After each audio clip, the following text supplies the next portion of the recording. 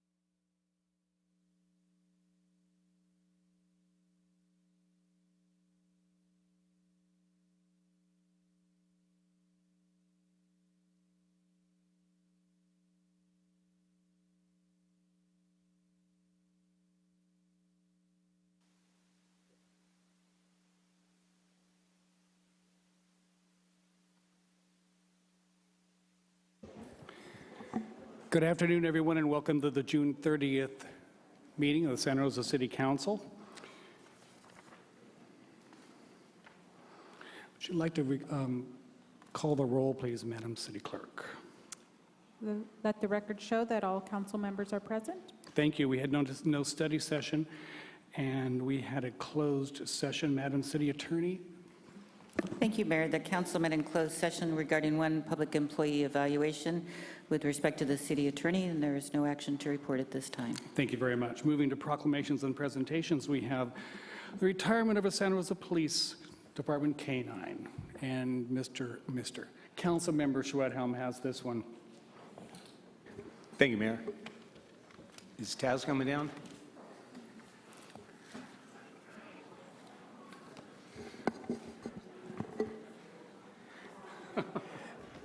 As Taz is coming down here, I do just want to share an experience I had with Taz that's symbolic of what this proclamation is about. We had a great graduation at Lincoln Elementary where we were presenting their graduation. And there was Officer Clark with Taz out at the school there. And just at that one campus, we had the great graduation and Mike and Taz entertaining and educating probably about 100 kids out there. And you just see the connection that both Mike and Taz made to those kids. It was great to see, unexpectedly great to see. So Taz, don't worry about paying attention. I'll just go ahead and read this mainly for you, Mike. So whereas Taz, a 9-year-old Belgian Malinois, has been a valuable member of the Santa Rosa Police Department K-9 unit since 2008, and whereas Taz has partnered with his handler, Officer Mike J. Clark, since his commencement at the Santa Rosa Police Department, and whereas Taz has been deployed nearly 1,000 times during his career, which has saved numerous hours in officer time and aided in keeping the officers safe, and whereas during his career Taz has assisted in over 100 arrests by surrender, and whereas Taz has assisted federal agencies such as the U.S. Drug Enforcement Agency, the Federal Bureau of Investigation, the California Department of Justice, the California Bureau of Narcotic Enforcement, as well as the Sonoma County law enforcement agencies, and whereas Taz retired from the Santa Rosa Police Department on January 3, 2015, now therefore be it resolved that John Sawyer, Mayor of the City of Santa Rosa, on behalf of the entire City Council, do hereby recognize Taz for his years of dedicated service as a police K-9 and his handler, Officer Michael J. Clark, for the years of service as a team in the K-9 unit.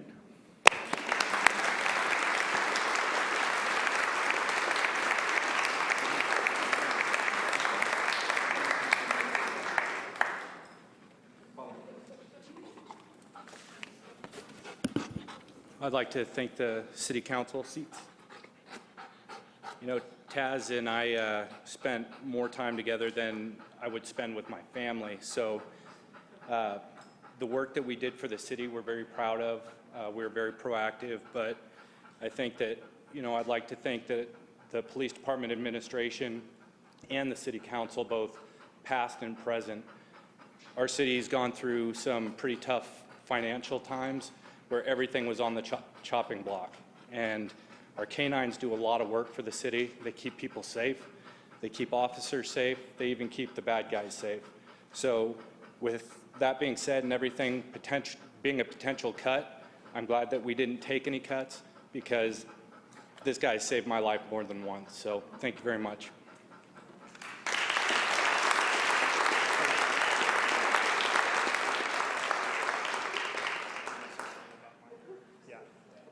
I just wanted to add something because Mike's not going to talk about this himself. The dogs are always the star of the show, and when they show up, everyone really has that focus on the dog. I just want to tell Mike how much I appreciate his 9 years of service to our program. He kind of retired from the K-9 program with Taz and went to a different assignment, but training a K-9 is an everyday activity for our handlers. These dogs have to be worked with and trained on a daily basis, as well as undergoing trainings once a month, 10-hour trainings with the other handlers and with our K-9 trainer. So I just want to say that without our handlers, without dedication of officers like Mike Clark, the program wouldn't exist. And so I really want to thank you for your time and service, Mike, and all the other handlers, and I appreciate it. Thank you.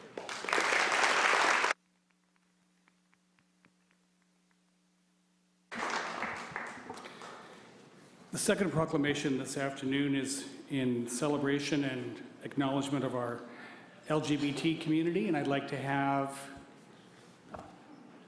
Andy Templeton and Cody Villa and Kelsey Madwick come down to accept this proclamation, and anyone else who feels the desire to be here while I read this.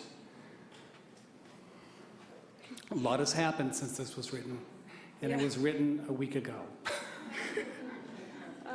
Thank you guys so much. You know, when I first came to Sonoma County a year and a half ago, I was still in the closet, and this was going to be just another place where I was still hiding who I was and ashamed and afraid. But what I found here specifically with Positive Images was a community of people that were waiting with open arms for me to be myself, and I'm so grateful for that. And especially, I think, you know, I know so many people who are not as lucky, who live in areas of the U.S. where it's not as accepted, and I feel so great to be here in Santa Rosa. So, That's a perfect lead-in Thank to you. me reading the proclamation, and I appreciate that.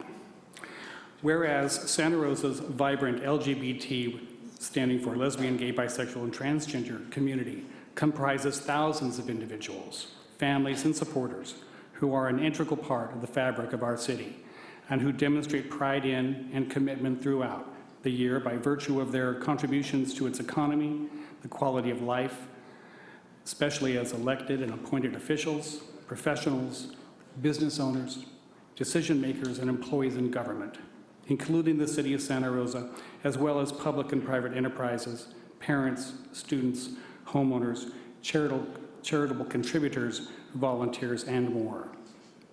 And whereas June is designated International Gay Pride Month, honoring the history and achievements of LGBT people, during which millions attend public celebrations around the globe to commemorate, as they have for 46 years, the 1969 Stonewall Uprising that served as the catalyst for the modern LGBT civil rights movement. And whereas the LGBT community of Sonoma County has much to celebrate in terms of business and professional achievements, artistic expression, political involvement, community activities, and life-affirming family relationships, and is a vital part of Sonoma County culture. And whereas the City of Santa Rosa and the LGBT community of Sonoma County continue to support and encourage diversity in the workplace and throughout the community, and whereas Positive Images provides support and advocacy to Sonoma County gay, lesbian, bisexual, transgender, queer questioning, and intersex youth and youth adults, and it educates the greater community. And whereas the city is proud of its skilled, talented, and dedicated employees, including the LGBT community who work in a wide variety of jobs, providing service to the people of Santa Rosa. Now therefore be resolved that I, John Sawyer, Mayor of the City of Santa Rosa, on behalf of the entire City Council, am pleased to present this proclamation as a culmination of the celebrations and activities honoring Pride Month, signed by me on this date.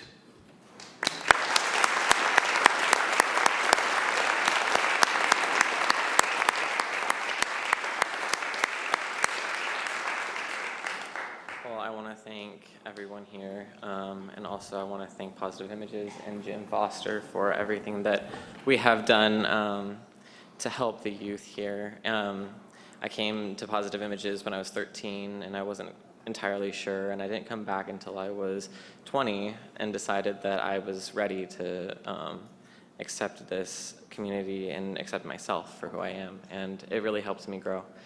It's amazing that this is here, and I'm very grateful for everything that we have and how privileged I am. Thank you. Thank you.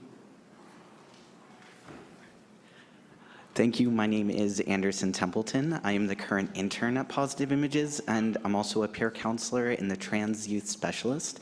And on behalf of all of the youth at PI, I just want to thank you so much for this recognition. Groups like PI are constantly saving kids' lives. It is very, Santa Rosa is open, but we have a long way to go, and I want to thank you so much, especially in the school systems. And your recognition and constant support of especially transgender kids and young adults are making our lives last longer. So thank you so much. Thank you.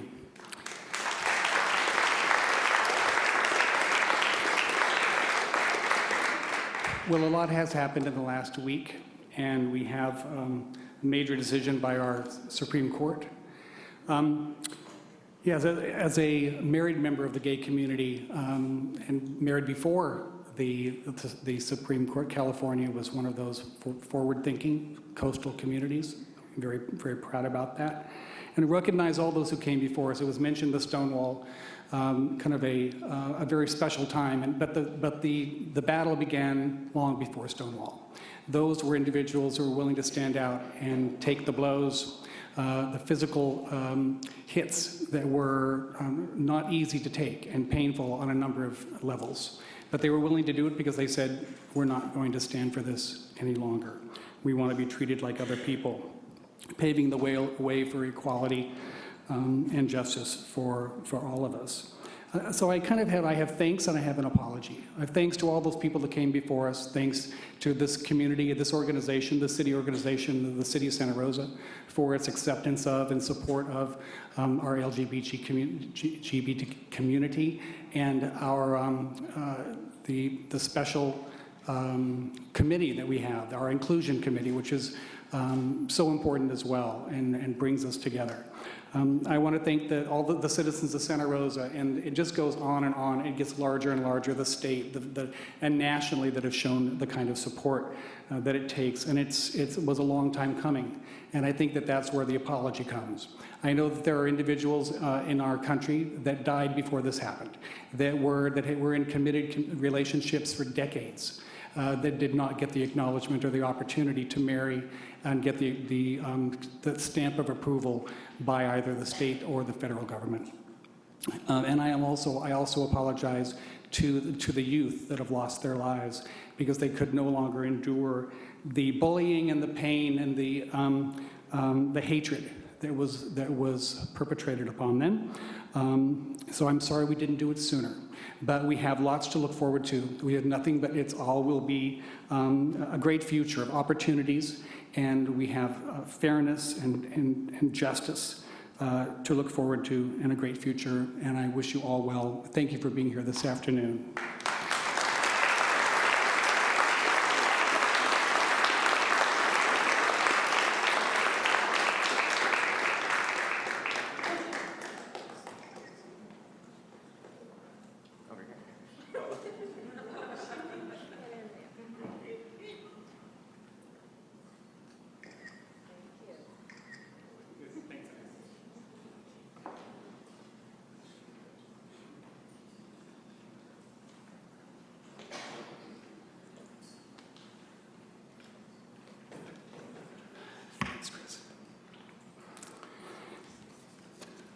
Great way to start a meeting. We have no staff briefings this afternoon. We have 3 sets of meetings. Council, any corrections or changes to the minutes as they have been presented to us this afternoon? Seeing none, they will stand as written. We can move on to mayors and council members' reports. Members of abstention. Council members, any abstentions this evening? Good, we're all ready to go. Move on to the subcommittee reports.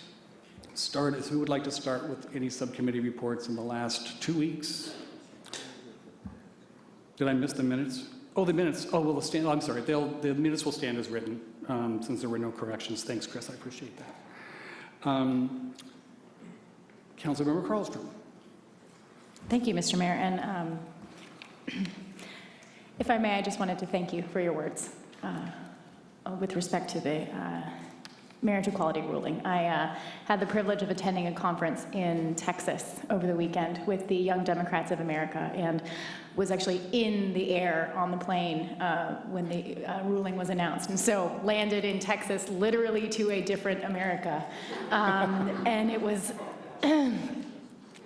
overwhelming and remains so. And it is incredibly important to young people in this country and the generations that have come before, but I really appreciate your thoughts, and it's a bit of a mixed bag for me. One of the people that I immediately reached out to in celebration is now in a hospital in Kansas dying, so I just wanted to say thank you for sharing your thoughts. I have a couple of intersession reports, if you will, from the Sonoma County Transportation Authority. Sure. the College Avenue widening project, for those of you who receive NIXIL alerts or press releases from the California Highway Patrol, a release was sent out in error last Friday announcing that College Avenue would be closed beginning tonight through the remainder of the week. That was in error. The construction crews are not here. And despite my attempts to find more information, that is all the information that I have, is just simply that college will not be closed tonight. Additionally, some excellent news out of our state legislature. SMART was awarded $11 million of cap and trade funding to fund 3 additional rail cars. So that's very good news, and kudos to our California legislative representatives on that. I wanted to let the council know as well, and Mr. Mayor, you're probably already aware of this, in an effort to better facilitate the flow of information from our MTC and SMART representatives, I've been working in conjunction with Vice Mayor Corsi to set up a series of meetings with Councilmember Jake McKenzie, and then again, Mr. McKenzie, Supervisor Zane, and Councilmember Carol Russell from Cloverdale, just in an attempt to give them a better access to our staff and our representatives and our issues, and to facilitate the flow of information from them directly to us. And there is some good news coming forward, and we had our first initial conversation last week on the SMART subject, and as information flows out of that, we will make sure to impart that to the council.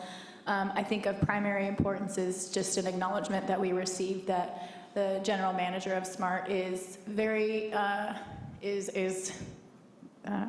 switching into an operations mindset, which includes refocusing on the Railroad Square project and reissuing the RFP there, and connectivity with Santa Rosa City Bus. And I know that the city manager has been engaging in conversations alongside our transportation and public works director. So I want to thank you for fighting your way into the room, if you will. And just as a point of interest for the public's purposes, we have an email from Pacific Gas and Electric alerting us that the California Independent System Operator has issued a statewide flex alert today and tomorrow, and are asking folks to conserve energy from 2 to 9 p.m. So there's more information at flexalert.org. That's it for me. Thank you. Excellent, thank you. Council, any other reports? Mr. Schwedhelm. Thank you, Mayor. Yes, I want to give a water supply update, and I apologize for reading it, but there's a lot of good information here. So due to the ongoing drought conditions, Santa Rosa remains in stage 1. That means a 20% community-wide reduction in water use, an adoption of water-conserving behaviors, and elimination of water waste. Water supply in Lake Sonoma, our major source of drinking water, is currently at 82% of capacity, and Lake Mendocino is 62% of the target water supply storage curve, which is below normal for this time of year. And then to help support conservation efforts, Santa Rosa will host a free do-it-yourself drought solution event on Saturday, August 29th from 10 a.m. to 4 p.m. right here at Santa Rosa City Hall. Participants will learn practical do-it-yourself solutions from water experts, including how to sheet mulch your water-thirsty lawn, choose drought-tolerant native plants, install a gray water system, and more. And then we have some good grant news. Yesterday, Santa Rosa was awarded a small grant from the Department of Water Resources to host a laundry to landscape gray water workshop in Spanish. The workshop is planned for September. And then even more great news, Santa Rosa was recently awarded a water energy grant for nearly $2.5 million from the Department of Water Resources to install approximately 4,400 high-efficient toilet shower head and sink aerator packages in homes and 250 pre-rinse spray valves in business. The savings from this project includes a reduction of 18,000 metric tons of greenhouse gases and over 1.4 million gallons of water. As anticipated, this program will launch in September. So again, kudos to Santa Rosa Water. They're doing a great job, as is the whole community, for reaching those numbers. Thank you. Excellent, thank you. Any other reports, Council? Oh, sure, Mr. Westhocky. Thank you, Mr. Mayor. A quick question on the operational status of SMART, Councilmember Carlstrom. The executive director talk about the pedestrian bike SMART trail still under construction, or is that Because that's not operational. That was not the subject of our conversation last week.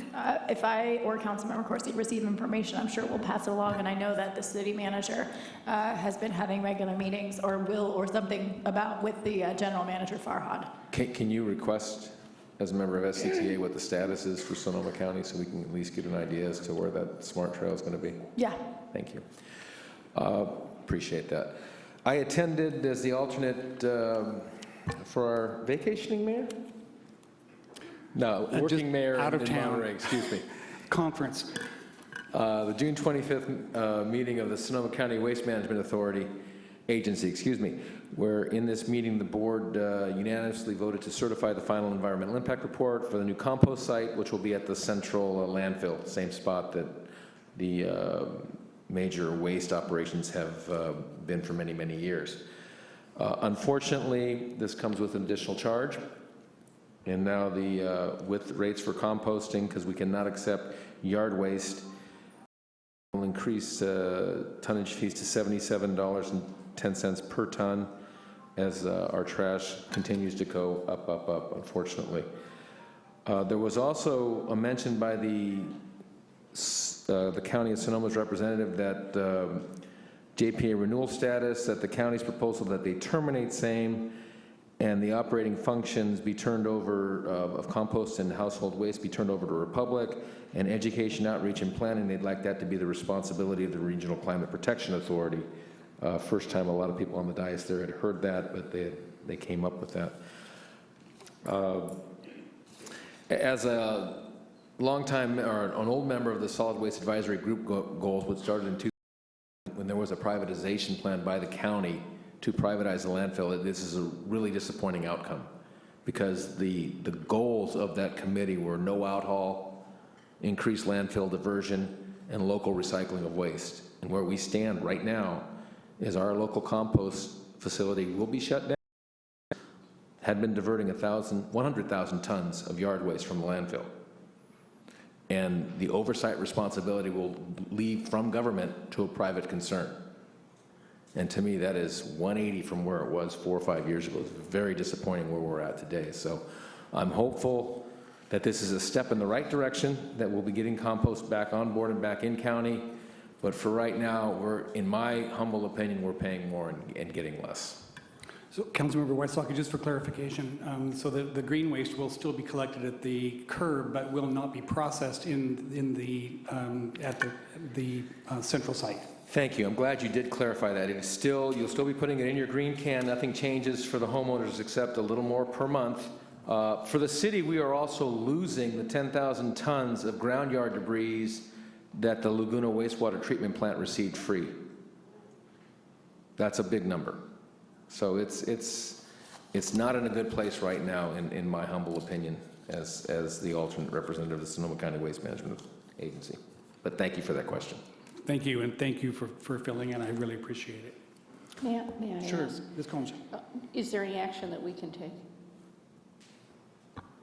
Well, not really, maybe a letter of disapproval, but once we committed our flow, that was our lever. Other reports? Council members? Okay, thank you very much. Ms. Collins? A number of us attended a League of California Cities Executive Forum, and it had a series of breakout sessions on a variety of topics of interest to cities. And it was, I think, very helpful and informative, and I wanted to just clarify that we weren't on vacation. Although the weather was nice. Monterey, and it hadn't been, I still didn't get to see the aquarium, so I still have another trip in me. So moving on to the agenda, I am going to reorder, just switching these two items, partially because the decision on one may inform the decision on another. It really doesn't change the number of cards I have here to speak on the topic. It's important for me to clarify what we're talking about this afternoon. This council will not be discussing nor making any decision on either of the two topics. What we will be discussing is whether to place the items on a future agenda. So there will be some clarification on the scope of the item. For instance, it does, one of the items mentions options for affordable housing. Well, some council members may have a question, well, what does that mean? What are the various options, and what might we want to make sure that that agenda item, if voted on in the affirmative, what that might include. But we will not discuss this evening any of those issues about affordable housing, nor will we be discussing any of the issues around a moratorium on rent control or on rents. So keep that in mind. I am going to be limiting because we have a number of cards, and because we can't really discuss it tonight, what would be great is if you could come down and indicate your favor of or disfavor of the item coming forward on the agenda. A more substantive discussion about why it's a good thing or a bad thing really should be saved for the item on the agenda once it's decided that it hits the agenda and what that might look like. And you will get plenty of advance notice. It will be posted everywhere that we post our normal agenda, but it's not something that we will be discussing this evening. So with that little clarification, I will move to Councilmember Combs, and I did reorder this. She will be discussing 9.3.2 first. And after she has her opening comments, there may be some questions from council, and then I will be opening it up to question or comments, very brief, and I am going to be limiting your comments to 1 minute this afternoon. And the comment period will be extended once we know that it's actually on our agenda. So, Councilmember Combs. I would like to ask a clarifying question. My understanding was that we would also be listing some of the options we would be directing staff to include in the future discussion. Is that your understanding? That was my understanding for clarity on the future agenda items. So some persons may want to make a list or offer a list who are public commenting? Sure. Okay, so I just want to make sure that they have adequate time to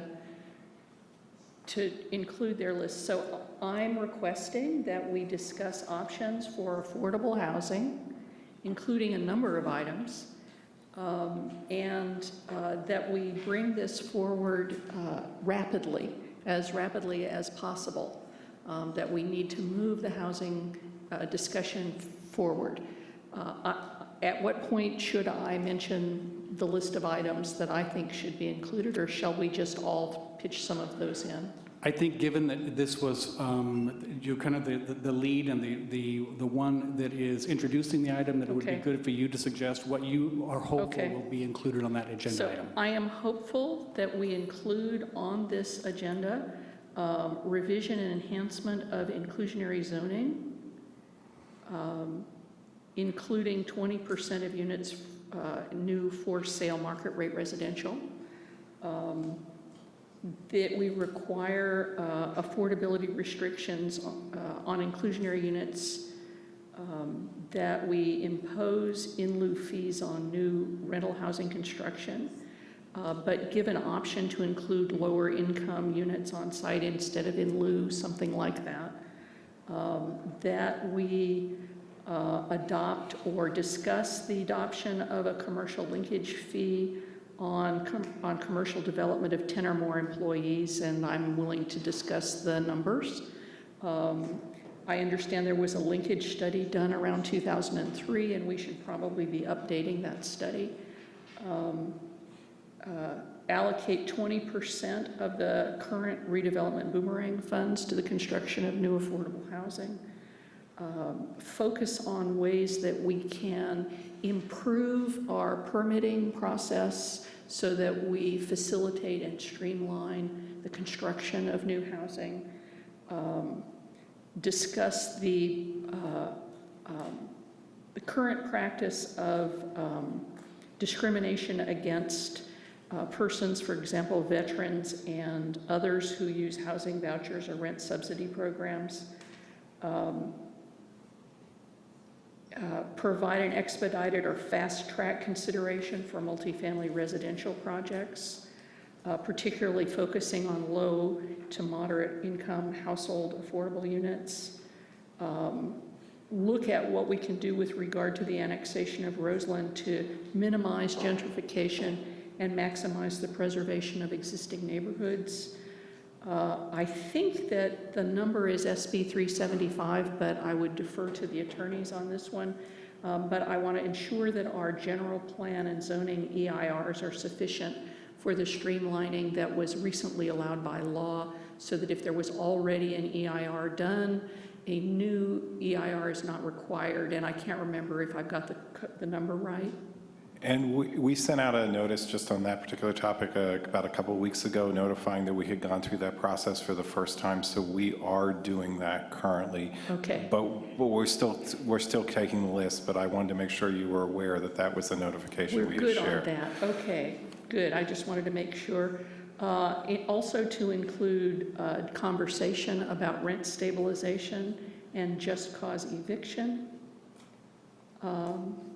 And I want to point out that I'm really delighted to have received the letter from the Chamber of Commerce, which recognizes that we are in the midst of a housing crisis. In fact, it says in the first line, Sonoma County is in the midst of a housing crisis, which affects all levels of housing, including affordable housing and workforce housing. I agree with them that we need some long-range solutions, and we also need some short-term solutions. So that we can bridge the gap between where we are now and where we hope to be in the future. So that's where I am. Excellent, thank you. And I'm willing to add more to that list. Okay, thank you. And I guess I'll just take this opportunity to request that the members of the public please refrain from applause and any other emotional response one might have to either what we say or the speakers. This is an emotional topic, and we have to deal with applause and booing and hissing and all of who knows what might happen. It just kind of delays the meeting, and you can't hear me announce the next person's name. So if you agree with someone, just raise your hands, please, and we can see you, believe me. So I appreciate your indulgence there. Council, any clarifying questions about the initial suggestion for the agenda item? Mr. Wysocki. I do have a question for staff, and I apologize for not giving the heads up, but it's more for CD. My understanding, there's 4,000 or approximately 4,000 residential units permitted for construction in this city, but not built, not started, and I just wanted to get some verification of that number, if that's possible now or maybe in the future agenda item. We would have that prepared for the future agenda item. Thank you. Ms. Karlstrom? Thank you, Mr. Mayor. I wondered if we've not seen Ms. Combs' list, and I am assuming it is illustrative and not exhaustive, and I just wanted to put it out there that as we move forward in this conversation, I hope that it's not construed in a way as to limit the conversation or the agenda item coming back to us to just what she's put forward. I was trying to keep track, but I don't have all of them, and I know we're not allowed to have received the list in advance, but it would be useful for me in this discussion if we could see the list at some point now that it's been presented to the public. And I certainly do not intend it to be the only and exhaustive list. It's where I have thought we were headed from other conversations at this dais. We've had a conversation where we talked about the occupancy, the tax increment, and the boomerang funds. So I've included those, as well as conversations about the permitting department facilitation that I think we need. Mr. Mayor, are you looking for, at this point as we move this forward, I know we will hear from a number of members of the public, are you looking for additional suggestions from the council as to what this item might look like? Or how do you want to move this conversation forward? Well, I think, lest we lose something, I think it would be good if you have something in mind. But this is the way I see it happening. If the council moves forward with this item in the future, the way it's written now is it speaks to options for affordable housing. Mm-hmm. The staff themselves will be coming forward with, if there seems to be a missing piece, if you will. Yeah. I know that the staff will be coming with a very comprehensive discussion in that study session if we move forward. So But just in case, I would, if there are items that you feel that you want to make sure are not missed, either the ones that Ms. Combs mentioned or the ones that may come from the public in the next number of minutes, then by all means, if you have something you want to make sure hits that list, I would do it now. I don't, perhaps I missed it, but the only thing that comes immediately to mind is a recommendation we received also from the Chamber of Commerce with respect to a task force or a collective gathering of interested parties, including housing advocates and members of the development community and our affordable housing advocates, homeless advocates, our health partners. Just, I'm actually concerned that a task force is often a strategy used to delay progress because you can have an extended period of time where a task force of limited members of the council discuss something, and then the whole council has to discuss it all again. I'm really hoping that we can have a special, intensive day or two session of deal with this together, moving forward together, as opposed to delaying through a one-year process. Oh, I certainly intended not any delay. Okay. Often I will use terms as shorthand when instead they're intended to reflect an idea, and perhaps ultimately this morphs itself into a new city board that council makes appointments to, the housing or whatever. But it's more the idea that everybody be at the table. I don't have a problem with that if it's not a barrier to moving forward. Excellent. Here, Mr. Westall. Just a thought, we do have a housing authority board. Is there a role for the housing authority in this circumstance? I'm looking to our senior staff, executive staff. I'd like for you all to sort of define what the task is, and then we'll come back with suggestions. There are lots of avenues to pursue, and then we'll give you, the only thing that I would say is, looking at a comprehensive list of this magnitude and probably other things, we're talking about multiple conversations on a particular topic. That would be what I would be foreseeing. But we can get scope, and then we can figure out implementation and strategies on that front. I appreciate that, because we have some very competent people on various boards, that being one of them, and I do agree that we should be utilizing those perhaps as opposed to a separate task force, which, as my colleague has said, has been somewhat of a delaying tactic in the past. So, thank you. Thank you. Council, Mr. Schwedel. Thank you, Mayor. It's more of a general thing. Don't want to tell you how to do this. I'm just looking for things that the city can do to remove barriers to get this moving forward quicker. So I don't have an extensive list. I know we have subject matter experts involved in this field, and so soliciting that input. But I think the intent, at least my intent, would be how can we fast track this, and so the city is not a barrier, but rather encourages affordable housing development. Mr. Oliveris? No, I think it's been well said. This is a big, important issue that shouldn't be rushed, but it shouldn't be delayed either. So I think, and it's hard to come up with every conceivable option up here. So I would trust staff to do that, and I would trust staff to engage our community stakeholders too, who may be able to contribute to identifying some of those options for us, so that we can get to some decision-making processes. Well put. Thank you. Any other comments before we move to public comment? Okay, so thank you. So I will move to the cards that I have, and to reiterate, if you heard the list of items that Councilmember Combs is suggesting that we discuss in the future, if you are in agreement with that, or you have an item that she may have missed that you'd like to add to that list, please do that. A minute is plenty of time. I think she did her presentation in probably about a minute, maybe 90 seconds. So I think that you'll have plenty of time. If you are against the various items that she mentioned, coming down and saying, I oppose the placing of this on the agenda, that will suffice. So starting with Thomas Phillips. Thomas will be followed by David Silver.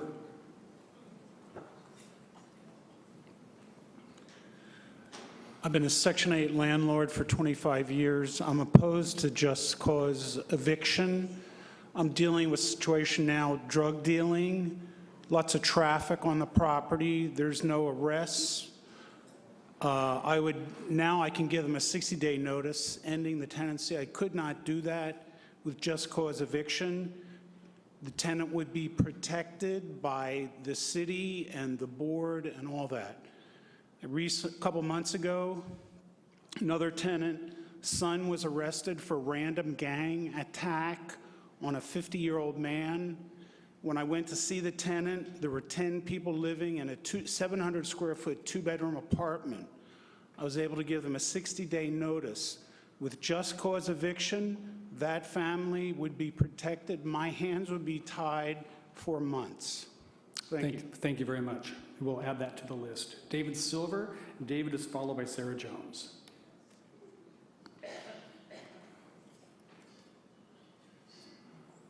Mr. Mayor, Vice Mayor, and the council members, thanks for this opportunity. My name is David Silver. I'm a local business owner. I'm here to speak on behalf of renters, local business people, and property owners. I think that as a community, there should be an intensive study around affordability and how we get that done. I would just ask that rent control and a moratorium on rent increases be removed from the agenda. I passed out research that shows what San Francisco rents have done over the same period as Santa Rosa rents, and it's almost 3 times the rent growth in San Francisco with rent control. And there are many options available to cities to promote affordable housing. We believe in it, but rent control has an effect of penalizing those who weren't lucky in the lottery ticket to be in that unit for a long period of time.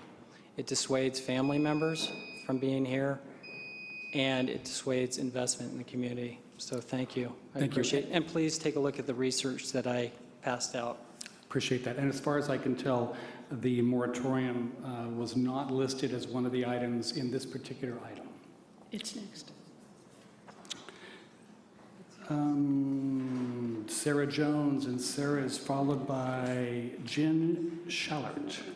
Hi. Hi. I'm a Santa Rosa resident and part of North Bay Organizing Project. I'm thoroughly confused about what I'm supposed to be addressing. Excuse me. I intended to say that I want a moratorium to be voted on. And I want to say that I think part of your responsibility as our local government is to protect the most vulnerable amongst us in times of crisis, and this is truly a crisis with many people losing their rentals because of vast increases in rent. Excuse me. Paying a mortgage, I'm lucky not to have to worry about a landlord hiking my rent up. But I just think it would be immoral not to vote on this, because if you don't put that on the agenda to vote on, then you're basically voting with the people who are against it. Yeah. Thank you. And that is on the next item on our agenda as well, is a discussion about a moratorium. Oh, I was in the wrong group then. That's okay. No, your comments will be noted. So you're in good shape. Jen Schallert, and Jen is followed by Sally Seitz. Hello, my name is Jennifer Schallert. I'm responsible for the petition that was sent to you several weeks ago to enact rent control. We have about 2,400 signatures, and I'm here today because I simply want a home. After receiving notice that my rent was to be raised, I thought for close to $2,000 I could at least afford a small house. 7 months and $500 later in application fees, and I am still without a home. After checking my credit and finding it had only been run twice out of the 30-plus times I submitted a $35 application check, and then finding a place, being told it worked out, having a phone call the next day, being told the price was raised $1,000, and myself, along with the 45 others, could reapply, was the straw that broke the camel's back. And so I started this petition using social media. One thing I wanted to say is there was an overwhelming amount of support for that, but there was some pretty negative commentary, and I'll just go one last thing. Some of the comments that were said to me about being a renter were, save your money and buy a house if you can't afford to rent here. It's about lifestyle choices. Typically, renters have expensive cable packages and eat out and do lots of fun things that those who own put off so that we could be successful. Sorry, you kind of reap what you sow. That's good, though, because if you plan your life right and make good choices, you could be successful, too. And I ask that you consider rent stabilization because it is not the low-hanging fruit. That rents in this community is the thousands of working adults, youth, veterans, and I cannot see how it is positive for our economy to have mass evictions. Thank you, Ms. Jones. Jen Shallert, Sally Seitz, followed by Nicolette McGowan. Hi, I'm Sally Seitz, and I'm a member of the North Bay Organizing Project and Christchurch United Methodist. I'm also a Santa Rosa homeowner and a retired family physician, and I strongly urge the City Council to support healthy families by promoting rent stabilization and affordable housing. Thank you. Thank you very much. Nicolette, followed by Justice McGowan.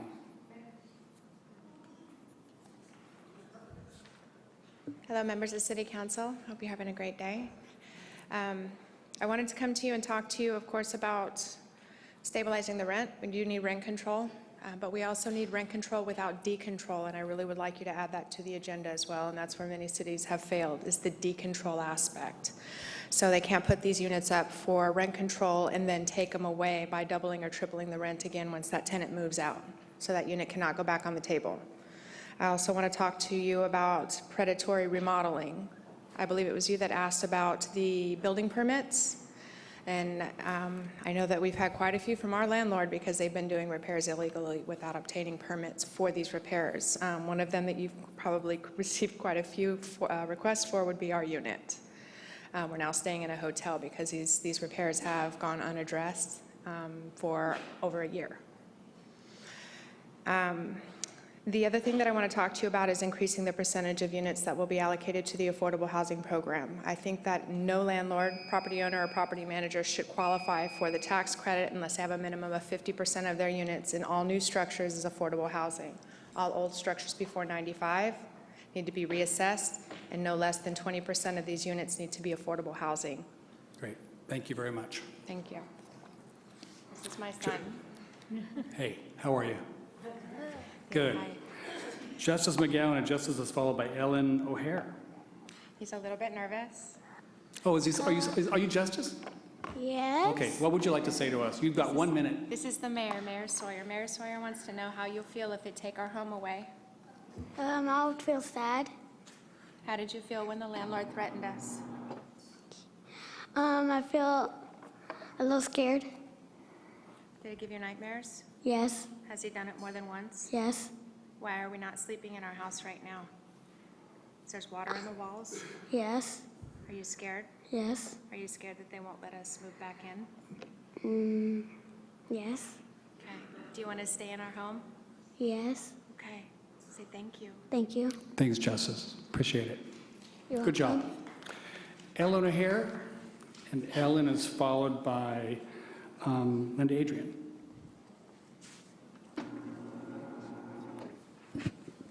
Hi, thank you. I'm Ellen O'Hare. I'm a member of NBOP and a Unitarian Universalist. I've been a homeowner for 30 years, and I support the rent stabilization and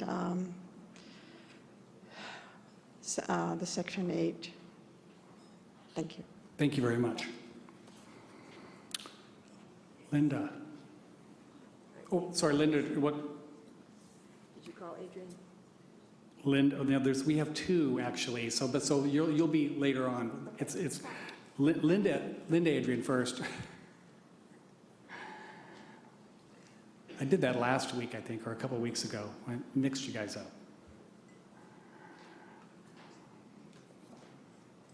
And Linda will be followed by Dave Ransom.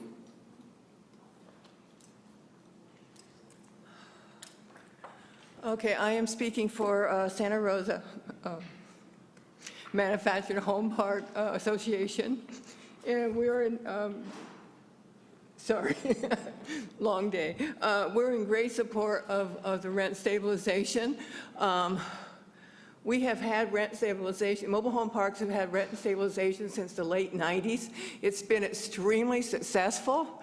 If we hadn't had it,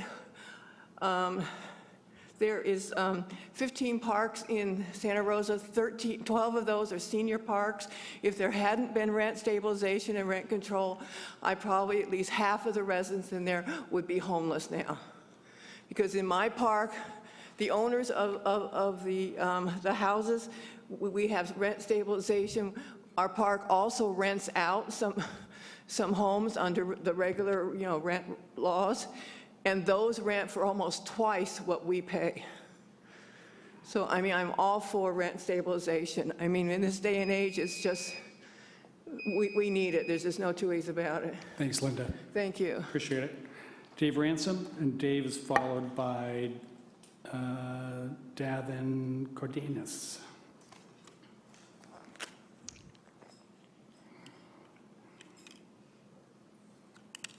I'm Dave Ransom. I live in the city. I own my house. I support the list that Julie came up with. I'd like to add to it, and I'd like to explain to you why I think it's important for you to pay attention to these questions, as you seem to be doing. I go to church in Sonoma, and so I can report on the state of things in that area, which is that 2 weeks ago in El Verano, which is in the Springs, there was a meeting of 200 people on this question.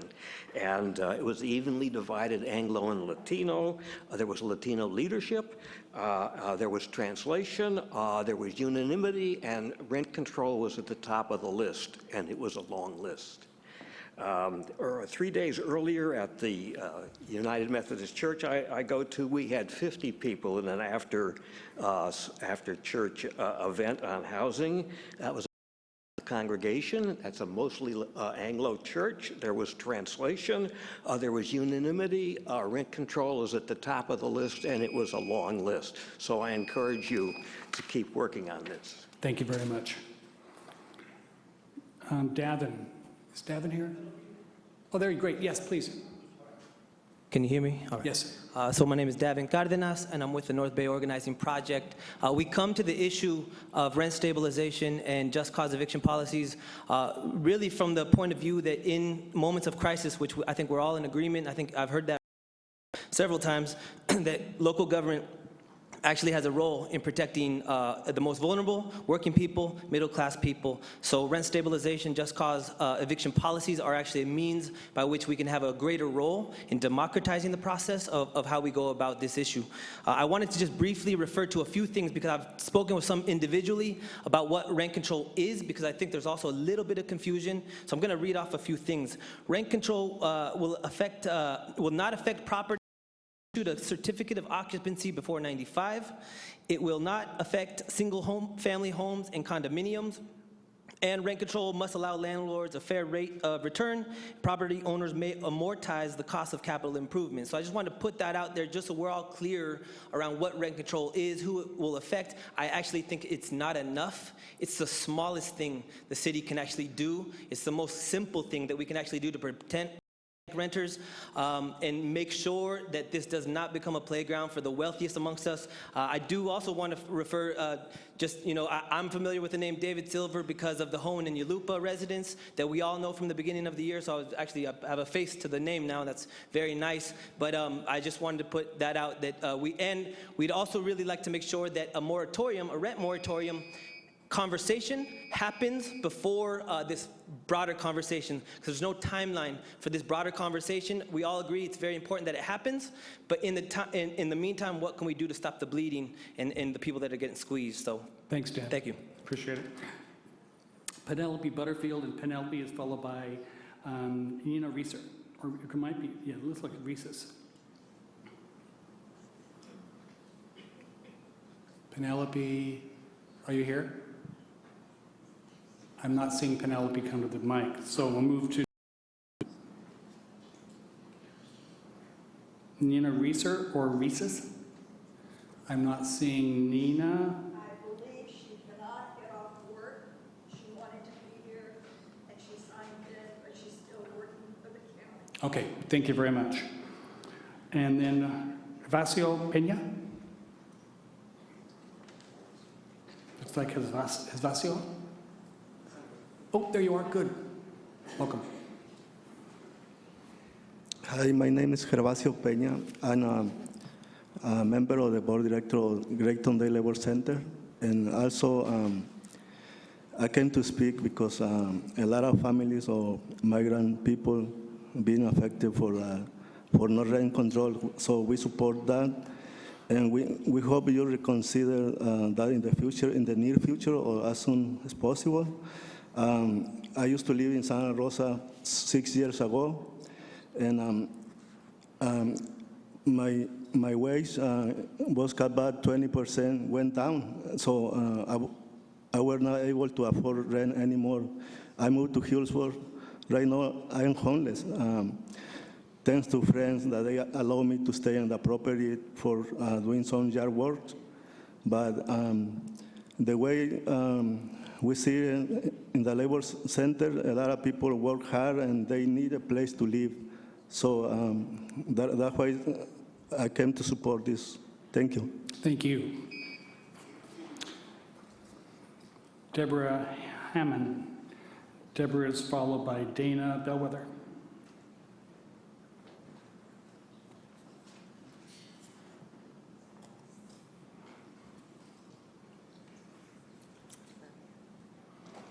Okay, I left my notes up there on purpose because it's a very emotional issue for me as a landlord, because we're not all the wealthiest people. For more than 35 years, my husband and I have worked very, very, very hard. We followed all the rules. We're very law-abiding. You can ask any of our tenants. Our tenants move away, they move back and ask if we have a place to rent. We keep our rents low. We will be penalized by this. Our rents are much lower than the average, maybe in most cases half as much.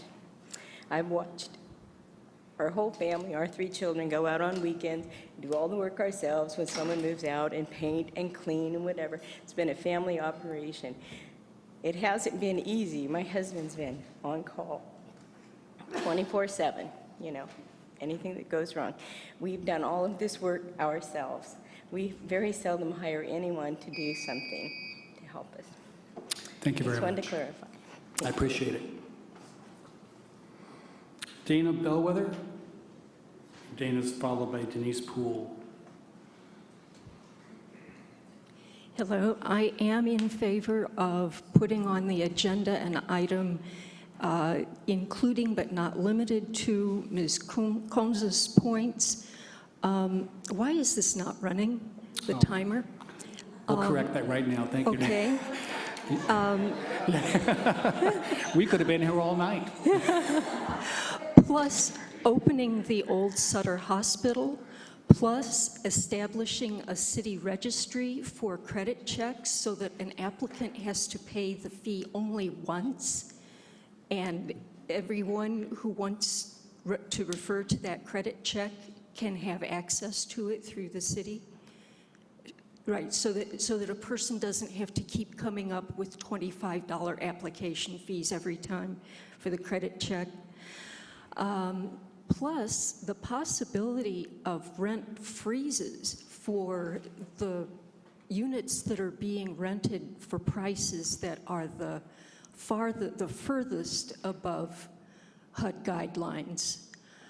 And remember that that rent control is directly related to people having homes. I have seen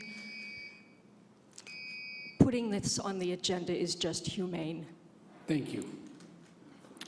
Denise Poole, and Denise is followed by Betsabe Aparicio. Hi. Rent control is counterproductive and ineffective. For example, Cotati had rent control for decades until it was repealed in 1998 because it doesn't work. Voters didn't want it anymore, and the city was mired in lawsuits because of it. A quick Google search of rent control will produce over 1 million articles confirming this, and it would behoove the city council to educate themselves regarding rent stabilization.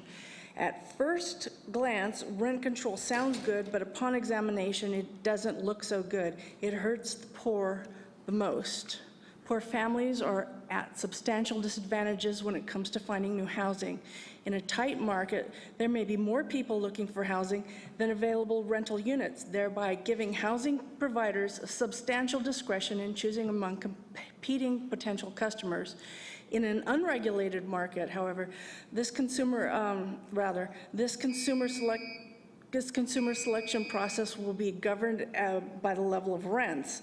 By restricting rents, however, levels of rent control causes housing providers to turn to other factors such as income and credit history to choose among competing consumers. These factors tend to bias the selection process against low-income families, particularly female-headed single-parent households and the young.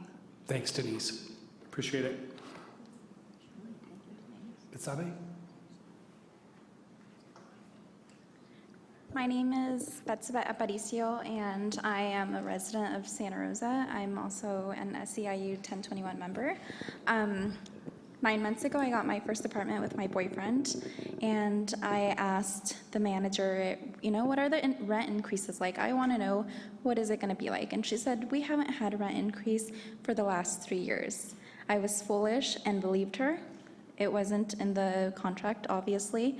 I found out last week that every 1-year anniversary, we will have a 10% rent increase. I am a county employee, and at the end of July, I will have a 1% cost of living increase. So, instead of enjoying my first apartment, I am now feared with a 10% increase that I have to look forward to every single year on our anniversary. I have a good job and I am stable, but it's concerning to me for everyone else who doesn't have the stability that I have.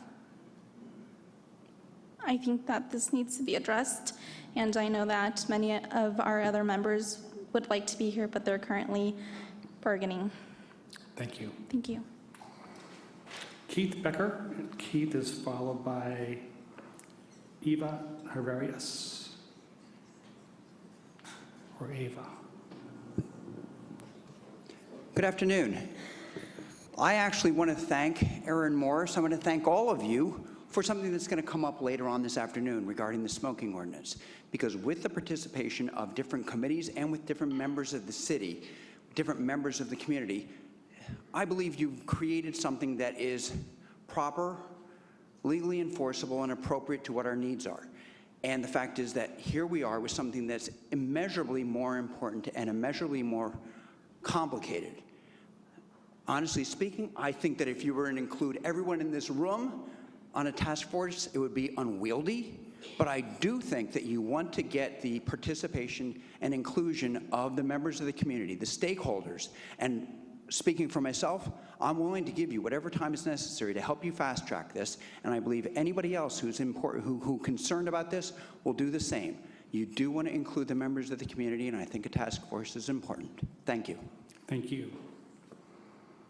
Ava, followed by I'm a short Ken step. O'Malley. I'm a short step.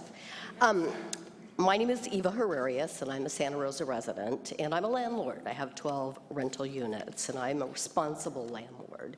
And I want to say a couple of things. First of all, your job as city council and governing the city is not just to protect the people who are less fortunate. I may be less fortunate if you do some of these things, and you should be protecting all of us and take all of that into consideration. Secondly, there is already a state law that prohibits cumulative rent increases of more than 10% in 1 year, okay? So I've heard horror stories about landlords who are really gouging.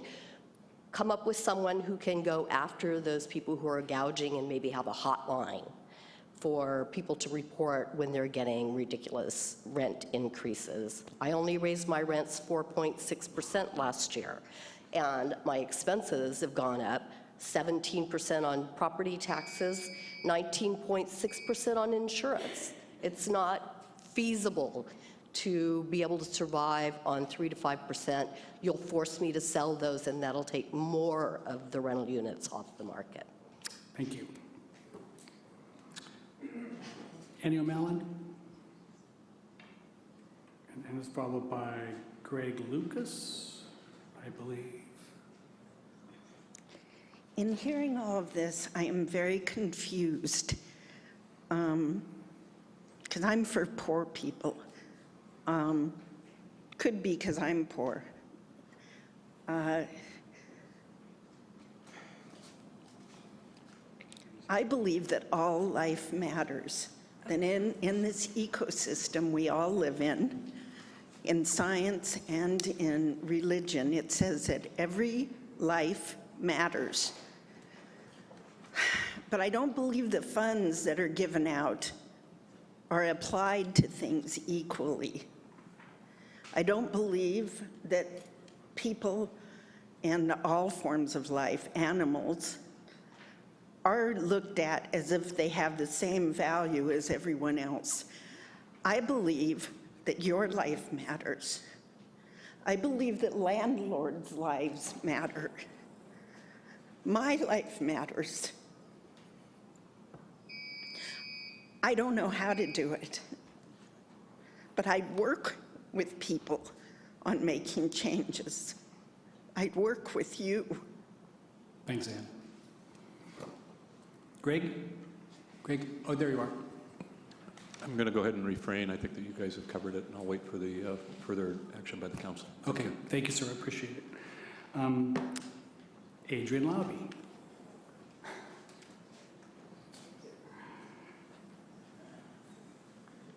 Good afternoon. I want to respond a little bit to the comment that rent control doesn't work. I live in Cotati. I'm very aware of the history there. They were sued by the landlord interest statewide. It was working just fine in Cotati, and Cotati stood up for poor people and spent a heck of a lot of money trying to preserve rent control. They were unsuccessful, but that didn't mean it didn't work. Rent control is the antidote to high rents. It does not cause high rents. This is a very important logical fallacy here. There's rent control in high rent areas because that is where poor people cannot live without rent control. I am in support of Councilmember Combs' list. I think that the Housing Advocacy Group has a slightly expanded list. I'd like to see that on the agenda. I think the 2-day intensive is a good idea. We had that brilliant idea from Dana Bellwether about a city credit check. You know, something simple that would really save people a lot of time and hassle. I'm sure there are other brilliant ideas. Let's craft something that protects our fabulous landlords and deals with the ones who are not fabulous. Great. Thank you. Thank you very much. Mark Fields. Mark is followed by Molly Miller.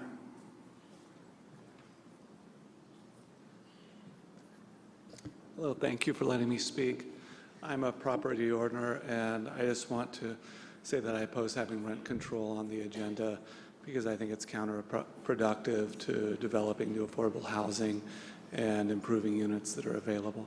Thank you. Thank you. Molly, and Molly is followed by Beth Streets. Good afternoon. I would urge you to approach in rent control situations. I am a 72-year-old woman who was disabled by a drunk driver in 2000, and I've been on chemotherapy. I'm on my 3rd year for bone marrow and blood cancer. I moved into a place, there was a roof leak that the owners knew about. They'd already gotten a permit from the city to repair the roof in June, but they waited till it rained. There were asbestos roofs, so they gave me a 90-day notice, and I am residentially challenged right now. I'm without a home. And the shelters are pretty full. They're medically really contraindicated for me because I'm more vulnerable to infection and that kind of thing. It is the 3rd 90-day notice without cause that I've had in 5 years. The first one, the landlord wanted to plant about 3,000 pot plants, and I reported it to the Sheriff's Department. The second one, I was assaulted by the manager. I reported to the police department. They took pictures and did not turn anything into the DA's office. I also consulted with the senior elder abuse people. And I haven't been able to find a place because there's a cap on my voucher, and I've just had my voucher pulled. I've just lost my voucher because I didn't get out in time because there was no place to go. Thanks, Molly. Thank you. I appreciate it. Beth Streets. Beth, there you are. Followed by Ann Seeley.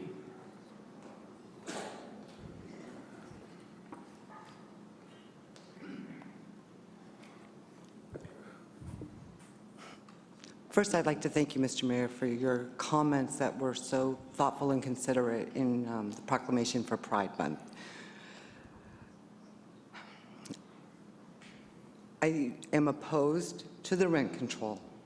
I am in favor of a task force that brings all members of the community together to address the issue. I would also like the council to consider looking at the properties that would truly be affected by a rent control moratorium or imposition on us, because it's 1995 and younger, not older, or you know what I mean. Anyways, those are the buildings that are the oldest. They need the most capital improvements. They have the larger amount of wear and tear. If we limit the funds, we limit the repairs that can be done. The larger properties here in the city of Santa Rosa that are the most expensive have been built after 1995. They are not going to help the affordable housing. Thank you. Thank you. Ann Seeley. Ann is followed by Andre Lance-Dews.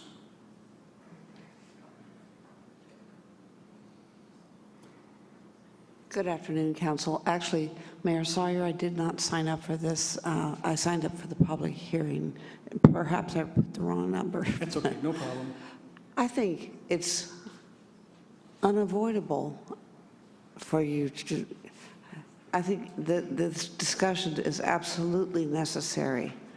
You may not come out with the results that everybody wants, but the laying out of all of the variables for housing for people is incredibly important and has to be done. So I hope you do agendize both of these matters. Thank you. Thank you. Andre?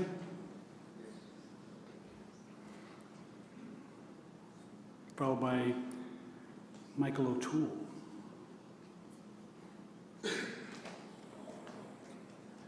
Hello, my name is Andre Dews, and I'm for rent control, also for justice for the tenants.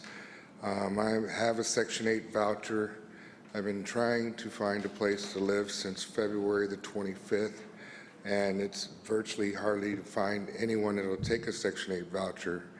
Unlike the gentleman that said in the beginning, I'm not on drugs, I'm not a gang member, I'm a member of the community, I pay taxes, I work at the Santa Rosa Junior College, I work for the San Francisco Giants, and I was attacked by gang members in Santa Rosa, and I'm disabled.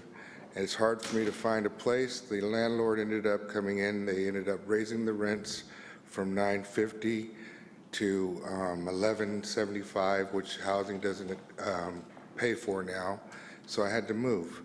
But then you have other people that are on housing vouchers that are being able to get housing vouchers now, and they're in the same boat as I am. They're looking for places to live, but their houses are not there. Every time you turn around, you're getting your doors closed on you. They say they don't accept Section 8 housing anymore. The ones that did do not do it anymore. They can raise the rents up high. We're out on the streets. Thanks, Andre. Thank you very much. Michael? Yes, there's Michael now.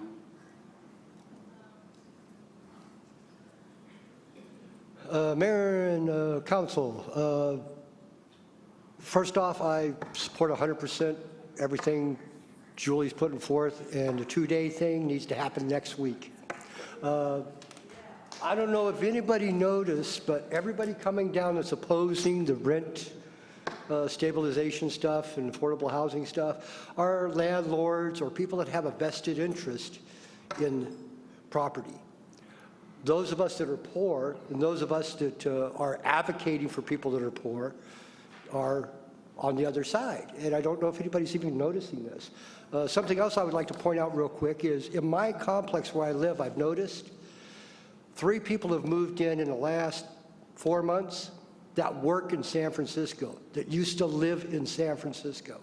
Some guy earlier said something about how San Francisco's rents have increased 3-fold. That's why people are coming up here. It's so much easier to pay a lesser rent here and commute to the city. And we need this rent stabilization, we need this rent control to keep people housed. And once again, I hope we look at solutions sooner than later, because since I was here last, the problem has gotten worse. Thanks, Michael. Anita Anderson, followed by Dennis Parday. Is Anita here? I'm going to There you speak are. from up here. That's fine. Hi, thank you. My name's Anita, and I'm a local realtor, and I also spent 20 years in the property management industry. I wrote down 5 thoughts here. Landlords and tenants have a symbiotic relationship. You buy a house, you want to rent it out, you find people that can afford it, and they move in, and they have an agreement with you. They help you capitalize your investment, and you make sure that they have a perfect place to live. That's how landlord-renter relationship should work. When a government body imposes artificial rent control on a renter, several bad things happen to the tenant population. First, there are far fewer rental properties available, since rent-controlled units are much less likely to turn over. New arrivals and others in transition have many fewer options available to them. Second, blight becomes more of a problem because landlords have less income to take care of their properties. You can see this in a lot of the local cities. It has long been known that an ideal rental market has 3 to 4% vacancy rate to provide sufficient opportunities to arriving and transitioning tenants, and is still low enough vacancy rate to provide landlords with adequate income. All housing is affordable, or else it would be vacant. The difficulty being faced by the tenant population today are both the result of insufficient construction of new units. I would welcome many thousands of new units to come on the market here in Santa Rosa. That would automatically dump prices way down. Due to punitive zoning and planning policies, ongoing recovery from a real estate depression, and wage and employment stagnation. Here's the Berkeley story. After the first several years of rent control in Berkeley, it became nearly impossible for incoming students to find off-campus housing close to the university. Former students moved out of Berkeley, continued to hold on to their rent-controlled apartments, using them for storage and other less optimal purposes. Thank you, Ms. Anderson. A judge finally ruled that rents had to be reset to market rent. A big lawsuit entailed, and market rents came back, and all kinds of rental properties came back on the market. Thank you, Ms. Anderson. I appreciate it. Dennis Parday? Park. Park.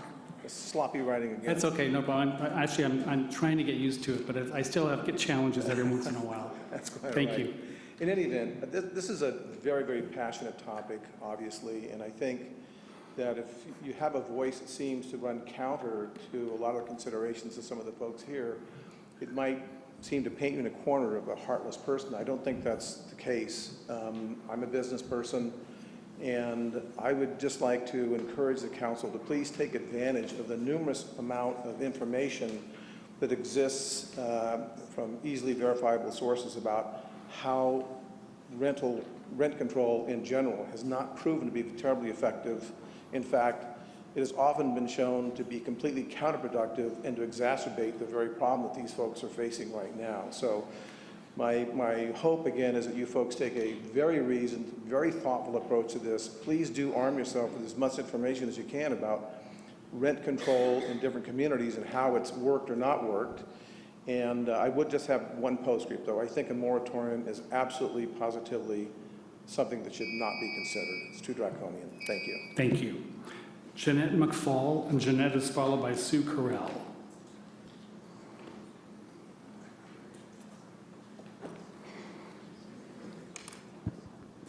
Good evening. Jeanette McFall, Keller Williams Realty. City of Santa Rosa, why are you not encouraging rather than discouraging an increase in supply?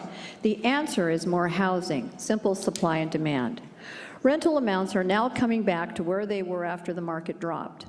When rents were low, people were losing their homes that owned rentals. Now that rents are coming back, property owners are breaking even. If rents go below market, rental property owners could have to go out of pocket to make their mortgage payments, possibly lose their homes, and this could result in a further increase in foreclosed homes in Santa Rosa. Trying to cap the rent increase at 3% exasperates the following reality, that owners' costs are higher than 3%. Carpet, repairs, other costs have gone up higher, above 3%. Property taxes have also, the previous woman said 17%, but it's definitely above 3. Water and sewer costs with the drought have gone up above 3.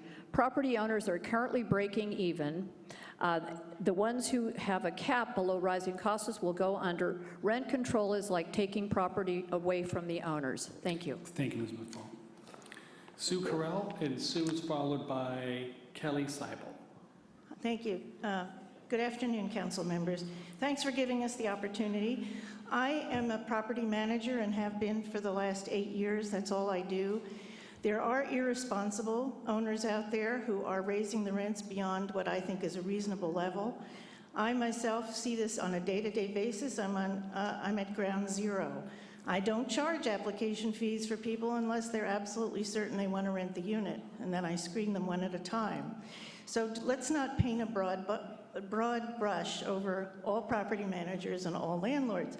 What this problem needs is scrutiny, it needs study, and it needs a large task force like Mr. Becker recommended.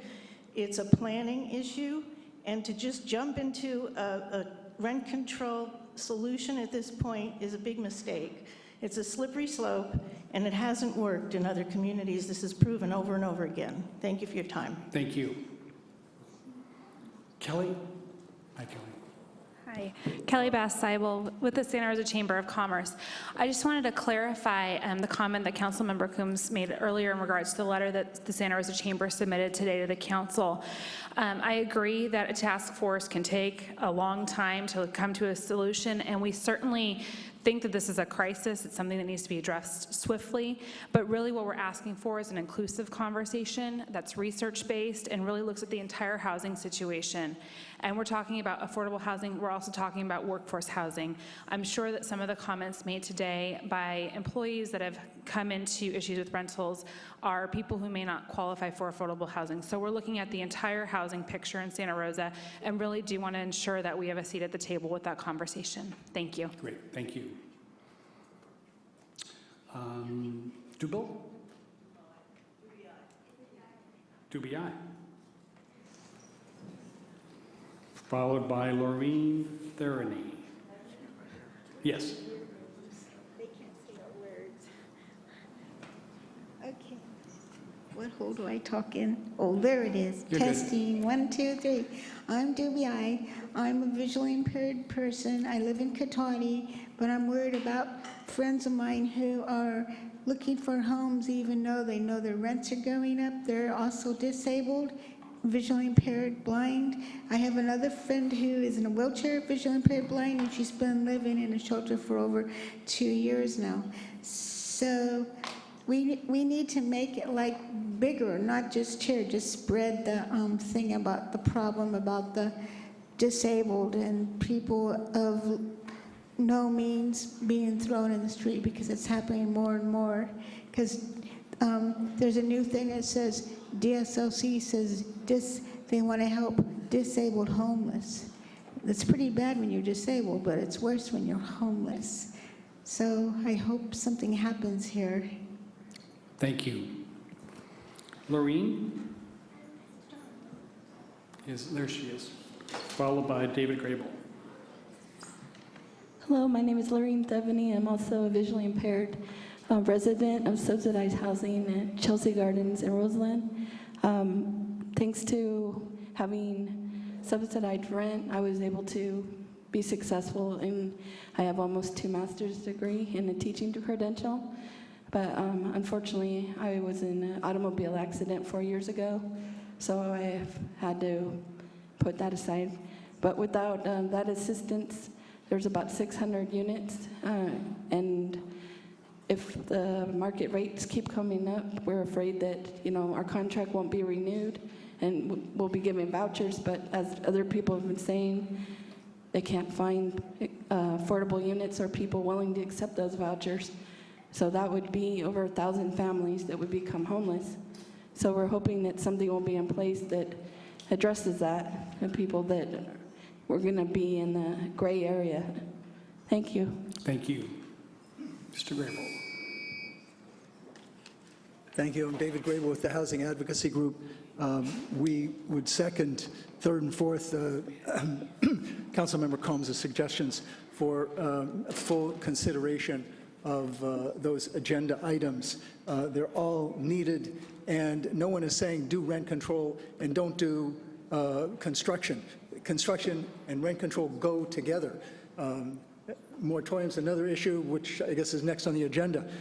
We got to help the people who are working here, the people that work for the city, for whatever, and they're getting priced out. Mr. Silver up here, he bought 10 apartments on Hone Avenue. The day he closed, a couple hours after he closed, raised the rent on those working families by 50% without talking about fixing the mold and the rats and the other stuff.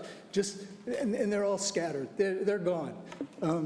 We got to do something to stop that kind of capitalism.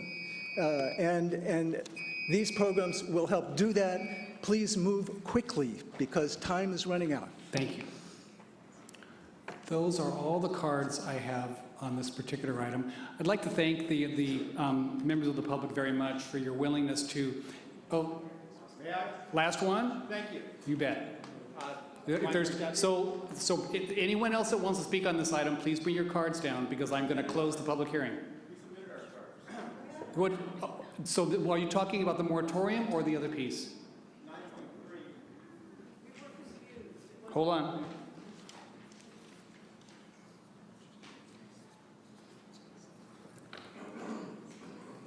We'll get to you. I'll make sure it happens. Because we flipped the numbers and the items were very similar in their description, it's created a little bit of confusion, so I apologize for that. Please. And if you could identify yourself. Yeah, thank you, Mr. Mayor. My name is John Navarro, and hopefully I'm not too scattered. I woke up last night at 4 in the morning thinking about rent control. Couldn't get back to sleep. But I've been a member of the community here since 1973. I moved from San Francisco. I've been married for 35 years, raised 5 kids, have 5 grandkids. I was lucky enough to hold on to my house. I grew up in San Francisco. It's under rent control, or no, it's a single-family dwelling. It shouldn't be under rent control. However, tried to get a price increased. My renter is now in the process of the Rent Stabilization Board. I'm in the process of paying a lawyer. This is actually the second time this happened. Rent control doesn't work. The renter I have makes more money than I do. It stagnates properties. It's strictly a supply and demand issue here. My background, I've been in real estate now for 30 years. And one last thing. I've had a renter in one of my units for 15 years. She passed away. Their start rent was $1,000. Her end rent before she passed away was $1,500. The unit right now is costing me $30 grand just to rehabilitate it. Rent control will stagnate properties. It will not do anything to help anybody in this room. Supply will. That's what you need to do. The other thing is, please reach out to the community, to the real estate community, to the building community. That will help solve the problem. Thank you. Yeah, you bet. Daniel Sanchez. Followed by the gentleman in blue.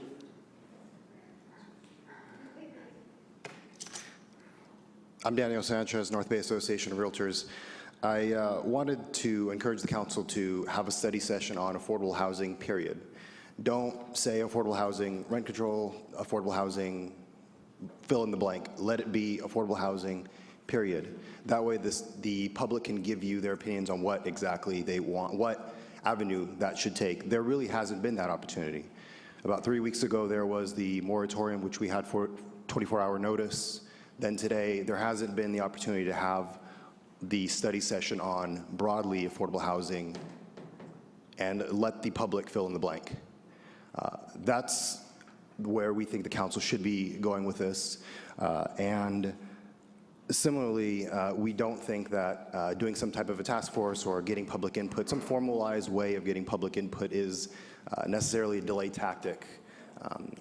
If you make the goals, the timeline, and all that good stuff, if you make sure that you tighten up what exactly it's going to be talking about, then no, it doesn't. So it doesn't need to be some kind of a delay tactic. So we'd encourage the council to also create such a formal way of getting public input and recommendations, because this, otherwise it's very difficult and unwieldy. Thank you.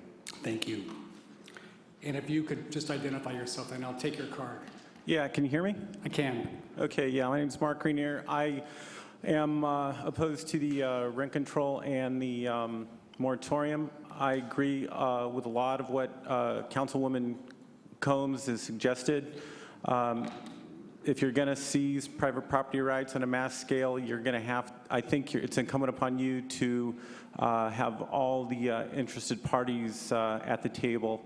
The thing that I think was most chilling to me this evening was to hear a man describe somebody coming from San Francisco that wanted to live here and essentially thought he was going to raise the price of rents and push people out. The last thing I want to see is another entitled class of non-diversity. I think once you start saying, I've got mine, too bad for you, that's going to leave Santa Rosa in the condition it's in now, which is very little housing in a world-class location.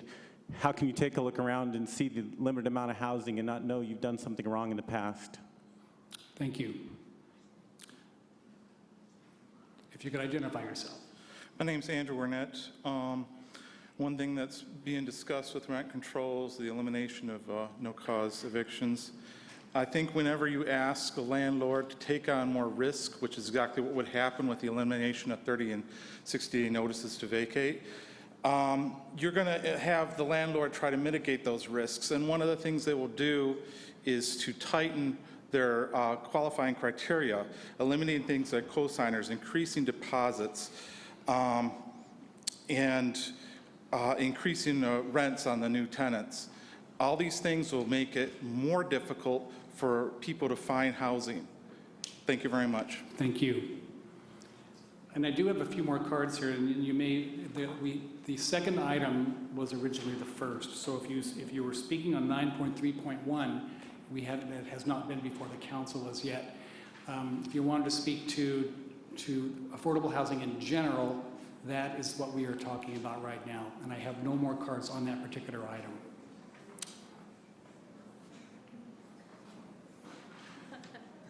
Pardon my point. And if you could just identify yourself, please. Sure. My name is Nina Reeser, and I live and work here in Santa Rosa. I work for the county. I'm an SEIU member, and I've been a county employee for 15 years as a payroll clerk at the Ag Commissioner's Office. I've lived here most all my life since a child, and I'm here today to share my experience and countless others who live here. The rapid increase in housing costs, working families are being pushed out of the city. And because of that, it's impossible to get a place of my own at this point. I recently divorced. I had an apartment. I had to move out because the rent kept going up and my income's not going up. And so I'm living with roommates currently.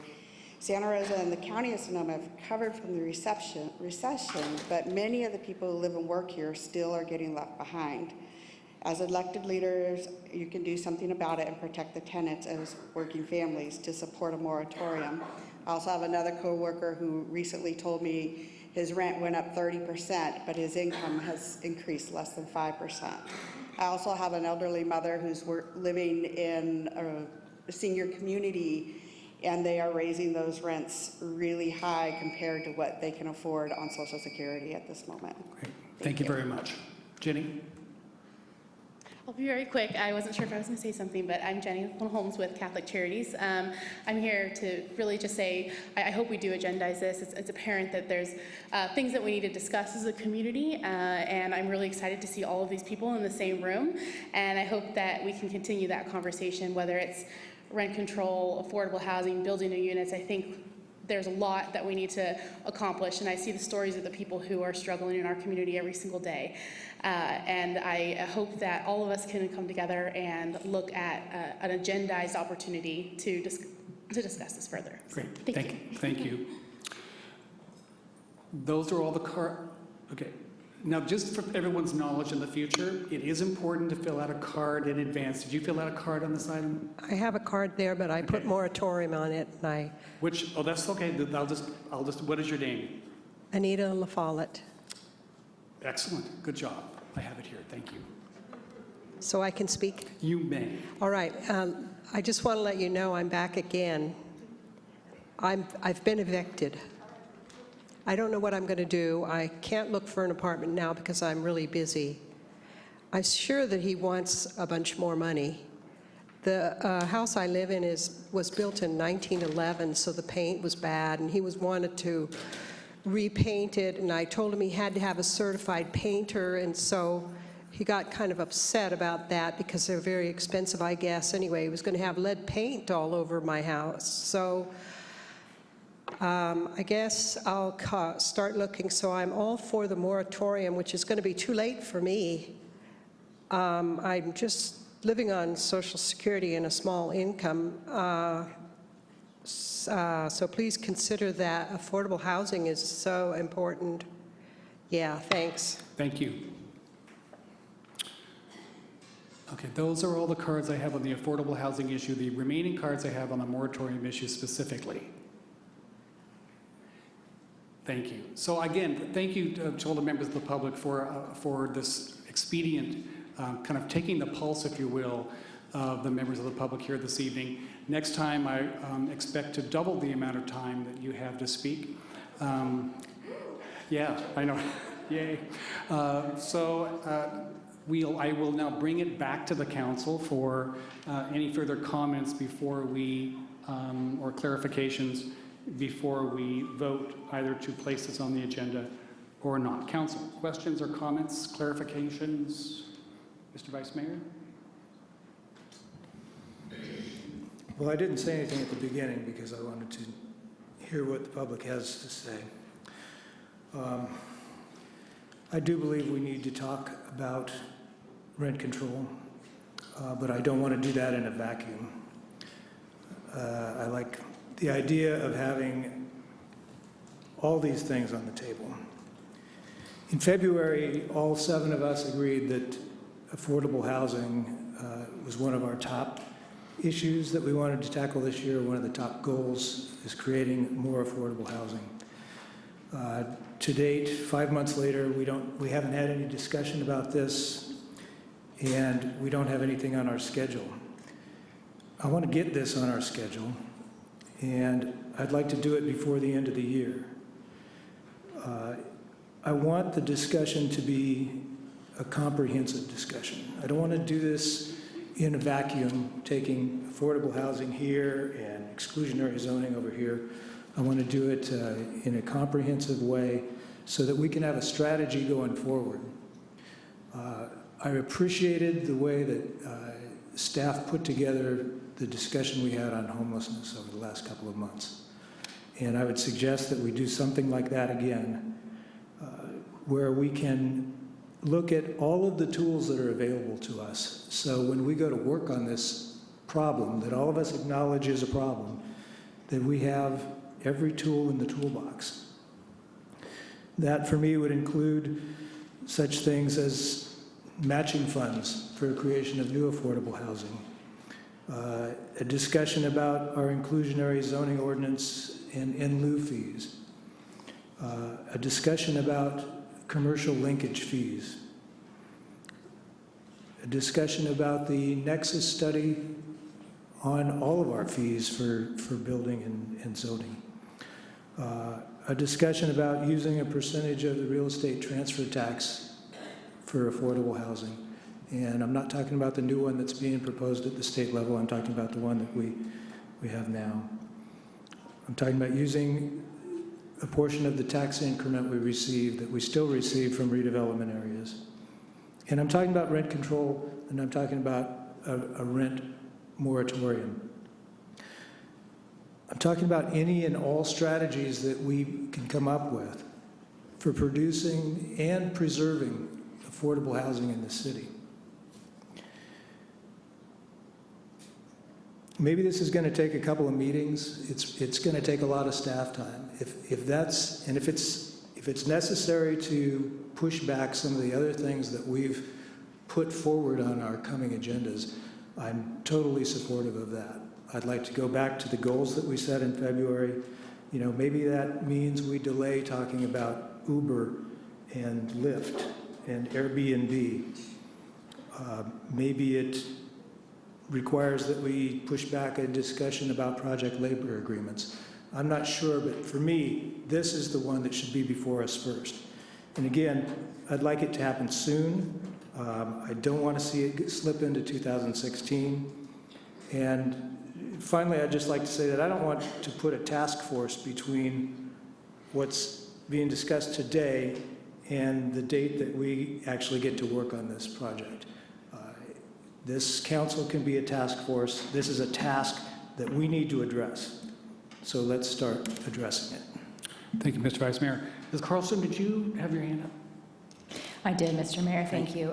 I wanted to issue one more request of an item for staff to consider when you come back to us, if you come back to us, which is sort of an ombudsman for renters, either in our ADH department or in the city manager's office, at least as a resource for renters when they receive that notice of renewal and, you know, the rent's going to go up 30% or 40% or whatever it is.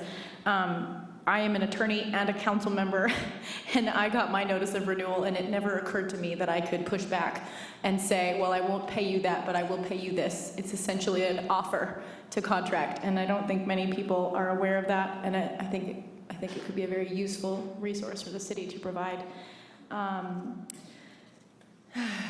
You know, Mr. Mayor, I'm not sure if we're moving to comments yet, but I think I've made myself pretty clear on this issue. So, you know, as if this is going to be our task force, and I appreciate that somehow my comments have been misconstrued, then Mr.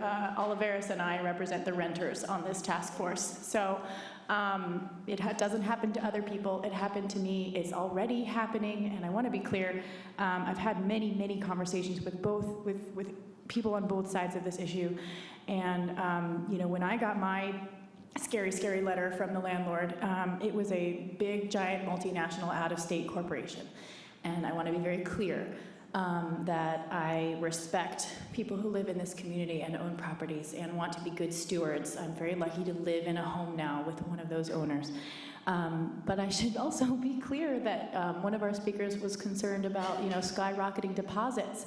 I live in a very modest part of our community. I pay a pretty decent rent, and I had to put down a $6,000 deposit to move in. How much is your rent? Well, I can talk about that offline. I think that's not legal. Okay, we need to pull this back. At any rate, the point is, there's a lot that we need to talk about, and I'm very excited that we're having the conversation. And I appreciate Councilmember Combs' work and our staff in bringing this forward, and the council's decision earlier this year that this is one of our chief objectives. Thank you. Mr. Schwedhelm? Well, actually, just a clarification. I'm a little confused because I've heard some council members mention rent control. I didn't hear Councilmember Combs mention that in this motion, because I know we have another agenda item. So it's the moratorium that she did not affix to this one. Rent stabilization. I call it rent stabilization because I don't think it's the same as that old World War II rent control that people studied in economics class. It's a different barrel of fish, very similar but different. So I did have rent stabilization and good cause eviction in my list. for discussion. For discussion. Because for me, and some of what Councilmember Corsi mentioned, is we're really inundating staff with these requests, and we did have those goals in February. And I would like to see rent control a separate thing, not even part of this, because the big tie-in I see is affordable housing and the homeless issues. And I think those two big chunks of work in this community that are affecting this community need to be addressed before we even address any of the rent control issues, because I've read enough data, done enough research. I agree with many of the speakers about some of the unintended consequences of that. So I really couldn't be supportive of affordable housing tying in rent control, because I see them as separate issues. Again, with hearing what we had two presentations about homeless issue, we can't do everything this year, and those are my two priorities this year. Thank you. And what we may be able to do is, to accommodate that conversation, is to craft a motion that would allow you to vote on that specifically, as opposed to one piece. And I think we can probably craft something like that this evening. Mr. Oliveris? Thank you, Mayor. Yes, it is clear that this is a very important issue for our community. We did talk about it during our goal setting, and it has time has passed. A lot of issues have been identified along the way as well, but I don't think that none is more important than this as well. And I agree with Councilmember Schwedhelm as it is tied to our discussion with homelessness. So for me, the topic is affordable housing. I know there's a lot of components to that. I would like to see staff come back to us with something. There may be things that are very easily doable, but there are things that may be taking some time. And I am not opposed, though, however, to reaching out to our stakeholders in our community. We are not the resident experts in this topic. If we were, we probably would have solved it by now. So there is a sense of urgency, but I also believe that we have to look at how we can craft some type of a long-term plan and strategy, because although we do want to get started before the end of the year, we're not going to solve it before the end of the year. So we need to identify those things that we can address now. I have similar concerns related to just picking one item, being rent control. It's one piece of a bigger issue. But again, for me, it's the broader issue of affordable housing that ties into our homeless issues as well, and other issues in our community. Thank you. Mr. Wysocki? Thank you, Mr. Mayor. I do have a couple of questions. Is there a California state law that prohibits cumulative rent increases greater than 10%? That was mentioned. I would need to look into that, but Yeah. there are limits on rent control. There are, so that would be part of what would be coming back to us. Okay, it was part of the comments. I would also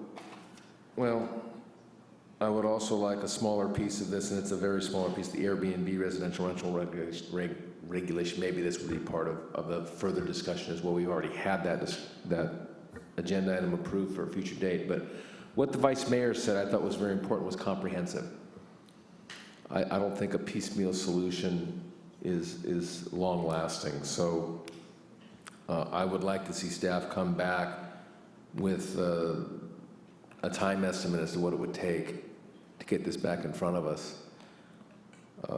There have been some very sad stories that I've heard tonight and in the previous, and I don't doubt the veracity of those whatsoever. It's very clear that we do need more supply. It's also very clear that perhaps we need more code enforcement. Because when people are in desperate situations, they won't report their landlord because they can't find another place. And that hasn't been talked about at all. So I would like to see that come back as well. If we need another staff person in that department to help increase code enforcement, I'd like to know that as to what kind of coverage we could get. I think that would be very useful information.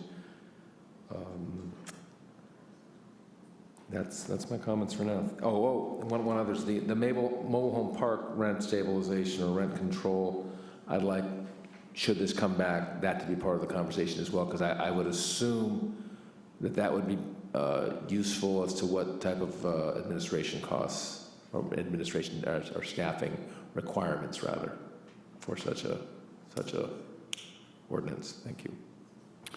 Mr. Vice Mayor.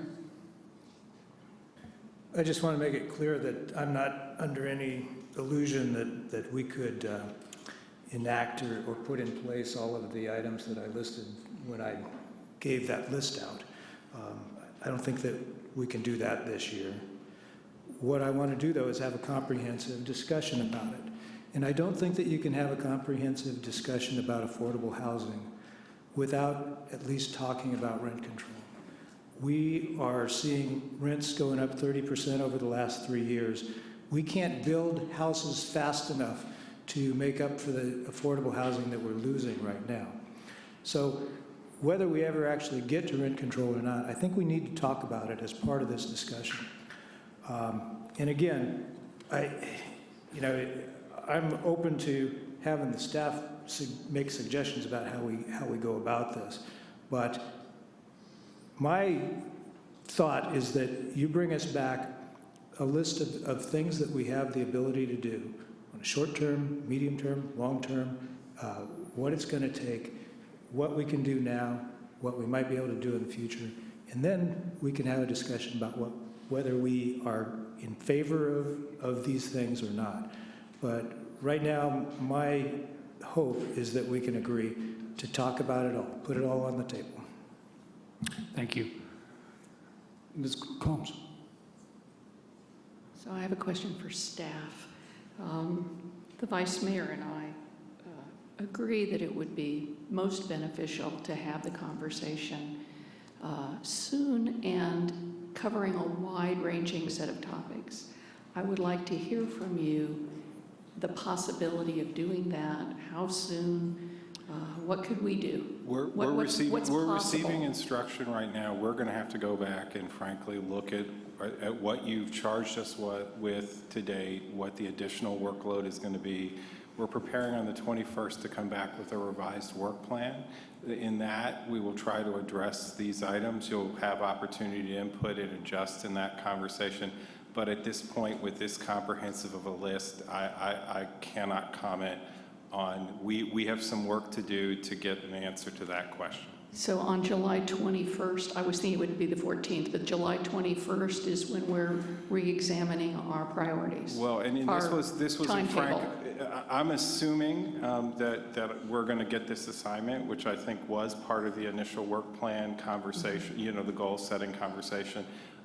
We needed to get some clarity about scope. I will say every time we add an additional item to the list, it is going to make the conversation, it prolongs the conversation. I mean, we're working on some things currently. As you know, we're working on a nexus study about fees. We're looking at process improvement actively and in engagement with our community development office to address some of the things that were just laid out in the list of opportunities. So there are things that are in motion.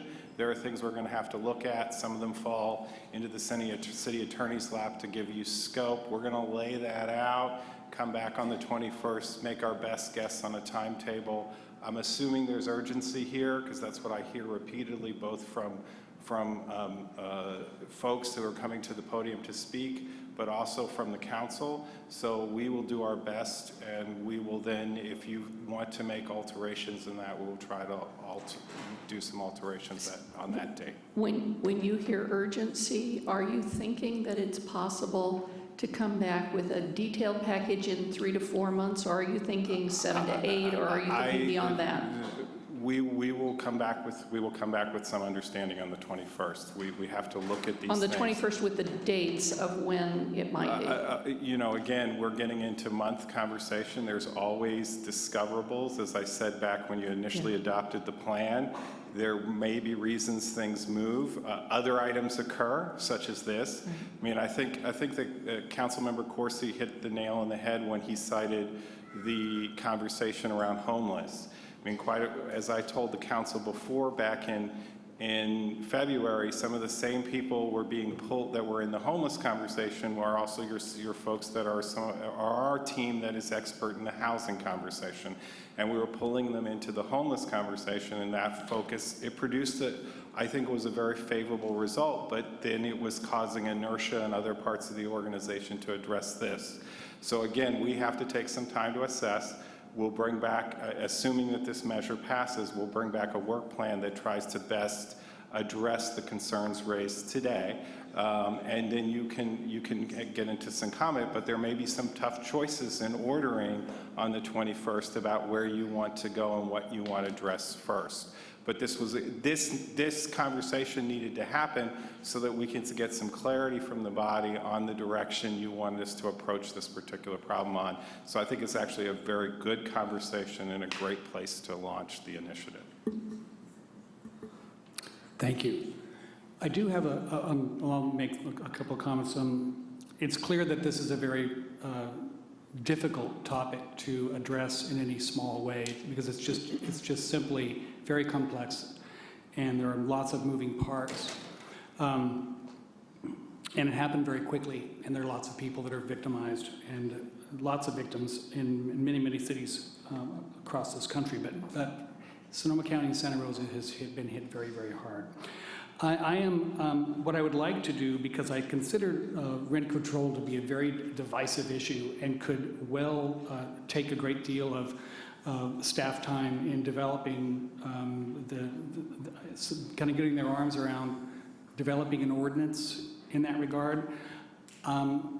I would prefer that it be voted on separately. I would like to be able to vote for the discussion on affordable housing. But I would, if it includes the discussion on rent control, I feel that that's going to pull us away from some very important discussions about affordable housing that don't necessarily entail rent control. It is indeed a discussion, and I can tell by my counsel here this evening, I think that probably we will end up having that conversation.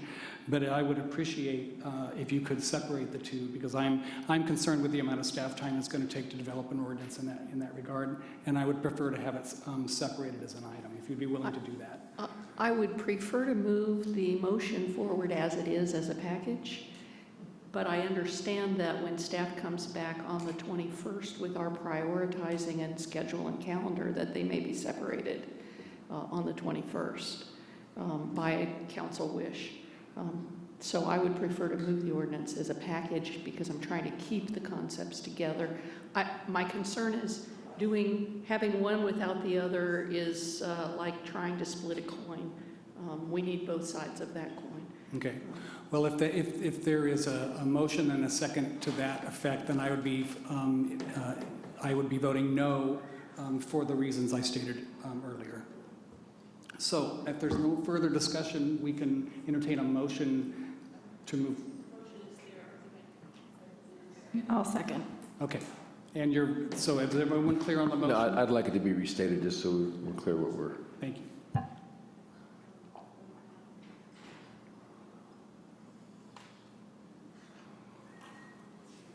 This is a motion for a future agenda item to discuss options for affordable housing listed, and the list is not exhaustive or inclusive, but we made a considerable list. Do you want the list again? As long as the list includes rent control, that's the piece that That's the piece that is of concern to many here.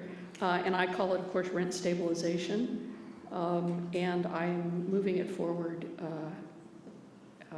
to a future agenda item. Clear, Mr. Wysocki? All right, and your votes, please, council. And I have 4 ayes and 3 noes. Council members Oliveira, Schwedhelm, and Sawyer voting no. Thank you, council. We'll now move on to the item that will switch 9.3.1. Thank you. This is a difficult item for many of us. And I was really hoping, well, let me back up.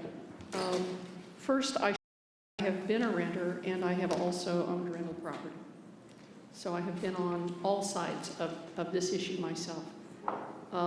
It's taken us 6 months to get here. And I appreciate that I am pushing the conversation. I want to thank everyone who has come to speak, everyone who's spoken with passion and with thoughtfulness about the difficult issue. We have a set of issues associated with our housing crisis, and I very much appreciate so many people coming out to speak about our housing crisis. No one is disputing that we have a housing crisis.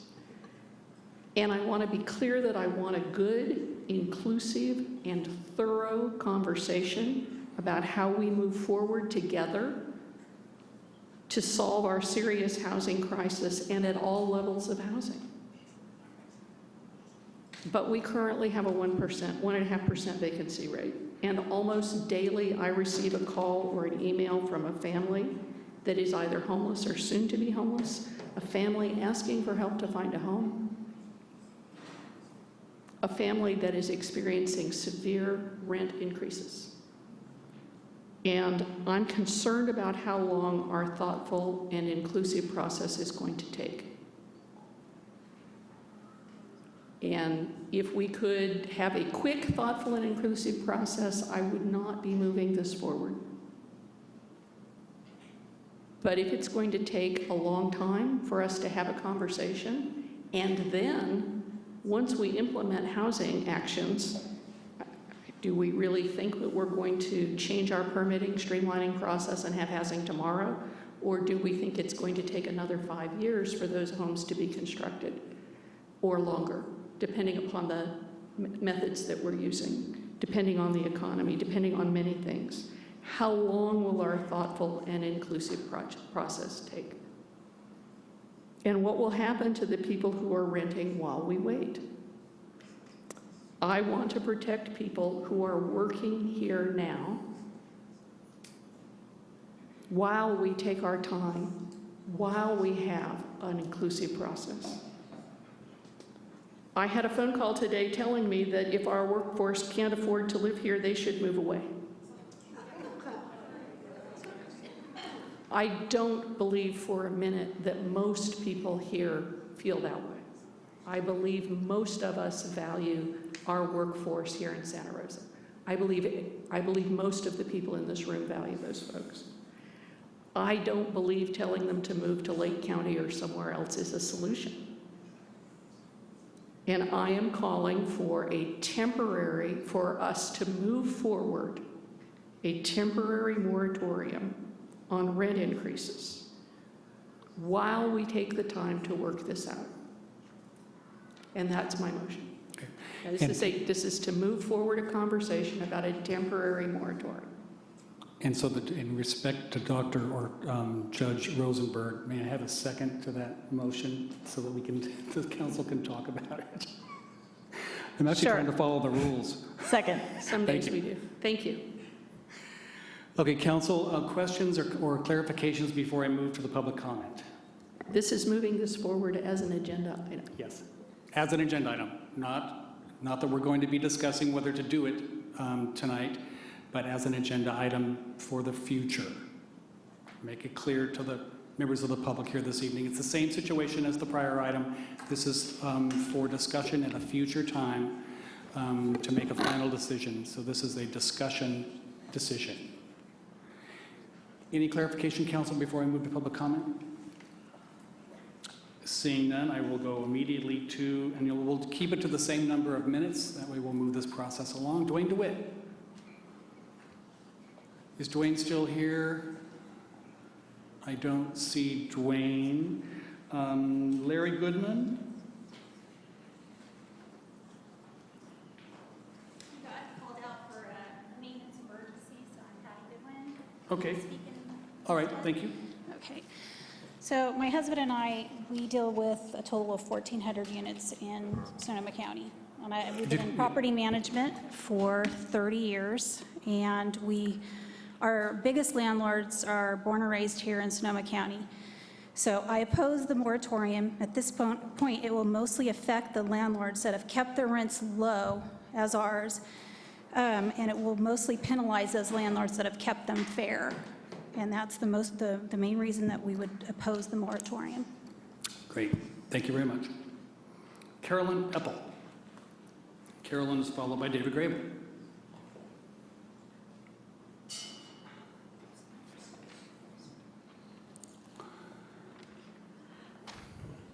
Hey, folks. All right. So we know that increase, and this is speaking to the moratorium, which I strongly support. And the reason is that we know that high rents mean that people have less of their available income to use for food, for medicine, and that sort of thing. But what we also know, based on a study from the British Medical Journal in 2009, that where we see increased income inequality, the effects are disastrous. In the US alone, there are 884,000 unnecessary deaths that occur because of income inequality. This is higher than the combined death rates or deaths of tobacco, traffic accidents, and gunshots. Income inequality. And I would just like to add that this 3% increase in 45 days, let's say that the council revisits this and says, okay, you know, we'll give you a temporary time to do a 5% increase or to do another 3% increase. Sorry.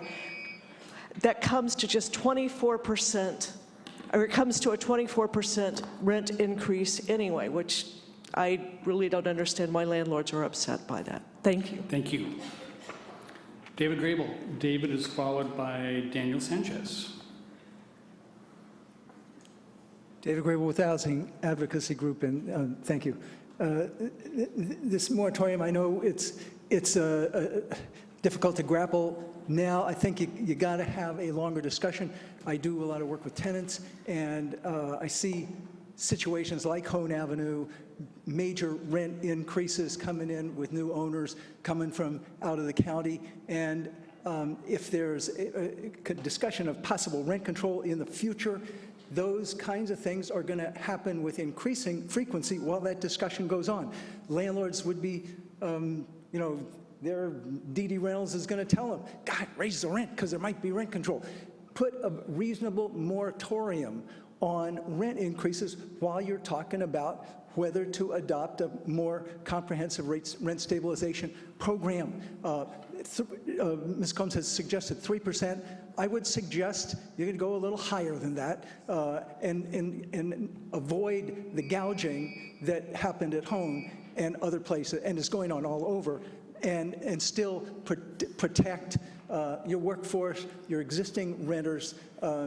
It's kind of a no-brainer. I'm sorry that there are people that don't like it and opposed to it, but we got to have it if we're going to talk about rent control. Thank you. Thank you, Mr. Grable. Daniel Sanchez. Daniel's followed by Adrian Lobby.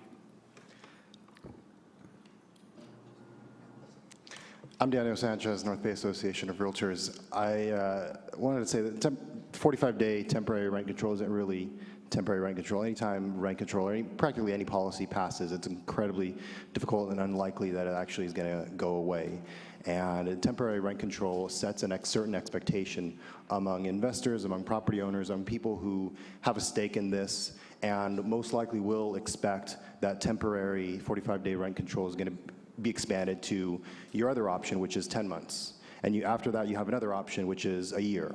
And so temporary rent control is should not be on the docket of things that you're going to discuss. If you're going to have the conversation of affordable housing, including rent control, which you just passed, have that conversation. You just passed it. You're going to talk about rent control at this point. But temporary rent control is not going to do anything to help affordable housing. It's not going to build a single unit. It's not going to help the inventory at all. So I urge you to vote against that. Have the conversation that you just passed, and that's all. Thank you. Thank you. Adrian?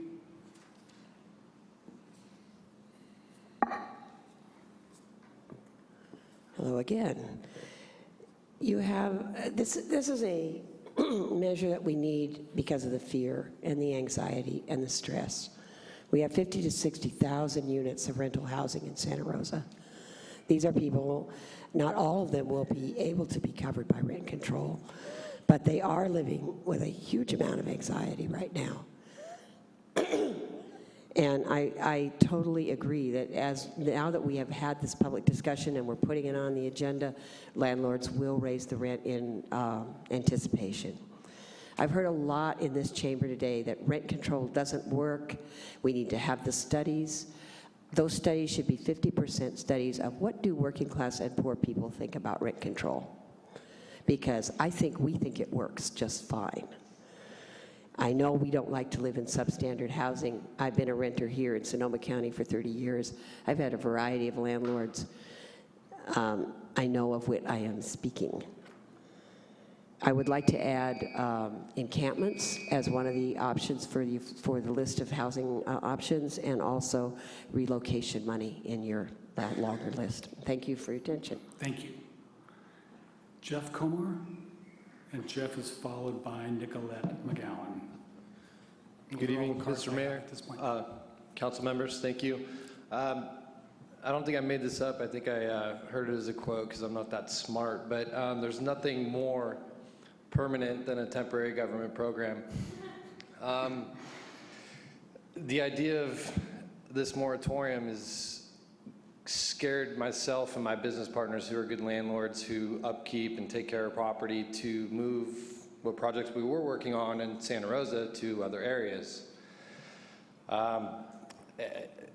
It's just kind of a scary conversation. I think, and I applaud you all for bringing up the fact that we need more affordable housing. I fought tooth and nail to get 3-home subdivision approved here in Santa Rosa to make more housing for the community, and it took everything I had to get that through.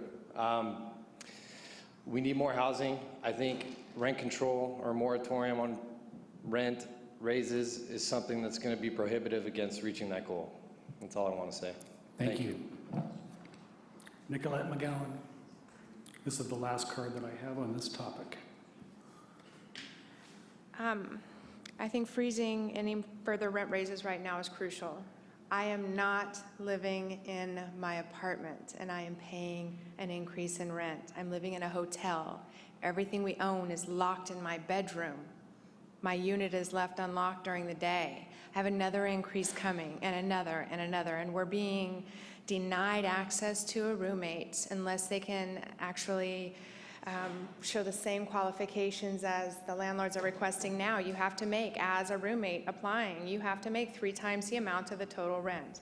You have to have a credit score above 720. You have to have amazing references, both work and personal and rental. That's ridiculous. We're the primary holders of the lease. We're getting a roommate for the intensive purposes of being able to afford these increases. I'm not living in my house. I'm living in a hotel. I can't even cook my son a full meal. I am not living in my house. One more time, I am not living in my house. Thanks, Mr. Cowan. Those are all the cards I have on this item. I will bring it back to the council. We have, did you want to speak to this, sir? Okay, that's okay.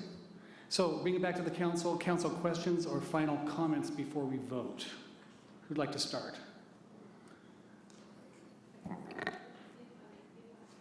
If I may clarify, the conditions of the urgency ordinance brought previously would not apply here. How this temporary ordinance would be implemented would be part of the conversation. So it's not this, doesn't have the same legal requirements as the urgency ordinance had. Okay, and I also want to be really clear that I'm very flexible about what the interest rate, what the percentage rate would be. And I also want to be clear that while it is my expectation that this should come in advance of the lengthier conversation that may take 6 to 8 months, that's partly why I'm doing it. If the other conversation is coming sooner, I would expect this to be part of that package. Other comments, council? Clarification? I need some clarification. This motion is suggesting a moratorium on all residential increases? Only those that are units constructed after 1995, only single-family residence, condominiums, et cetera, does not apply. There are some state laws that still govern. Okay, so only some people would benefit from that. We do what we can. Ms. Carlstrom? I just want to clarify, the vote that we're taking tonight is to agendize a conversation about imposing a temporary moratorium. Is that correct? Correct. Okay, and then there's a timing question, but I'll sort that out later. Mr. Vice Mayor? Yeah, I've got some, I need some clarification about the timing question, because I feel like this is one of the tools in the toolbox, and I think we should talk about it at the same time we're talking about the other tools. Is that what you're suggesting, or are you suggesting something else?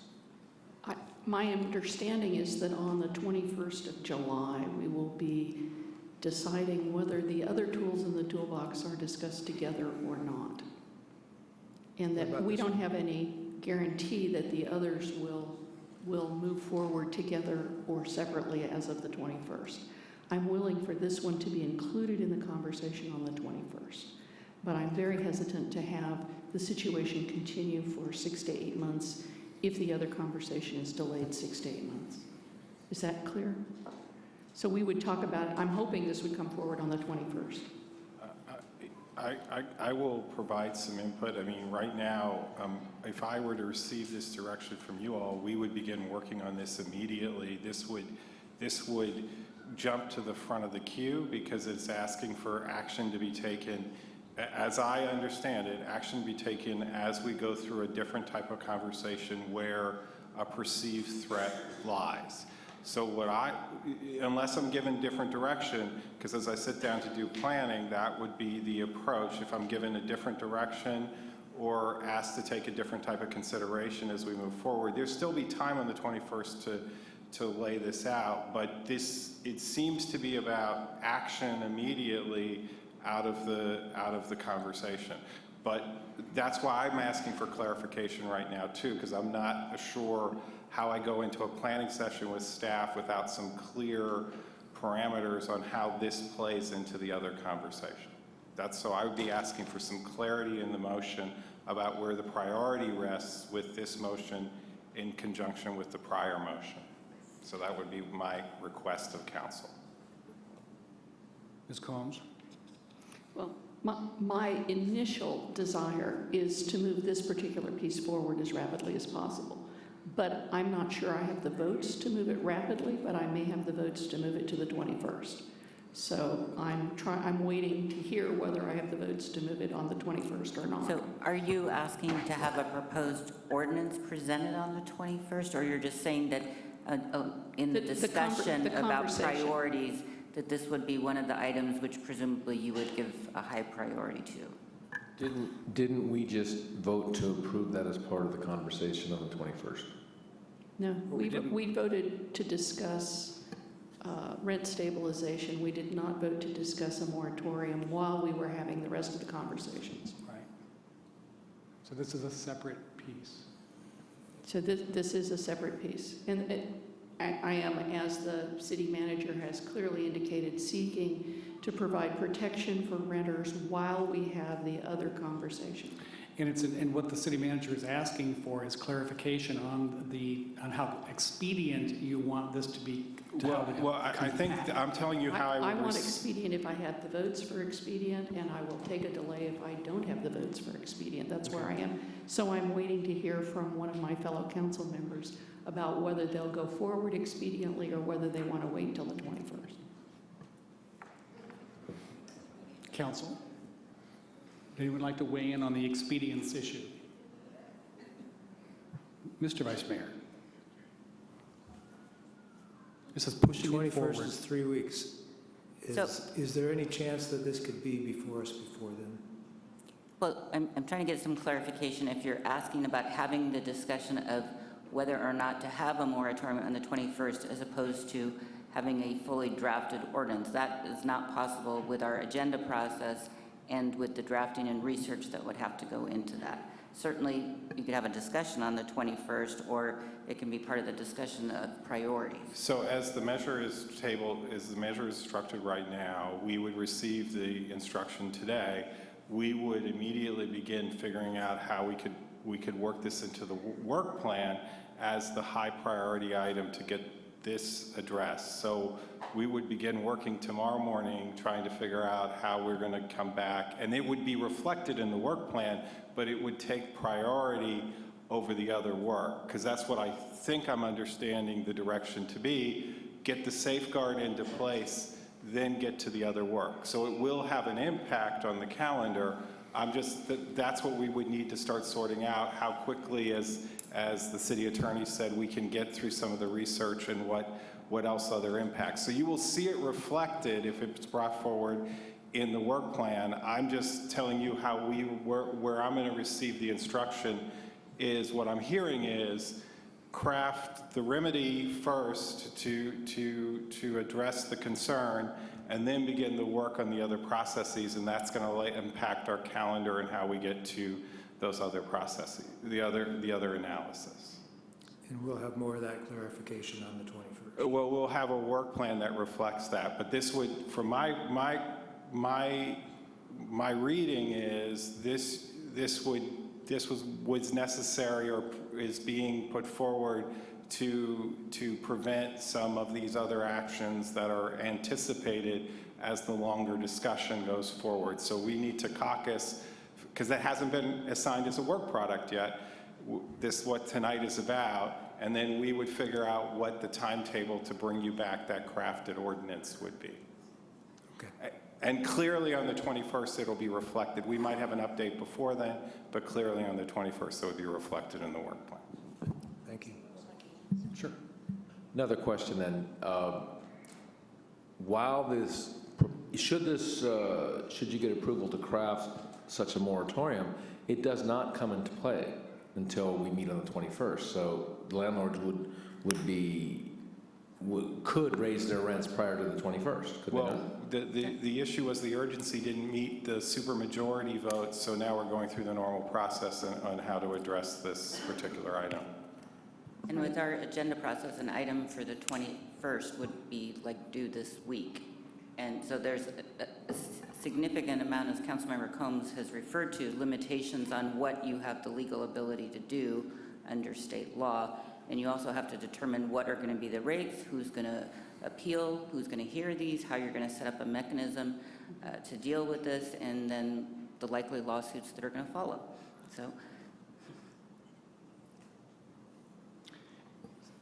So I think it's clear that what the city manager is hearing is that this is by its nature urgent, Yes. but not an urgency item. So he would move forward with that in mind. That's what I'm hearing him say. Yes. So is there any, Mr. Oliveris, are you clear on what's being asked for?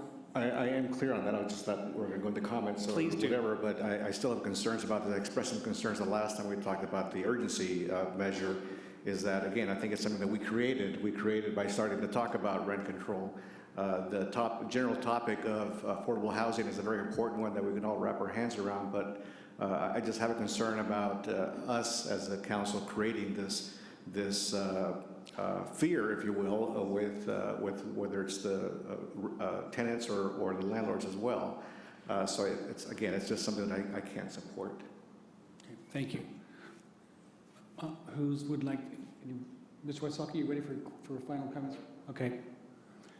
I'll mention, I actually shared Councilmember Oliveris' concerns.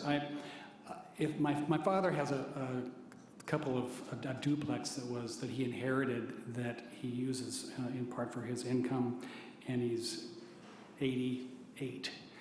And I think, and even though he wouldn't do this probably because he's such a sweet old guy, but if I was a little less sweet and I was concerned about a rent moratorium going into place, and I was only charging what he's charging, I think I might consider a rent increase. And so what this is doing, I think, could actually have an unfortunate reaction, which is people out of fear of the rent moratorium, all of a sudden tomorrow. It's the first of the month, and those 30-day notices go out, and they have their rent increase for whatever is allowable by law. So that's the fear, that's the concern. I think that in some ways we are creating a problem as opposed to solving one. So that's my concern, and that's why I will not be supporting this, putting this on the agenda at all. Mr. Vice Mayor. No, don't do it. I just, since you brought that up, I think that we need to make it clear that this doesn't apply to duplexes, doesn't apply to single-family homes, doesn't apply to anything that was built and occupied after 1995. And, you know, I have the same concern, Mr. Mayor, that we're setting up a situation where we're afraid that people are going to raise their rents because we're talking about rent control. And now, by also adding a moratorium to that discussion, we're creating a deadline for people to raise their rents. The people that were afraid, if those people are out there who would do that, now is the time that they're going to do that, unfortunately. But I am going to support this because, as I said, I think this needs to be a comprehensive discussion. This is part of it. Let's get it all on the table. Okay, thank you. Any other comment before the vote? Mr. Shorthouse? Go ahead. No, it's my item, so go ahead. Thank you. Some of my concerns are similar to the earlier item. I really understand, having been a former staff member, I understand when all the requests gets asked, and we're continuing asking them and wondering what's coming up next. And again, my big priority is affordable housing and dealing with the homeless issues. Dipping our toes in this homeless issue is new for the city of Santa Rosa. I would like all our time and efforts, those are the big priorities, because we also have this little issue down in Courthouse Square, reuniting that. That's also staff. We continue to ask. Since when we got the 24-hour notice of this item being an emergency item, doing the research, and I've been doing as much research as I can. And this solution to the problem that I totally get, this is not the solution that, to me, bumps and trumps the other items that we're trying to do for our city here. So I just don't believe that the solution that some people are suggesting this will have will come to fruition. So for that reason, I'm not going to be supporting continuing this discussion. We need to focus on the priorities that we talked about in February. Okay, thank you. Any other comments before the vote? We have a motion and a second. I would say that I am trying to hit the pause button on rent increases so that we can have a thoughtful and considered conversation. I want to protect our renters while we have a conversation. I did try to bring it forward as an urgency item so that we didn't have the unintended consequences of rent increases while we had the conversation, and I was unable to obtain the supermajority for that. So we are going through the slower process. But if we don't go through this process, we are currently experiencing sharp increases in rent. We were experiencing it before we talked about rent control or rent increases. This is a consequence of the behavior of some to sharply increase rents. And it's a consequence of a condition where we have a 1.5% vacancy rate. And we have a big, long-term problem to solve, a problem that is probably not going to be solved over 5 years. And a temporary moratorium while we get a handle on it, a temporary pause so that people can take a breath and stay employed and working and living in the same community is what I'm trying to do. So I hope that, that we can move forward with this. I appreciate that it is very important for us to handle our homeless and housing aspects, but I think that this is a step to prevent homelessness as we move forward. Thank you. Mr. Wysocki. Just really quickly, I do agree with the urgency of this issue in front of us, but should we pass this and put this up for consideration as an ordinance on the 21st, we are going to see, in my gut, we're going to see a lot of rent increases July 1. It's just going to happen. And to reiterate, you won't be seeing it as an ordinance on the 21st. What you'll be seeing is a timetable to deliver said ordinance on the 21st. And that's, I'm not willing to pull that linchpin. It's part of the comprehensive set that's coming back to us. I'm willing to keep it right there. It's already on the table, so that's why. I'm sorry, Gary, it's not currently on the table to move forward unless you vote for it now. It's not in the package. It's on the table to be discussed on the 21st. Is it not? Not that I know of. No, it's, So there's was part of the last. So if this doesn't pass, what I think is under discussion is whether there's a moratorium or not. What's on the table and what's already been voted upon is the rent stabilization conversation. So on the 21st, if this is what I think the reason it's being structured here is sort of to allow us to figure out how we would meet the needs on crafting an ordinance around this particular item, and then allow us to get into the other conversation. I think that's what's being delivered. So if this doesn't go forward, what we'll be doing is simply presenting a work plan to get into the larger conversation, which does tackle, as per the direction, looking at rent stabilization as a component of affordable housing work product. Thank you for that. Could we not at that time also ask for a moratorium if we were going in that direction as a body? Of course we could. On the 21st. It's my intention that that's what we're voting on now, is to bring that forward for discussion on the 21st. If not sooner. If there were those that were to take advantage of this time slot, it wouldn't change their behavior if this was discussed in 3 weeks or 4 weeks. I disagree. I think it would. But if it's coming forward for discussion on a more, that's what I'm saying. absolutely would. Because it's only going to come forward for discussion in 3 weeks. It's not being voted on in 3 weeks. You need to be really clear that we're talking about it. And we've been talking about it for quite some time. Mr. Mayor, that was going to be my point. I seconded this motion the first time around. I seconded it tonight because it's one part of the whole conversation. I want us to be able to have the whole conversation with all available aspects. So you will find me a yes on this. It does beg the question, though, Mr. City Manager. This is one in a series of examples in which the council is floundering with this talking about an issue. And I appreciate that you're giving us some more rope than previous administrations may have done. We tangle ourselves and hang ourselves a bit more than I'd like us to. So I really don't want us to continue going down this path of we've got to talk about whether we want to talk about it, and here we are talking about whether to talk about it in 3 weeks, and then in 3 weeks we're going to talk about whether to talk about it some more. Well, so, if I can, I think Councilmember Combs is bringing this as a discrete item so that you can act more quickly and prioritize it more quickly than the laundry list of other items that you're going to direct staff to explore and discuss.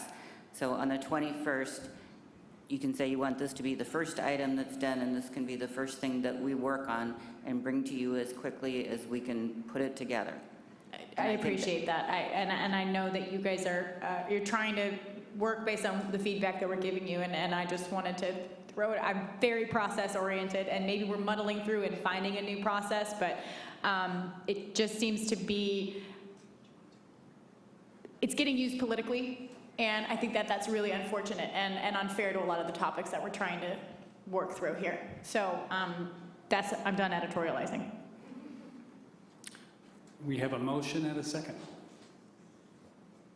Your votes, council? And I have 4 noes and 3 ayes. Council members Carlstrom, Combs, and Corsi voting yes. Motion fails. Thank you, council. No, this is interestingly, we've had a lot of conversation about housing tonight, and had we thought about this 10 or 12 or maybe 15 years ago, we may not be sitting here talking about it tonight. So be careful when you are afraid to build homes and you say no, you keep saying no and say no and say no, and now we find ourselves with this major shortage, and lots and lots of people are paying the price for that right now for us saying no, not us, but members of past members that were afraid to build homes, and this is where we find ourselves. So let's I just wanted to make sure that the information about the number of homes we've permitted that we're waiting for the construction comes back. Thank you. Let's take a brief recess, council. Pardon me? 10 minutes.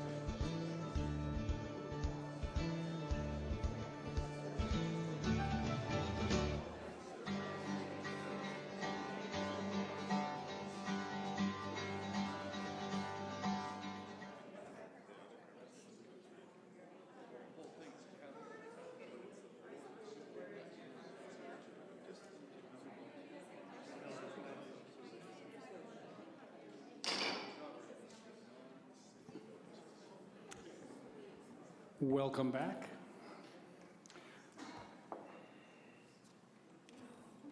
Mr. McGlynn, anything to report?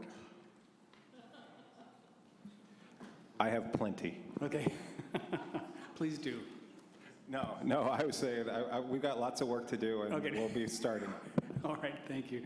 Madam City Attorney? Nothing today, thank you. All right, thank you.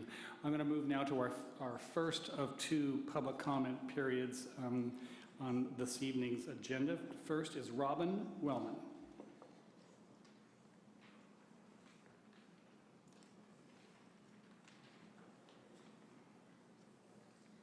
Hello, Mr. Mayor, City Council. Thank you for the public comment period. I'm here representing the sister city proposals and projects that we're hoping to establish with Santa Rosa, the city of Santa Rosa, and the city of Vologda, which is in a region in Russia. And the reason for that is the history that is behind Sonoma County, starting with the Russian influence at Fort Ross State Historic Park. It's an old relationship. It's 202 years old of having a relationship with U.S. and Russian relations. For the last many years, I've been part of the Fort Ross scene. For over 20 years, we've been building relationships with Russia, and right now, these relationships are critical to all of our citizenry and who we are and who we represent. And so, as a history, Vologda, many of the people that lived at Fort Ross long ago came from that region. So for the last several years, we have taken trips to Russia to encourage and begin this conversation of a sister city project. So it's not new. We're not just starting this project. This is over 4 years old. And in 2013, the mayor of Vologda and the mayor of Totma came and presented to Sonoma County, not to the council, however, the idea of a sister city project. And we have hosted probably over 100 different Russians from this region in the past, and we are continuing to do the same. With the Sister City label, we would be able to move forward in a faster way and also have needed support, funds, grants with that Sister City label. So it's real important to us. And tonight, we're asking for this item to be placed on the agenda. And after hearing how full the agenda is, I'm a little nervous about that. But our discussion is really small, maybe easier than, not to minimize anything else. This is really important to us. And I want to say that our relationship with Vologda and our trips to Vologda have included a lot of the tribal members of the Kashaya people of this land. It has included civic leaders as well as academics. And so it's been across the board, the two delegations that we led to Russia, including senators and assemblymen. And again, these are high level, but also just our everyday citizens getting involved and supporting the Santa Rosa. And I know that this project would be successful to the city. We're already doing it. And so we, again, when we are on the agenda, it's my understanding that I'll have more time with you to explain what we've been doing, how we've been doing it. And thank you. Thanks, Robin. Kyle.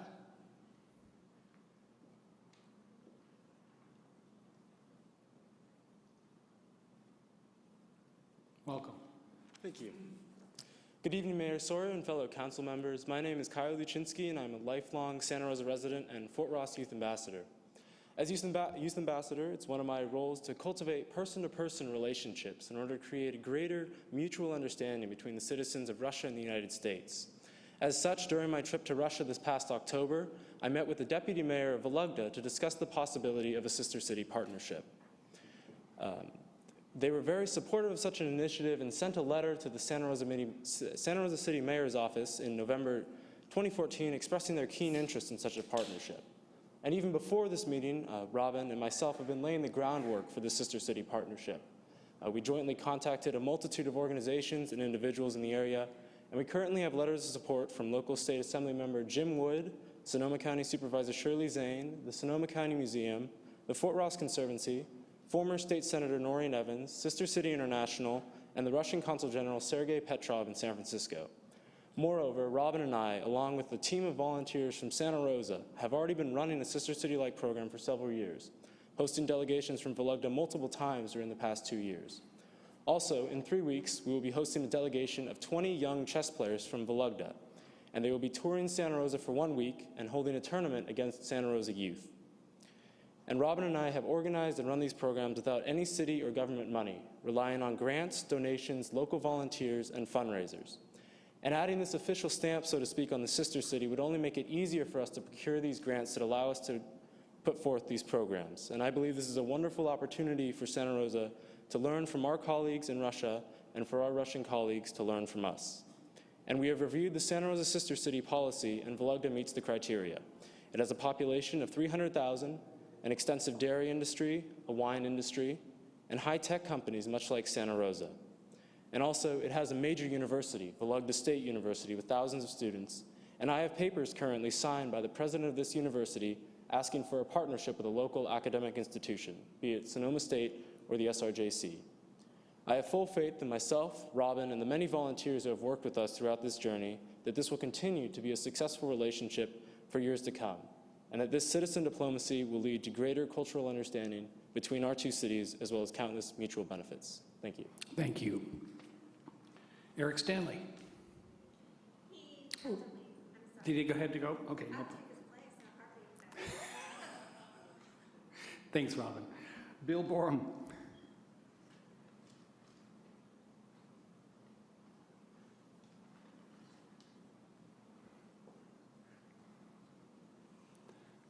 Welcome to Santa Rosa. Thank you. Resident of Sonoma, 320 Davila Court in Sonoma, and also on the Board of Trustees of the Sonoma Valley Healthcare District. One of my other activities is as chairman of the Board of Directors of Sister Cities International, which represents over 550 U.S. cities that have relationships with over 2,000 partners throughout the world.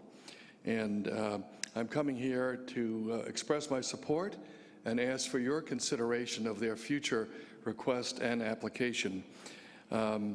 Sister Cities is an organization that we encourage, Sister Cities International, local committees to engage in cultural, educational, youth exchanges, and also adult exchanges, as you've already heard about that. I recently, in my responsibilities, spoke at a conference in St. Petersburg and also visited in Moscow, my first trip to Russia. I was invited there by the mayor of St. Petersburg and the president of the Council of Universities.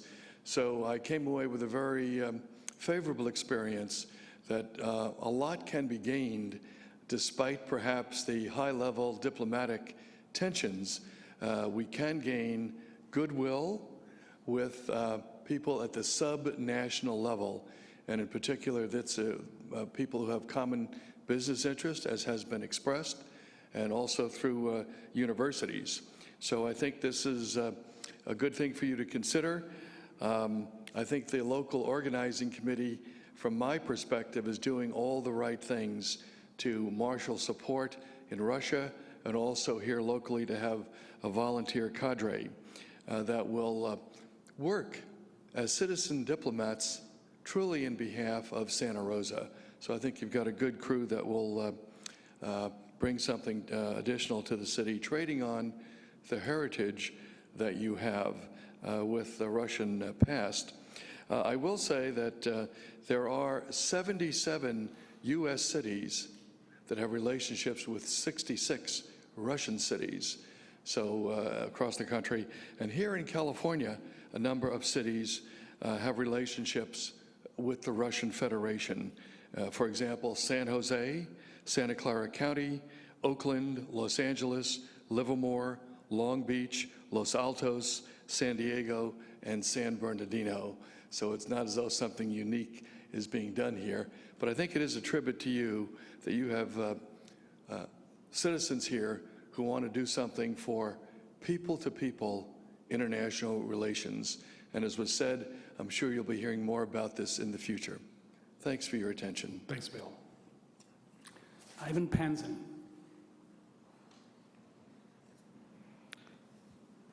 Do you have the correct spelling of the city in Russia we're talking about? It is called Vologda. Dear members of the council, my name is Ivan Pauzin. I'm the Vice Consul and Protocol Chief of the Consul General of Russian Federation here in San Francisco. I have the honor to deliver a statement made by Consul General Sergei Petrov. It is a short address, so it addresses the sister city. It addresses the sister city initiative. So, Consulate General of the Russian Federation in San Francisco wholeheartedly supports the initiative of establishing sister city partnership between Santa Rosa and Vologda. New bonds strengthening would honor the remarkable moment 2 centuries ago when the coast's native Kashaya Pomo people befriended the Russian newcomers. Among them, a Vologda native Ivan Kuskov, a major figure in the Russian-American company that established Fort Ross as trapping and agricultural center and as a symbolic place where joint heritage of Russia, California, and local Indian tribes has come together. I am sure that such rich and shared historical heritage serves as a solid foundation for long partnership that will provide both cities with even more opportunities for their economic, cultural, educational, as well as social development and reveal the exciting prospects of the Trans-Pacific kinship. Best wishes of success in your noble endeavor.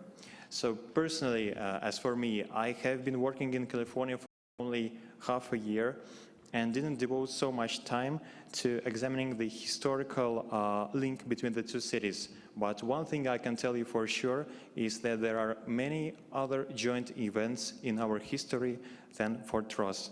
For example, not everybody knows that in 1883, Russia sent 2 ship squadrons to California so that they could help the North achieve victory in the Civil War. Those sailors even helped to put out fire in San Francisco, and one of the sailors died. Or, for instance, did you know that Vologda was the place where the American embassy was quartered in 1918? I won't be mentioning other joint events or the effort when the United States of America and Russia defeated the Nazi Germany and the Lend-Lease help coming from California. So we would really appreciate if you could examine this opportunity. Thank you very much. Thank you.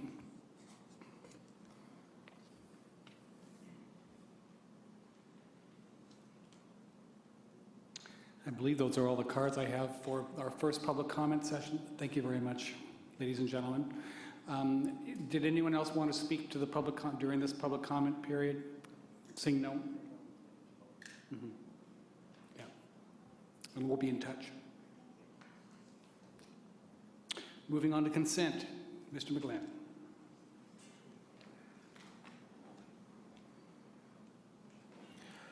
Item 11.1, resolution, temporary overhire of up to 6 positions within the police department in 2015-16. Item 11.2, resolutions, city agreements for homeless services, Samuel L. Jones Homeless Shelter and HCA Family Fund Program, a housing financial assistance program. Item 11.3, resolution, approval of the resolution to adopt the City of Santa Rosa Vantage Care Retirement Health Savings Plan for Unit 5 police officers. Council, questions? Mr. Wysocki. I have a question on 11.3.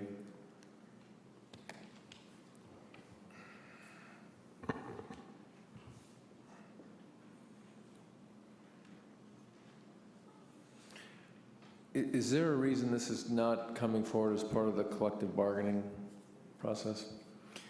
This is basically the follow-up to the amendment that was already approved to the MOU to establish this Vantage Care healthcare savings account.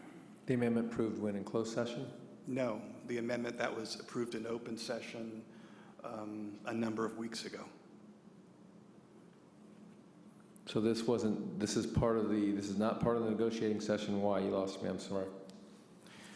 We brought amendment to council May 19th. May 19th, where we amended the contract to allow for certain portions of The amount of sick leave that can be cashed in, the vacation that someone has left when they retire, and comp time that they have left when they retire, to be placed into a retirement healthcare savings account that is managed by ICMA RC, and it's called the Vantage Care Retirement Health Savings Plan.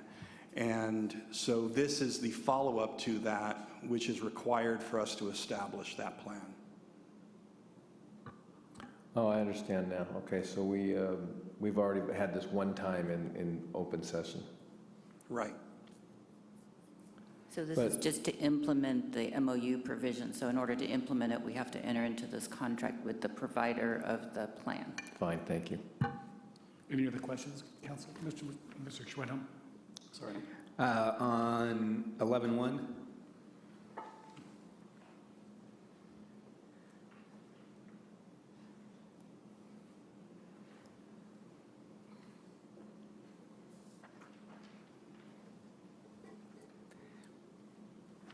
thank you, Chief. I know what a challenge it's been to get staffing levels current, right? It's always an ongoing struggle. So this request is to go 6 over in 2 classifications, police officer and dispatchers.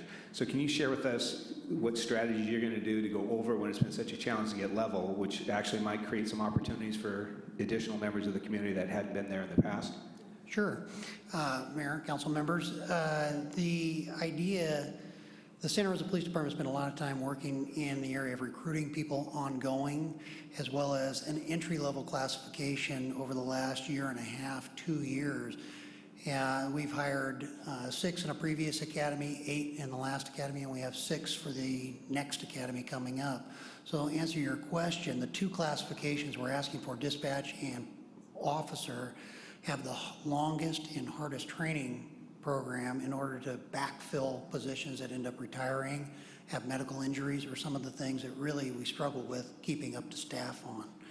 So in the answer to your question is talk about being level. So in July, with the 6 going to the academy, we'll actually have all our sworn staff, will be up to staff on the sworn side, and we'll be 3 down in dispatch that we're still working on. So to allow us the flexibility to be able to overhire in some of the classifications, to be able to get positions in place prior to retirements or medical retirements.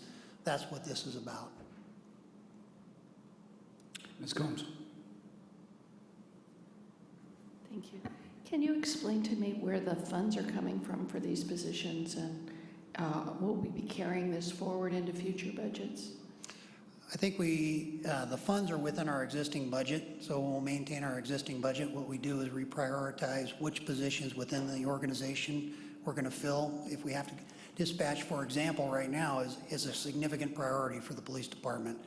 So not filling other positions within the organization and prioritizing dispatch ahead of those because of the long time frame for training on those positions, it stays within the current budget for 15-16, and then we'll evaluate it and come back again following fiscal year. So do I understand that there are other positions that are also not filled, that you're moving money from those positions to these positions? It's within the police department's budget, yes. I'll give you an example. For example, one of our FET positions, our field evidence tech positions, is unfilled. So that would allow us budget flexibility to hire some of the higher priority positions. So do you not need that field tech position? I mean, why aren't we swapping out positions? Why are we doing it this way? So it's a matter of kind of determining what the need is in the organization at any given time, and then which ones are the highest priorities in order to deliver services to the community. And I think part of the issue is the rigorous selection process that these individuals I think that's really at the root of this conversation, is that there's a rigorous process for determination of some of these positions. And what this allows the police department to do is actually fill some of those positions with the understanding that there is a rigorous process, so not everyone's going to make it to the next level of the conversation, and keep those staffing positions open. It is strictly a numbers conversation, so there may be some delay in hiring certain positions as we keep within the budget constraints, for the organization, but this allows them to go over in these positions that are high-need positions, high-turnover positions. So it's really not a bottom-line impact. It is allowing an overhire to fill positions that we understand that not everyone is going to make the next level of the conversation. Thank you. Any other questions, council? Thank you. Mr. Corsi, you have this. Thanks. I'll move items 11.1 to 11.3 and waive further reading of the text. Second. Any votes, council? And I have 6 ayes, Councilmember Carlstrom having left the meeting. I won't mention that again. It's officially into the record. Mr. McGlynn, report. Item 13.1, report, adoption of an ordinance to amend the contract between the City of Santa Rosa and the California Public Employees Retirement System. Paul Carroll, Employee Relations Manager, presenting.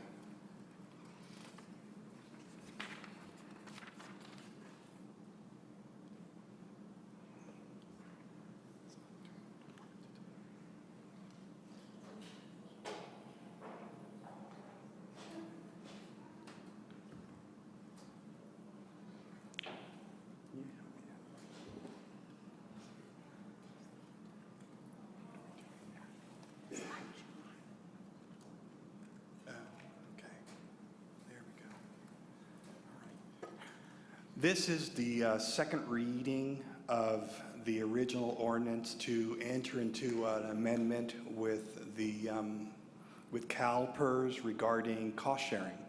And we had the first reading about 3-4 weeks ago, and this is the second reading.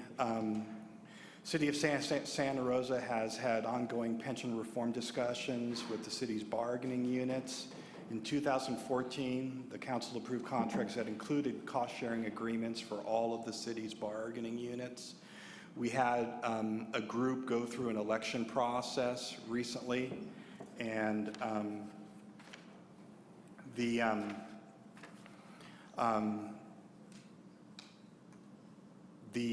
election was successful.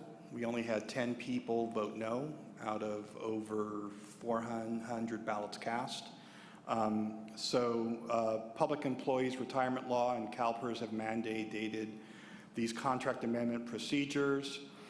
The final adoption of the ordinance must be the minimum of 20 days from its introduction. That's why we're doing this today.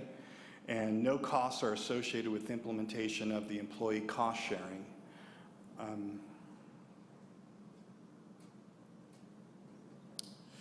So it's the recommendation, what's up there? I'm ahead of this.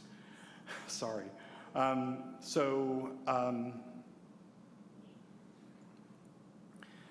It's recommended by the Human Resources Department that the council adopt the ordinance to amend the contract between the City of Santa Rosa and the California Public Employees Retirement System. Any questions? Thank you, Mr. Carroll. Council, questions?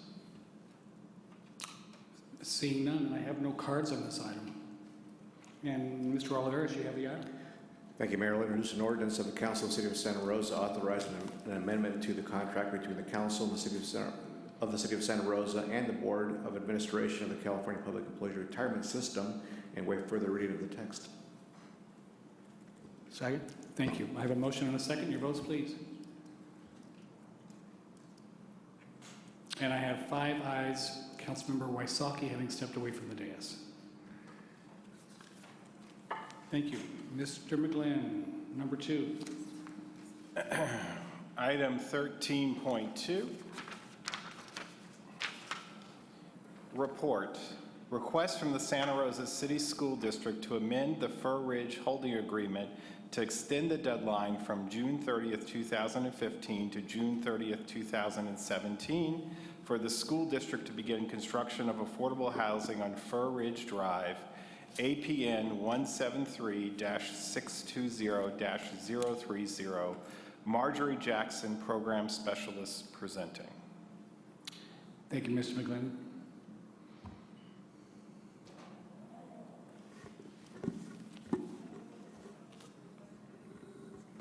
Good afternoon, Mayor and council members.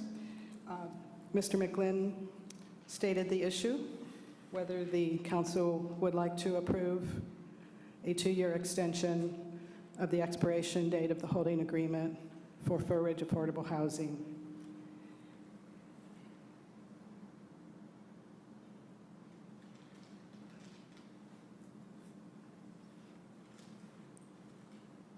The council goal number 5, affordable housing construction is a way to meet this goal, improving partnerships between neighborhoods, community organizations, schools, and the city to support and promote thriving, inclusive, and diverse neighborhoods.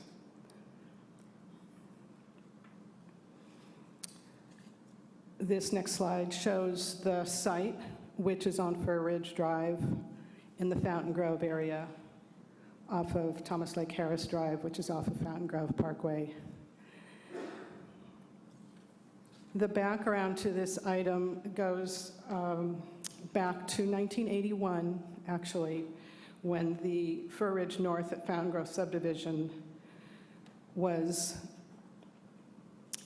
well, that was in 1987 when the subdivision was approved, but going back to 1981 when the Fountain Grove Ranch Planned Community District Policy Statement was adopted by the council. And in that policy statement, it was contemplated that there would be dedication of a plus or minus 7-acre site for development of either an elementary school or lower moderate income housing. So in 1987, when the Fir Ridge North at Fountain Grove subdivision came up for approval, that condition of development was there. Subsequently, a 6.03-acre site on Fir Ridge Drive was set aside for the purpose and identified as Parcel F on the subdivision final map, which was recorded in June 1988. And that site is adjacent to Parcel E on the final map, which is a neighborhood park site now developed as Fir Ridge Park. In April of 1988, just prior to the recording of the final map of the subdivision, the city and Braywood Development Corporation entered into an agreement that in lieu of Braywood receiving a fair market value payment for dedication of the site would be exempted from reassessment of the 1983 improvement bonds.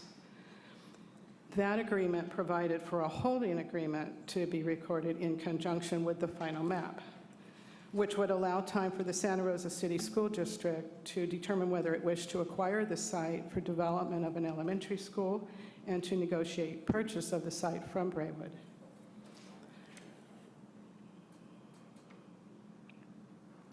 So going back to the original 1988 holding agreement prior to the 11 amendments that now stand, the holding agreement was approved in April 1988 between the city and Braywood, and to be held for the construction of a school, or if a school wasn't needed, for the city to have lower moderate income housing built. It allowed for a 4-year negotiation period for the school district to purchase the site, or then, in that case, then the city would dedicate the site to the school district.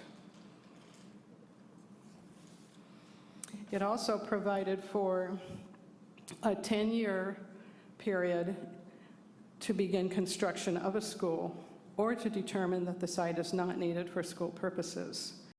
If the school district did not acquire the site and begin construction of a school by the 1998 deadline, the city then would have the right to use the site for lower moderate income housing, provided that the city or one of its agencies entered into a binding agreement within 5 years for construction. And then if the city did not perform a 5-year period and get into an agreement for construction of affordable housing, then Braywood, the developer, would have the right to recover title of the site, and then it would have no further liability for dedication of any kind and would be permitted to use the site in a use compatible with the adjacent land. So that was the holding agreement. Now, following is a timeline of the various amendments that the council approved. In 1992 and 1993, there were 2 amendments, number 1 and number 2, providing small extensions to the time period for the negotiation period between Braywood and the school district. After those amendments, the school district timely requested and accepted the city's dedication offer, and then they had the 10-year period until 1998 to begin the school construction. In 1998, well, prior to that, it's not on the slide, but prior to that, in 1995, the school district acquired Braywood's remaining rights to recover the title if the city didn't perform later on in the holding agreement period.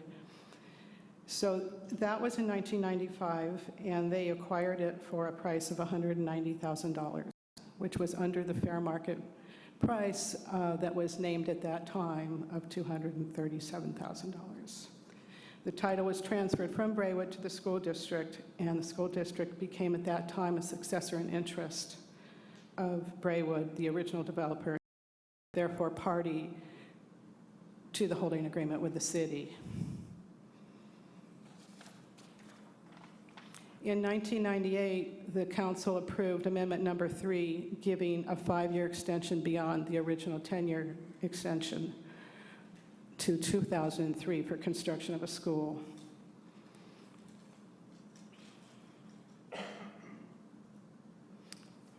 In 2003, the school district requested a further amendment to extend the deadline for construction of a school. At that time, it was negotiated, and the city allowed them an extension to decide whether or not they needed to build the school, and if not, whether they would undertake construction of affordable housing. After that, they notified the city that they intended to build affordable housing for district employees of low or moderate income on that site. And subsequently, in August 2004, the school district submitted development applications to the Community Development Department for an affordable housing project for school district employees. In December 2004, a tentative map, a conditional use permit, and hillside development permit was approved by the Planning Commission.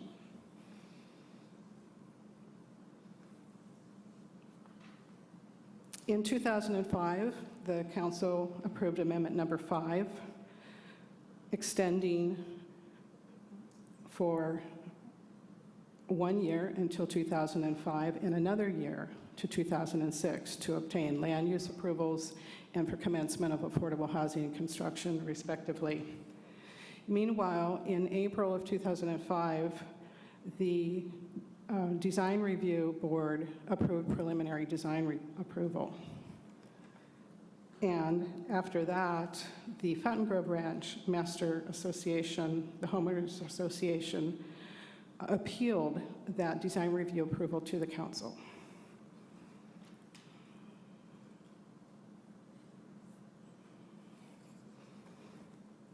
In 2006, the school district requested another extension due to the Homeowners Association appeal, and the council approved amendment number 6 due to the district not being able to proceed with their land use approvals and start construction.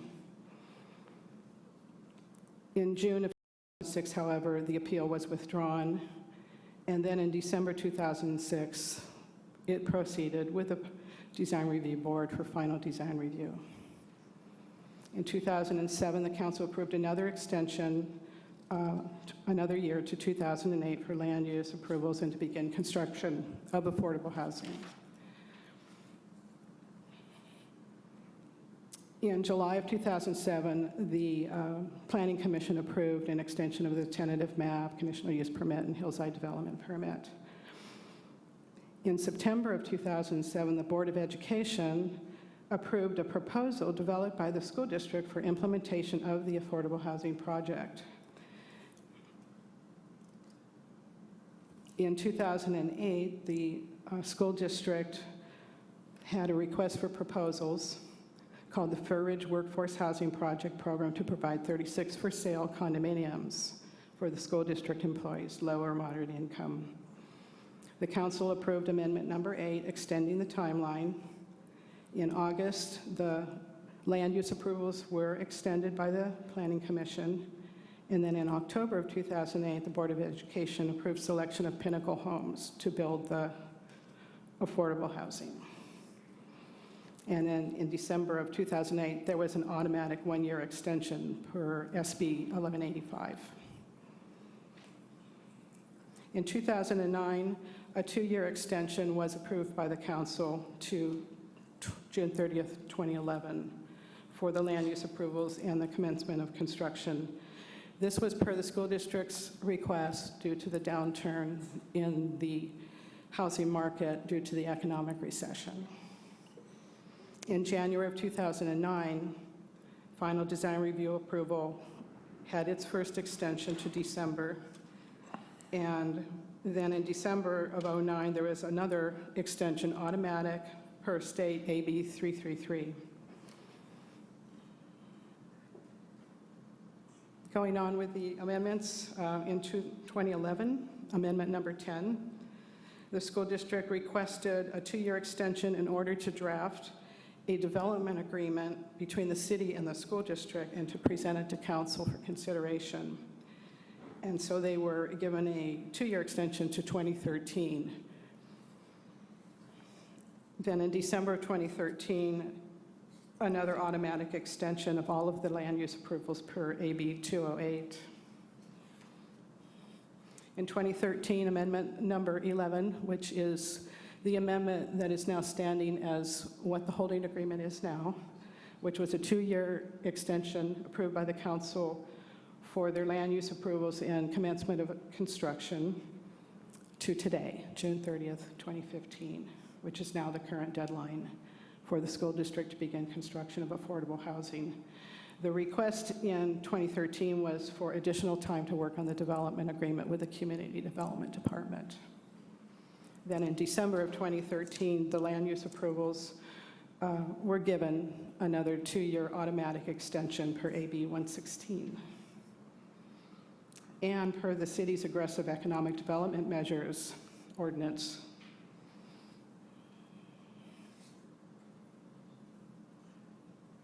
So that brings us to today, 2015.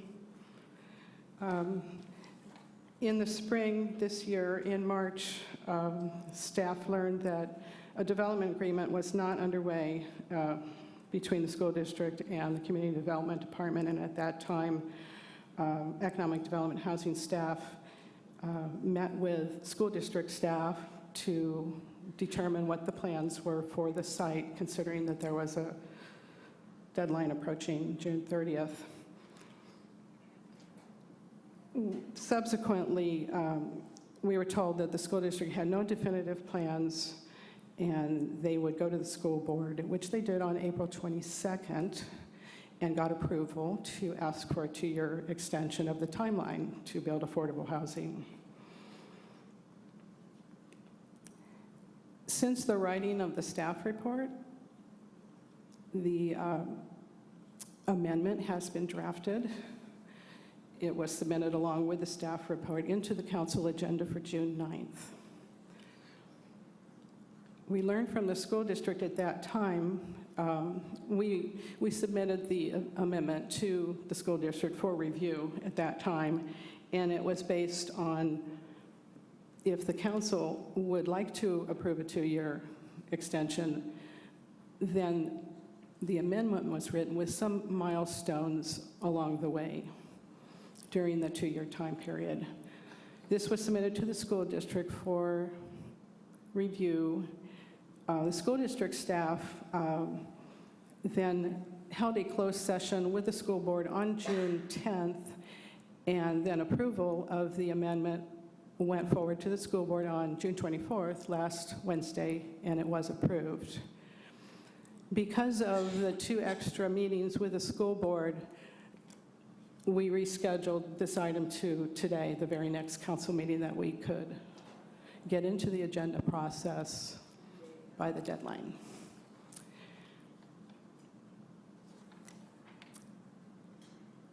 So at this point, the council has some possible options as to the school district's request. First, simply, the council could choose to deny the school district request for a time extension and allowing the deadline to expire today. At that point, site ownership would revert to the city, or one of its agencies, like the Housing Authority, would then have 5 years to enter into a contract with a developer for construction of affordable housing. Then what would happen next if the city or Housing Authority doesn't meet the 5-year timeline to get into a binding agreement with a developer for construction of affordable housing, then the land would revert back to the school district with no obligation for dedication of the site. Another option the council has is to approve the school district's request for a 2-year time extension to begin affordable housing construction. The amendment has been drafted with a contingency of certain milestones. And staff recommends that the milestones would be proceeding with the project applications that are approved by the Planning Commission, Design Review Board, all the land use approvals. Those expire at the end of this year. So the first milestone would be to submit an application by November 9th to request the Community Development Department for an extension on the land use approvals. The next milestone that has been recommended is by June 30th of 2016, a fully executed contract with a developer for construction of affordable housing with a funding plan in place. And then if needed, if construction had not yet started, another timeline would come up, a milestone of November of 2016, when the land use approvals would need to be extended again if construction had not yet been built, had started. And then finally, the 2-year timeline conceivably then would be up June 30th, 2017, and that would be the timeline to start construction of affordable housing.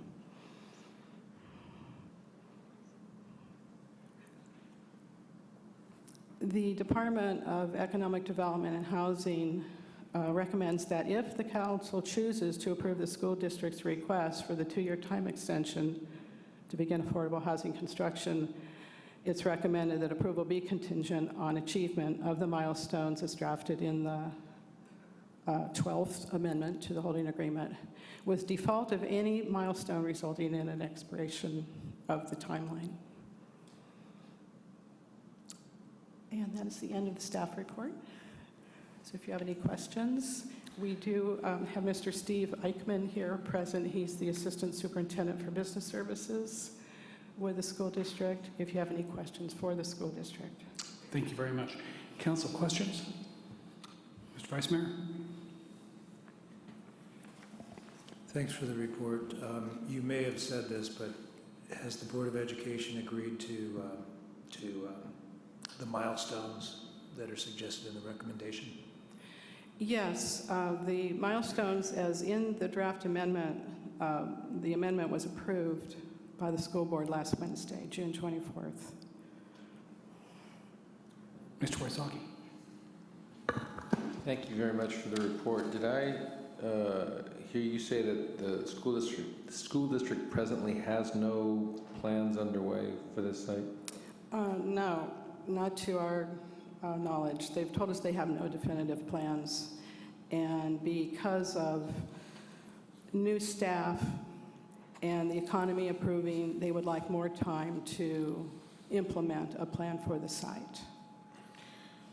Okay. Should we, in our collective wisdom, decide not to extend this, do we have options with other community providers to get more affordable housing built quicker? Well, I would say that would be why our recommendation right now, we're caucusing on all of our affordable housing. We don't necessarily have a recommendation for ourselves for the site at this point, but our recommendation is let's go through the process. We're going to do our own analysis of all of our inventory. If the deadlines aren't met, this obviously becomes a site where we can get into that conversation. I appreciate the response. This is amendment number 11. Number 12. Number 12. Thank you. I stand corrected. It doesn't seem, and I'm sorry, sir, but it doesn't seem like a high priority for the school district Well, I would To me, it's just lying fallow. Well, what I would say is this, again, this gets us into our conversation where we can develop a strategy. The timetable isn't met in the approach to get some of this work done. It gives us a chance to address it. It is on our radar of possible sites and how we would move forward in that conversation. Has a discussion been made or just started with affordable housing providers such as Burbank Housing? But that's where we would get in our chance to get into an organized conversation around this topic. Again, remember, there's a 5-year timetable associated with. Again, if they're not going to move, they'll meet a deadline to get renewal. We get reversion on the property, but it also gives us our chance to strategize about, because there's a timetable for the city to get done in a 5-year window once their window expires. So we need to strategize, working with the school district about what their ultimate plans are, and if they don't make the required dates, that gives us a chance to get our ducks in a row and address the issue and bring it forward to council. Is there any prohibition against an amendment number 13? Should there be nothing done after amendment 12? No. It would have to come back to the council for the council to approve any further amendments. So I say to my colleagues, at what point, since this started 1992 was the first amendment, 1998 was when the whole, at what point do we decide that it's not going to happen as currently structured? Well, that's one of the reasons, just to follow on that conversation, that we've set some hard and fast deadlines. And if you notice that in the agreement, at that point, if those deadlines are not met, it reverts to the city control immediately. Which begins at the first part of November. Yes, November 9th would be the first milestone. If that, the way the amendment has been drafted, if that, November. that's the first milestone. If it's not met, Okay. the holding agreement would then expire. And would the gentleman from the school district like to tell us the district's intentions?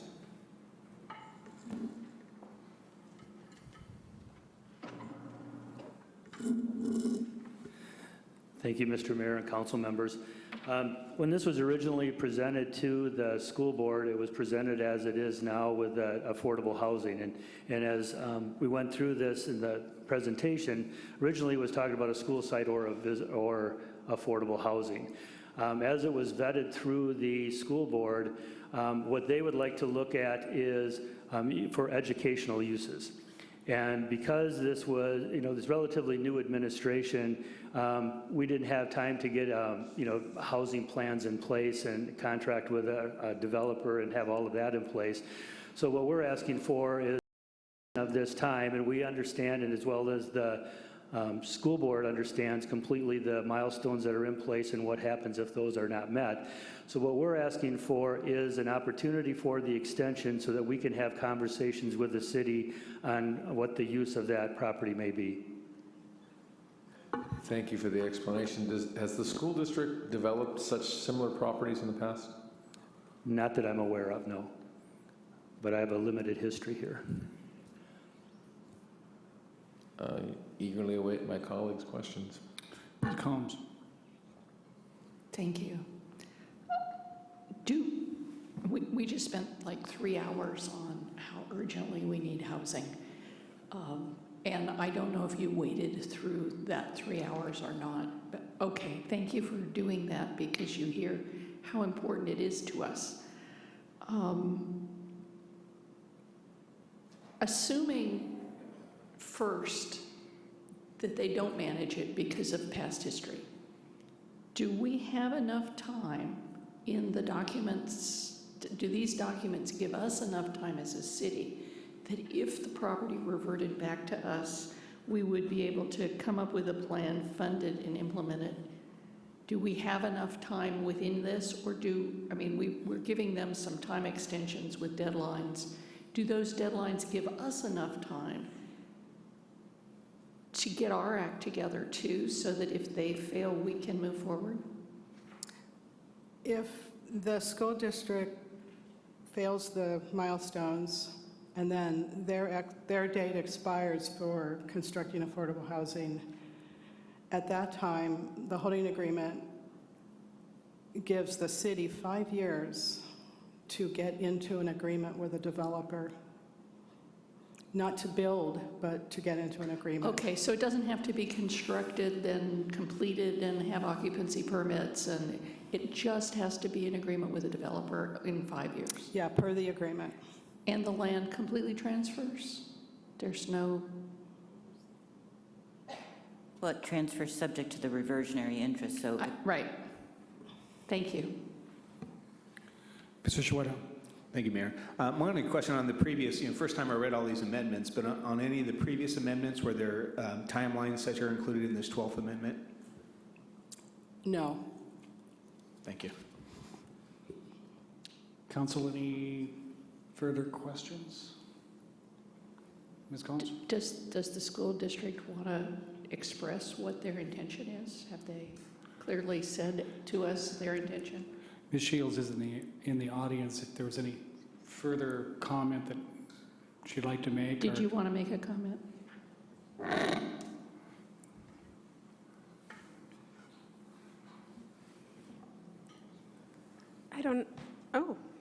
I've never really been here, so. Welcome. Thank you. Good evening, everyone. I would just say that with the passage of the bond and the full look at all of our properties, I can't speak to the history of how we've gotten here. I would say that the school district and the city council got there together because it was a conversation and approval process to extend over time. I don't know how we got here, but certainly our needs in terms of both affordable housing for our staffs is clear, but also the potential for our sites to expand is also a consideration we have to weigh deeply. And with our bond dollars that allow us to engage in this level of construction and facility development, now we actually know we have the funds to do the heavy lift of any type of development on that site. So we have to really sit down and have deep discussions about this property, both with ourselves and I think with this city in terms of what it could be in the future. So we definitely are interested in the extension, and again, I can't speak to the prior 11 times how this was explained, but I know that we will be engaging in the conversations. Well, I'm hearing you say that because of the bond monies that you have available now, you may have the money to go forward, but I also heard you say that you hadn't had the conversations yet to be sure that you were going forward, and I wondered if I had misheard or if you wanted to clarify that. No, that's exactly what I said. The level of detail in the conversations we would have to have about building facilities, that has not begun. Thank you, Ms. Superintendent. And being conscious of Councilmember Wysocki's concerns, it was also a concern of mine that we're in a perpetual renewal cycle. And so, my instruction to staff was just to make sure that we had firm deadlines, that if they weren't met, we could get in a follow-up conversation with everybody and assess where the city wanted to go, because we were having continuing conversations around opportunities for affordable housing. So this is obviously a site that we want to assess in that larger conversation. Mr. Wysocki. I appreciate the clarification, but my skepticism isn't helped when I just heard facilities and not housing. The current agreement requires housing. If they wanted to use some other use, they would have to come back to the city, and there would need to be an amendment that would have to be approved by you. Which would mean a further delay and or no housing. Only if you approve that. Right. I just feel like Charlie Brown trusting Lucy here. Well, I think what is important to note is for the first time we have the milestones. And probably, in my opinion, in the scheme of things, and it's a lot of extensions. I remember thinking it was a lot of extensions a number of council meetings ago. But we didn't have milestones. And I think these milestones in place offer a reasonable amount of protection for the city to move forward And it does put the school district on notice that they have to perform. And I think that's the first time we probably should have done it some time ago. We might have had something built there today, but we didn't.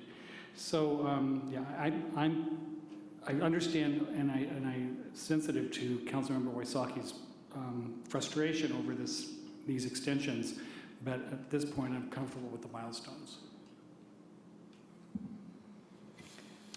Ms. Combs. A couple of years ago, we canceled a joint meeting between the school board and the council. And since then, we have never had another joint meeting, and it used to be a regular occurrence. So as a sideline, I think that we need to improve the communication between the two entities. Perhaps we can go back to what we used to do, which was have the occasional joint meeting.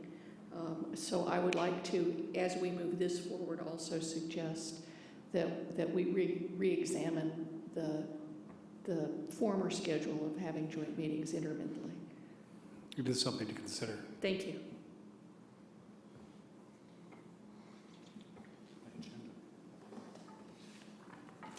If there are no further questions, Council, Mr. Schwedhelm, you have this item. Thank you, Mayor. Move a resolution of the Council of the City of Santa Rosa approving the Santa Rosa City School District's request to extend the deadline from June 30, 2015 to June 30, 2017 for the school district to begin construction of affordable housing for school district employees of low or moderate income on the Fir Ridge School District site and authorize execution of a 12th amendment to the Fir Ridge Holding Agreement. Waive further reading of the text. Second. Thank you. I have a motion and a second. Your votes, please, Council. And I have 5 ayes and 1 no. Councilmember Wysocki voting no. Thank you, Council. Mr. McGlynn. Item 14.1, public hearing, smoking ordinance update. Aaron Morris, Senior Planner, presenting.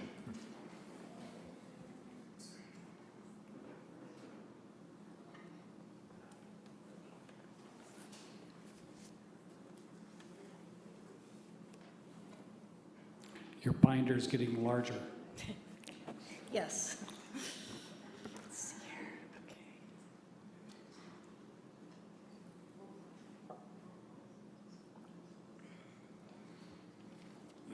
Okay.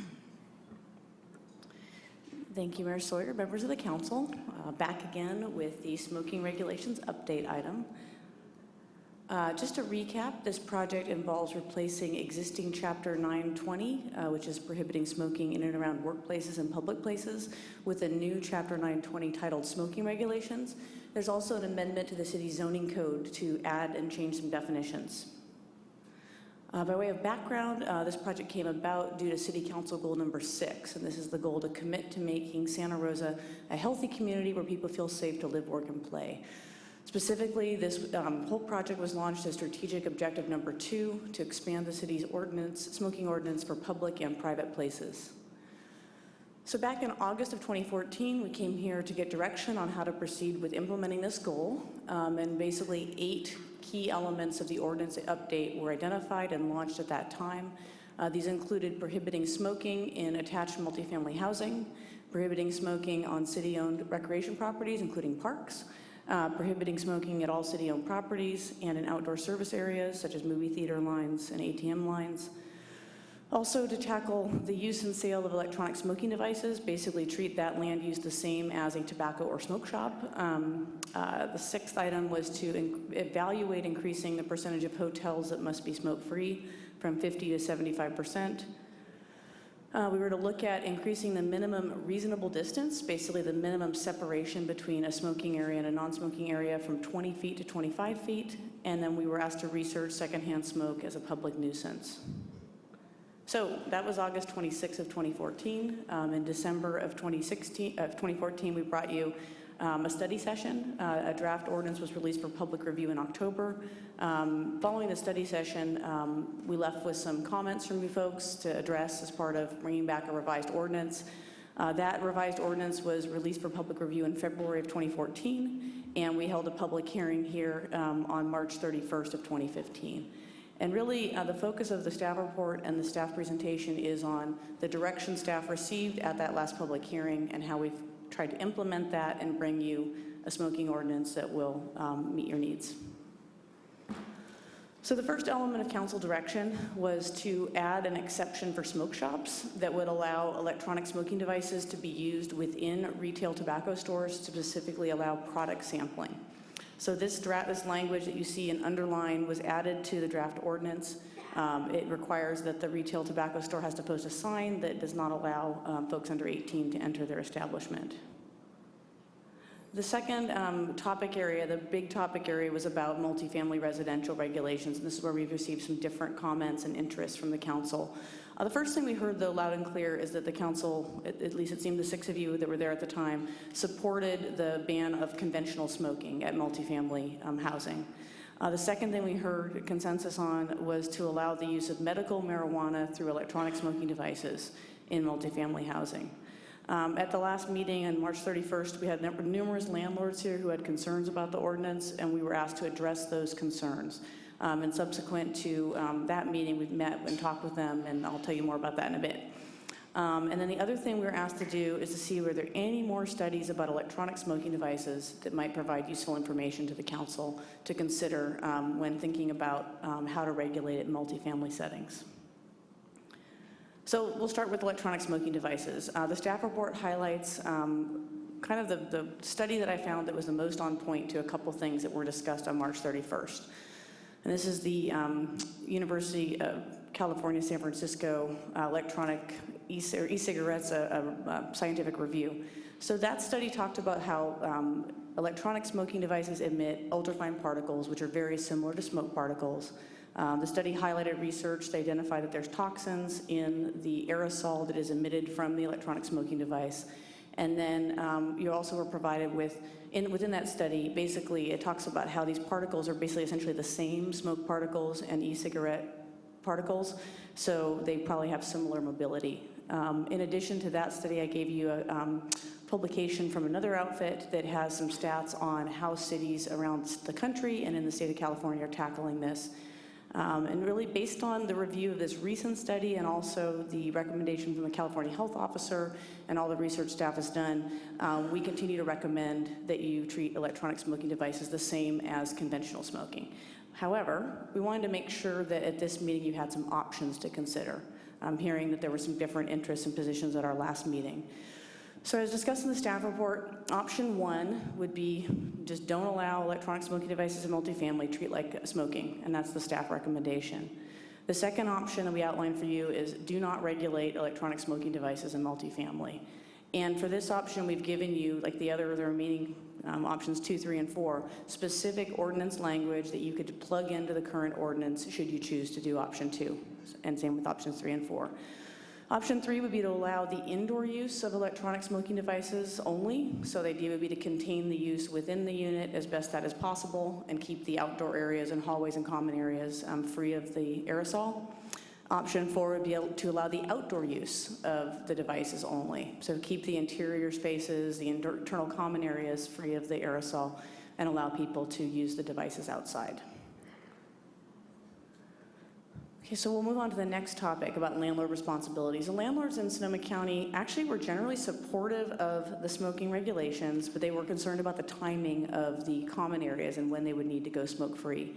So we revised the ordinance to align that date with basically 60 days after the ordinance would go into effect. That's when those areas would be smoke-free, and the landlords are supportive of that.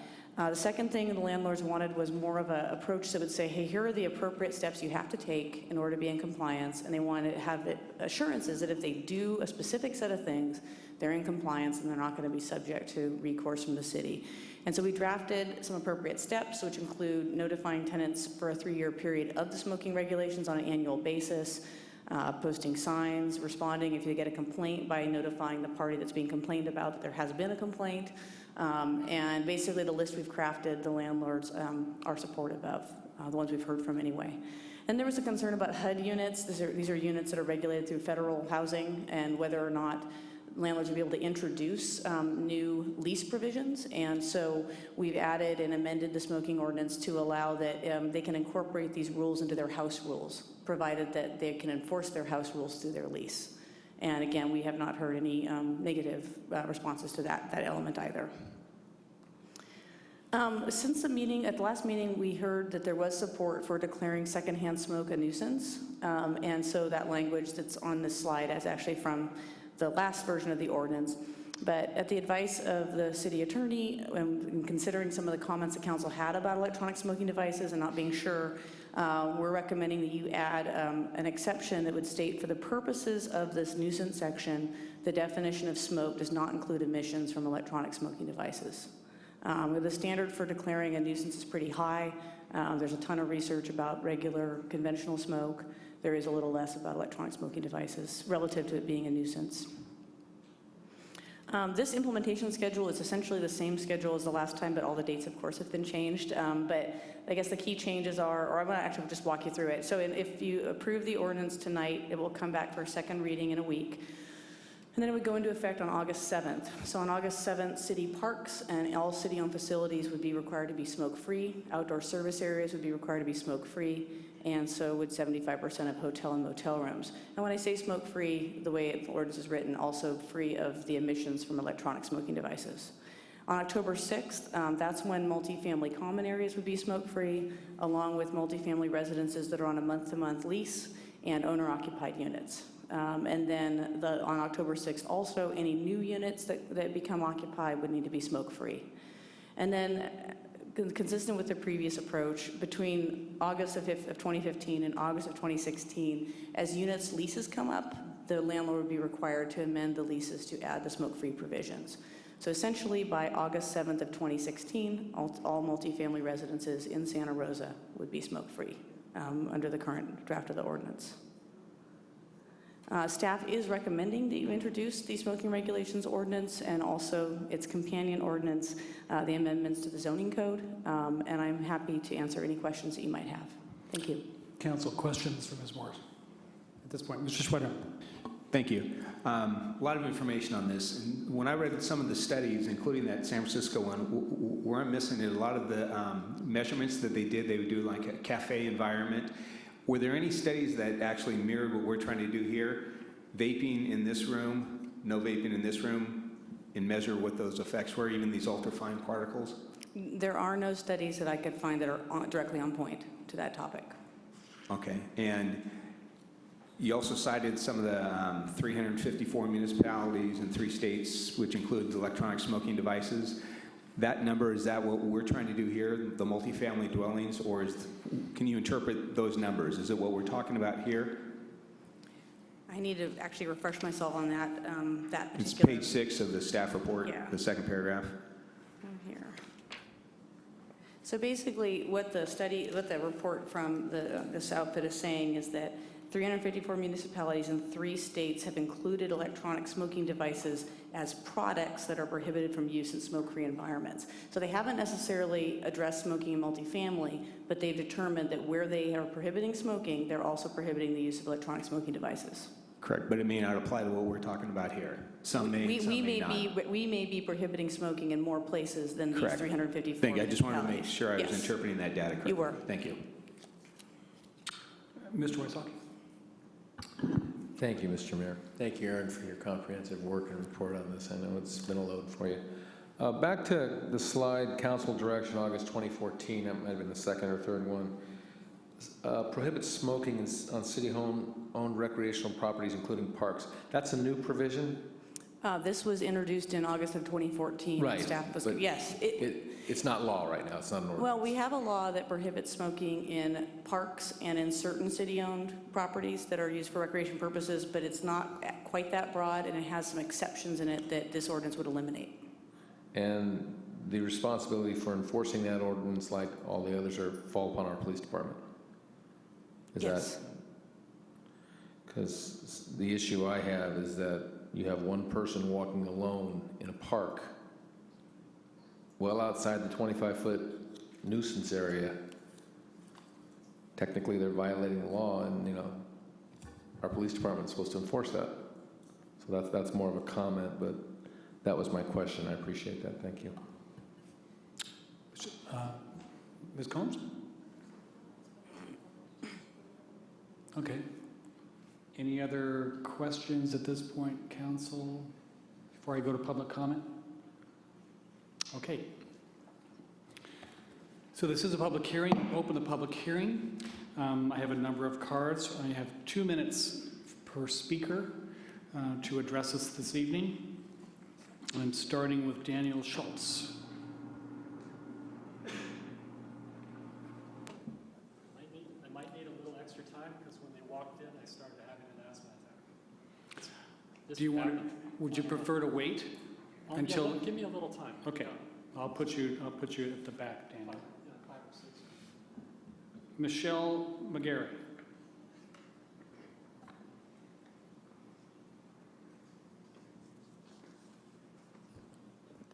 Good evening. I want to first thank you as current chair of the Coalition for Tobacco-Free Sonoma County. I want to thank you for, I even want to say the milestones with the timing, where we all started and where we are now. So thank you for considering the multi-unit smoke-free ordinances and all the outdoor as well. I did want to mention something. I do know when it comes to the HUD will be releasing new rules and regulations on going smoke-free in mid-August of this year. Something to think about. So they will be, they've already defined that they will be going smoke-free. Just want to let you know a little bit about that. And also just want to remind you how far we have come and all that has been done and said, and thank you, Aaron, as well. We need to push through this and see that we get the most out of all this time that has been used on this issue. So that's my recommendation, that we just push through. Let's do all we can. Thank you. Thank you. Ann Seeley. And Ann is followed by Bruce Lemana.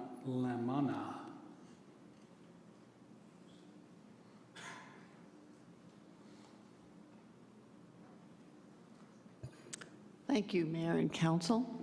I can't even offer any information about electronic devices and their effect, but what I can offer you is this: the effect of smoking on eyes. Because I work in an ophthalmology office, I know about the damaging effect of conventional smoking on the circulation that supports the retina, supports the whole eye, and the effect on eye diseases beyond all of the cancers, all of the other problems it causes. As part of our interview process with patients, we ask if they smoke. Many say they don't smoke, but that they grew up in a smoking environment, that their relatives were smoking around them, their parents were smoking.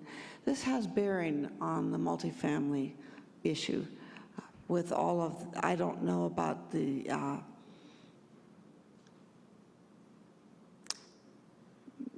intricacies of how this is explained with regard to common areas and the wall thickness or whatever, but wherever there's an opportunity to prevent exposure to secondhand smoke, it's a good thing, and I applaud you for doing this.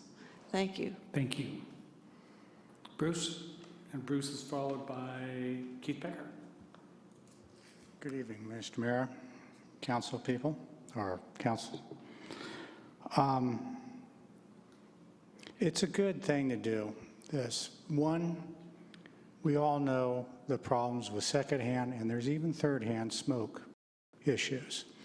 You're tackling a very emotional and also a very civil rights issue here. Everybody has a right to smoke. Give them the right. They want to, do that, that's fine. They don't have the right to force myself or anybody else to take on those issues of smoking. The one concern I had here when she was talking about the parameters is originally you had this as any multifamily housing, including duplex, apartments, townhouses, condominiums, and any building that contains 2 or more attached resident units. That has been omitted. Now, I live in a housing, there's a lot of housing in here in Santa Rosa that we call it fill-in, where they had small areas, and so they're doing houses that the garages are attached. And then you have small, patios in the back and everything else. I have one such thing. And my neighbor is a constant smoker, and I cannot use my backyard. We've asked, we've been very polite. We've asked them to use a filtering system, to no avail. We've asked her to smoke out front. She says, I have the right to smoke anywhere I want. And I say the lady's name. I said, that's right, you do, but I have the right not to smell it or not to inhale it. So I think having this ordinance is going to help people that are stuck in this situation, not only condos and apartments, but people with attached homes. I do strongly wish you would adopt this. Thank you. Thank you. Keith Becker. Keith is followed by Jenny Bard. Hello, Keith. Good evening. I just want to acknowledge my respect and admiration for Aaron Morris and for the city, the committees that put this together, because I realize how much of a challenge it was and how many different factors were taken into consideration. Just by measure of that folder there, you can see how involved it was. As a landlord, it isn't perfect. It is in some ways a bit unwieldy, but we can work with it and are willing to support it as such. The issue, I realize, however, that the room was fairly empty until about 10 minutes ago, so I anticipate that the issue of vaping is still not resolved. And Aaron did list that there are 4 different options that you could propose. The one request that I would have is that as a landlord, I still have the ability, if I so desire, to restrict vaping in rental units, multifamily, even if, as written, you find yourself making a change. Please do not make it exclusionary, stating that vaping is automatically permitted, but do leave the control back in the hands of the landlords to say that we individually want to say this is how we're going to approach it. Thank you. Thank you. Jenny Bard. Jenny's followed by Beth Streets.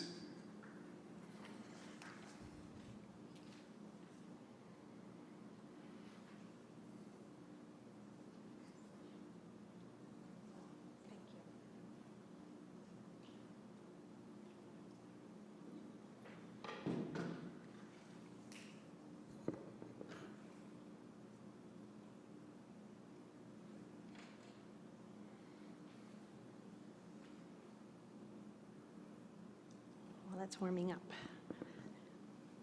Okay. It's hard to see these. Okay, thank you. My name's Jenny Barr, 911 Carr Avenue. I'm here to speak on behalf of Linda Regan, who lives in Bethlehem Tower Apartments in the 3rd floor where the circle is. This is her statement. I'm unable to be there myself to deliver this message, but I would love to be there to represent the many, many people with lung disease like myself who struggle to breathe from smoke that drifts into their homes. I want to thank the city for taking up this issue to protect residents from secondhand smoke, and especially happy you are considering an ordinance that would help protect residents in multi-unit housing like myself. Even though Bethlehem Towers is a smoke-free environment inside, outdoor smoking continues to be a big problem. People smoke at the bus stop in front of the building under my window, this area, and along the sidewalk. The smoke drifts into my apartment. I have lung disease. It's extremely hard to breathe. Even without the smoke, it's hard. You can imagine how hard it is with smoke. I would like to speak to the reasonable distance provision. The 25 feet may not be far enough to address some smoking situations. I live on the 3rd floor. Smoke from the street that may be farther than 25 feet, depending on how you measure it, can go up into the apartment and even into our hallway. It's not a problem just for me, but my caregiver who has allergies, my friends and family who come to visit. If that could be considered in your ordinance. Also, it's very important that designated smoking areas be similarly far enough away from open windows to prevent unwanted smoke. Finally, I also support banning electronic cigarette smoking in multi-unit housing. Thank you so much for your leadership in helping to protect residents who need it. End of statement. I'd also like to speak to you about my own personal experience with electronic cigarettes. I understand that some of you have been around electronic cigarette smokers and didn't experience any ill effects. Sadly, that wasn't my experience. I attended a family wedding where many of the people there were smoking electronic cigarettes. I had to leave within 30 minutes to go outside. I had a headache and a scratchy throat, as did many others. Vaping is not harmless. Thank you. Thanks, Ms. Bard. Beth? Beth is followed by Ning Garcia. As a landlord, I support not having the smoking inside. But when I read the ordinance, there are some questionable wording about signage, posting. I'm a little concerned that we could have some hearsay issues going on. It does allow for medical marijuana through vaping. How am I to decide if the product is medicinal or not? I can't make that decision. I'm not a professional in that regard. So I have some concerns that it's not really ready to be implemented because I can be fined, but you haven't given me enough direction. And I don't think that that's fair. So I would appreciate it if the council would look at that more very specifically.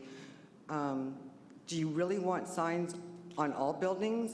Which buildings? How many signs?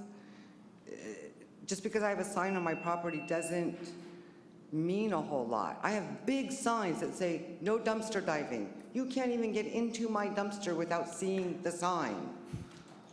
Do you know how many people I kick out of my dumpster and said, did you read the sign? Well, no. Well, read the sign. So the signage in itself is only going to clutter the scenery, so to speak, because people are going to do what they want to do. I agree with having a designated smoking area. I agree that we need to be considerate of all tenants on the property and all visitors, but I think we still need some clarification on what we really are trying to accomplish and what is truly expected of us. Because remember, we don't really control other adults. Thank you. Thank you.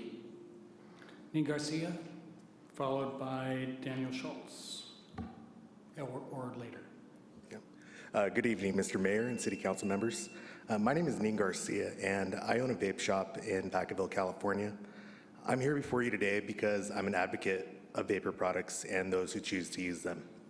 While I support many aspects of this proposed ordinance that protect the community and especially the youth, and agree that secondhand smoke is a nuisance and public health hazard, the evidence that there are no secondhand dangers of vaping far outweighs the claims that there are.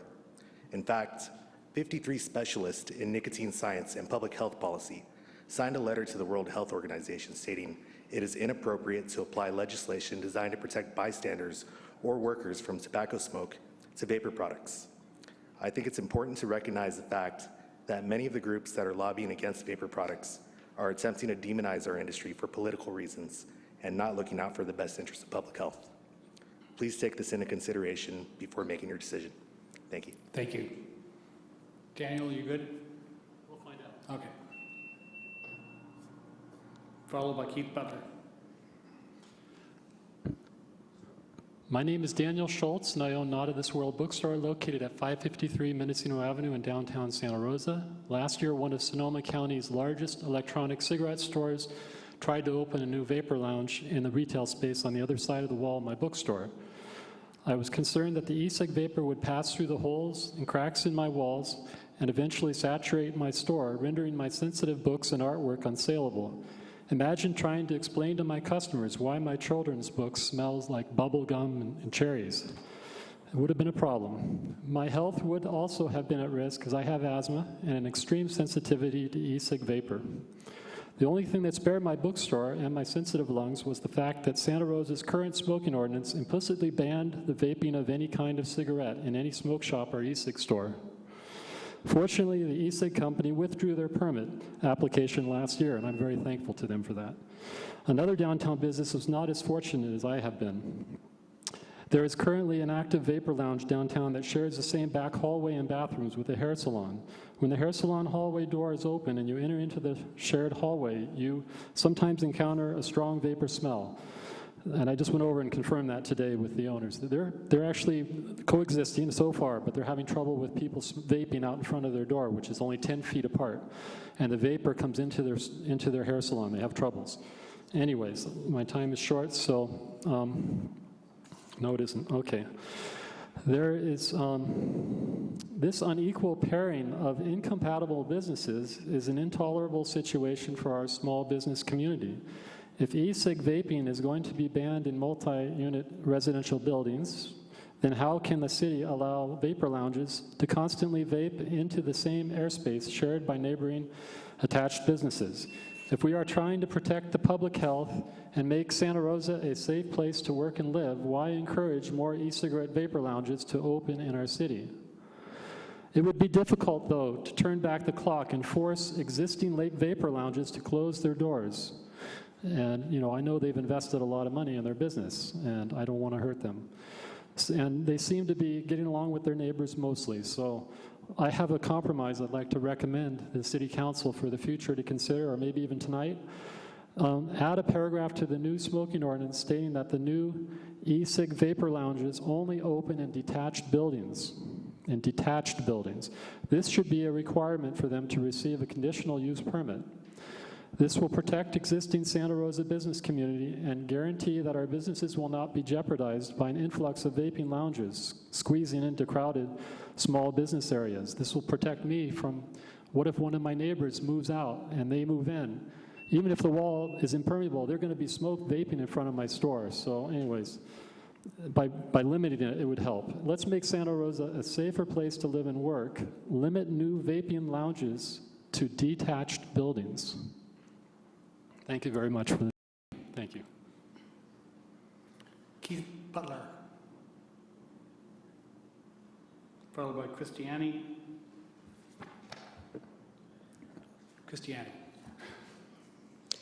Mayor Sawyer, council members, I thank you for meeting on this again. I'm sure it's been a long haul for you and you want to be done with it. I'd like to start off with council member. You actually asked for the study. It was in your packet produced the night before, and I have it here for you. A couple things I want to talk about that your health advisory here, it's funny that many cities are doing this. Many cities are saying, oh yeah, we're banning vapor products. Well, that's cool, but I mean, I could invite you all go play on 101, but you're not going to do it, right? Just because other cities are doing it, don't be like everybody else. Listen to the evidence, listen to the findings, and find out what's really going on. And it's ludicrous that this person right here has produced no information. You asked one simple question at the last meeting, and they haven't answered it. About it traveling through walls, it doesn't. I have a study right here which shows that the nicotine levels in a non-smoker's home and an e-cig user's home are significantly unfounded. They're the same. There's nothing left behind. You know, one of the biggest things people don't like about vapor use is that it looks like smoke. People blow these huge clouds. Just because insulin doesn't mean they're doing heroin, but it does look like it. Just please listen to the evidence that's given to you. Don't be like every other city out there. Don't just let a quick landslide, you know, roll over your city, and listen to what the people have to say and listen to the evidence. That's all I have for you. Thank you. Christiani Pelusi? Peluso. That's close. How's it Thank going? you. You're good. All right. My name is Christiani Peluso, and I was a pack-a-day smoker. I tried using the so-called approved devices to quit my nasty habit, and unfortunately none of them worked. Until 1 year ago, I found vapor, and I'm proud to say that I've been tobacco-free for 9 months. I'm a taxpayer, voter, and apartment renter. Vaping inside a non-smoker's home will be at zero cost compared to a smoker smoking in a non-smoker's home. I could, but I won't, out of respect, grab my e-cig, discreetly vape under one of these tables, and nobody would even know that I vaped. Exhaling vapor from a vaporizer shows that there is no excess smoke involved, no foul remnants or smell when exhaled, and nothing that would give someone else the impression that there's a smoker nearby that could possibly be harmful by secondhand vapor. Our taxes for medical insurance are currently paying for USP-grade propylene glycol so patients in our hospitals can breathe sanitized air, whom are also inhaling 1 out of the 3 ingredients that is in e-juice products. For those that say propylene glycol is unsafe in inhalation, should look no further than into the ingredient list of asthma inhalers and pediatric toothpaste. For the last 30 years, fog machines using mainly vegetable glycerin has been used over 1,000 theatrical and entertaining performances, leading no harm to the performers nor new law regulations where fog machines are banned indoors. Even though the toxicity from secondhand vapor is dramatically lower compared to tobacco products, I do know that public vapors will have common sense to treat their e-cig product as they treated smoking tobacco, because this saved all of our lives and we all deserve to have our responsible freedom to continue using these devices in the privacy of our own homes. I respectfully urge you to not support the staff's suggestions of varying the definitions of product and smoke, vapor and smoke. The science has been provided to you showing that trace evidence of vapor constituents of homes and electronic cigarette users in the same as non-smokers and non-vapors. Simply, my car, which I vape in, is not so different than your car. Thank you for your consideration. Thank you. Kari Hess, followed by Nicolette McCown. Good evening. My name is Carrie Hess, and I'm a registered addiction specialist. Please do not believe the misleading propaganda put out by the California Department of Public Health, Tobacco Free California, or the American Lung Association. A quick and easy Google search will show that the California Department of Public Health and Tobacco Free California receive big tobacco money. The American Lung Association is injected with millions of dollars of big pharma donations, specifically from Pfizer and GlaxoSmithKline. Any public comment or testimony provided by the American Lung Association should be stricken from the record due to a direct financial conflict of interest. This threatens the credibility of the agency, which in turn threatens the agency's ability to protect and promote the public health, who we are relying on this agency to formulate policies that literally affect life and death. The nicotine patch is not called the tobacco patch. Nicotine gum is not called tobacco gum, and electronic cigarette products should not be classified as tobacco. The truth is that the level of constituents in vapor are in lower quantities than found in ambient air in this room and even the tap water that we drink.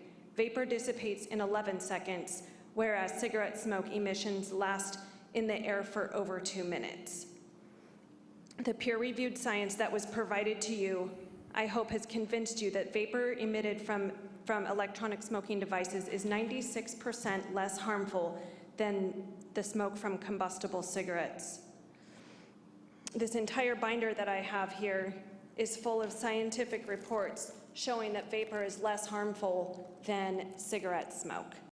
According to the Drexel University School of Public Health, calculations reveal that there was no evidence of potential exposure of e-cigarette users to contaminants that are associated with risk to health.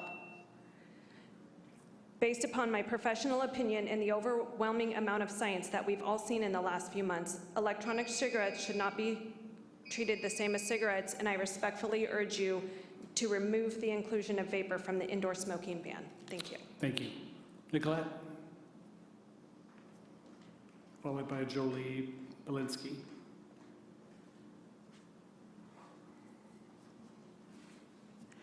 Good evening, council members. It was a pleasure spending all day with you. Thank you very much. Your microphone. Thank you. I'm here definitely to support the ban on smoking in multi-unit dwellings, especially. It's my son and I, we have asthma, and I also have COPD. I'm begging you for a victory today.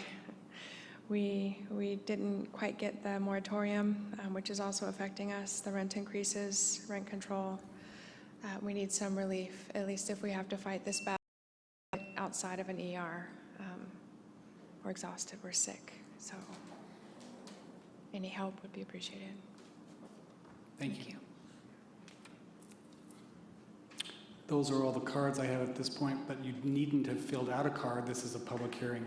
If you could just identify yourself for the record, please. Hi, my name is Jolie Belinsky, and I'm the general manager of eSig 101 in Runner Park. And I live in Santa Rosa, and I'm concerned about this ordinance and including electronic cigarettes. First of all, the study, the SF study that was done, there are countless studies, like Carrie Hess pointed out, on the benefits of switching to electronic cigarettes rather than the negative effects. The one study that was chosen to be brought to you that seems to be a little guided rather than looking at the mass and seeing the negative versus the positive, and that there is a lot more positive out there than there is negative. Also, You know, I was here another time, and the problems that people are having with multi-living dwellings and people smoking in their backyards and it being a nuisance, that could be solved with people switching to electronic cigarettes. And we're part of, and I feel like as part of a community, we're shaming electronic cigarettes, which are literally saving people's lives.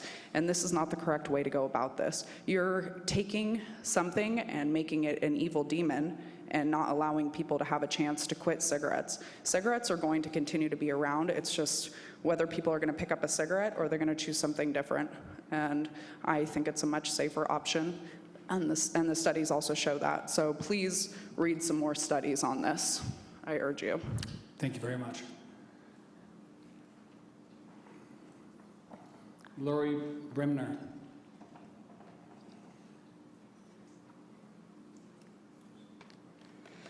Good evening. My name is Lori Bremner. I'm a local resident. I'm a volunteer for the American Cancer Society Cancer Action Network. I'm also a cancer survivor, and I lost my father to tobacco-related illness.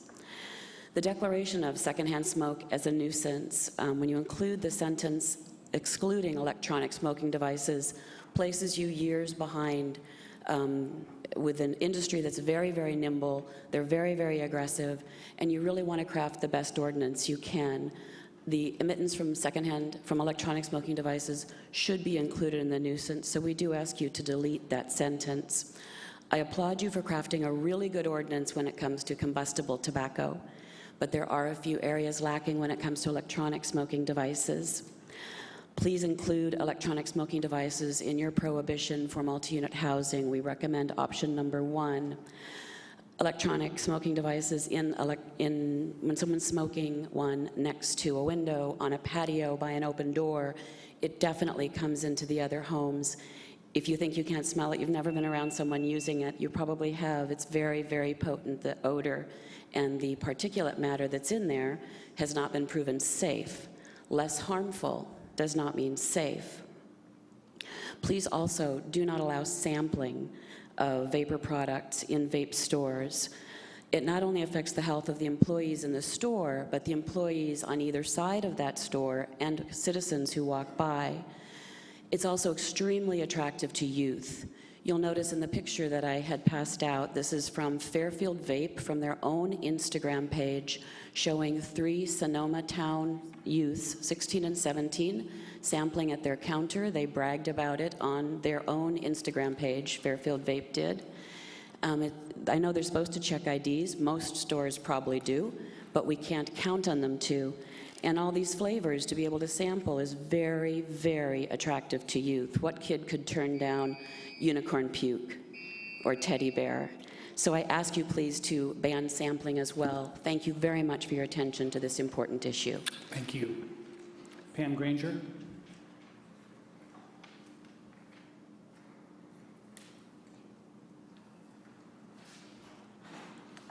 Good evening, Mayor, Council members. Pam Granger with the American Lung Association. I brought some show and tell. My sister's a 3rd grade teacher, and she says, you know, in the afternoon when things are winding down, I give some visual aids. Not that I'm comparing you to the 3rd graders, but I just thought it perhaps would help to illustrate. One of the coalition members took some pictures of apartments around the city of Santa Rosa. The idea that they had was it doesn't matter whether or not emissions from electronic cigarettes go through the walls, although it doesn't seem like the walls are selective.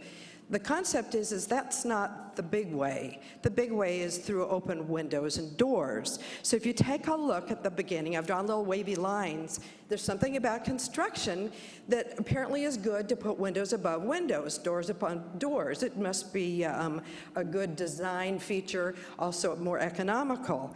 Every time there's an overhang, so like the very first page shows a walkway that you walk on to get to the 2nd floor, that means below that, any emissions that are outside there, they linger and they gather together. So you know that the places right underneath the overhang are going to have, in my house, if I have the back door open and I open the front door, boom, it shucks the back door shut. You know, so you've got this air exchange going on.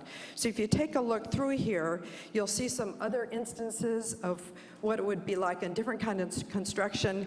My very favorite one is the last one. It sort of reminded me of the Bethlehem Tower situation, where you've got these open sliders going straight through. So whatever comes out that window has an opportunity to be sucked right back in the other one.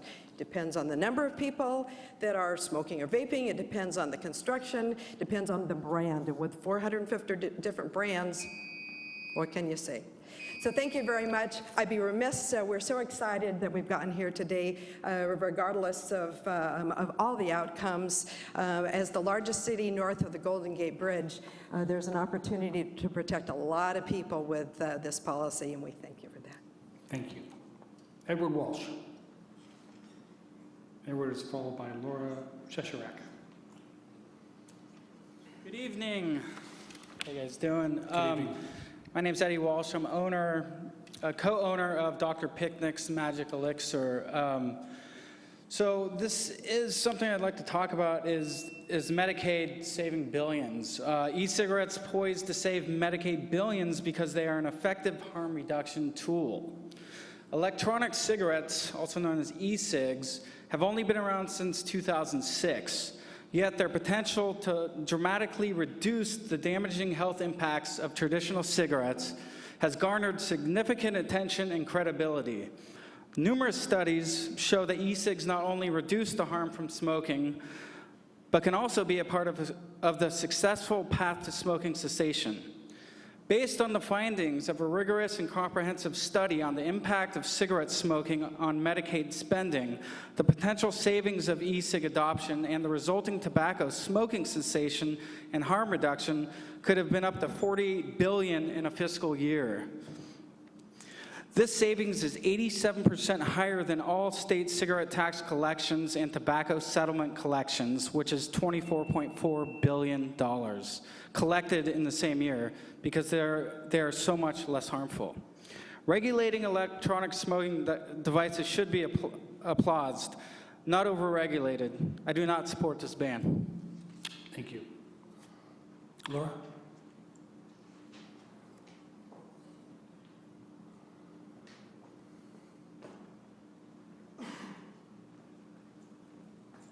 Hi, my name's Laura Chesarek, and I am also...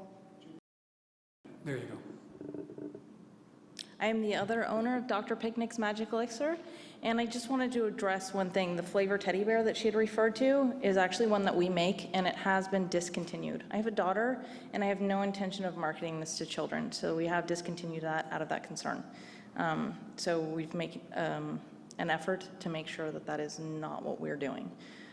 This is intended to quit smoking, not to entice children to start vaping.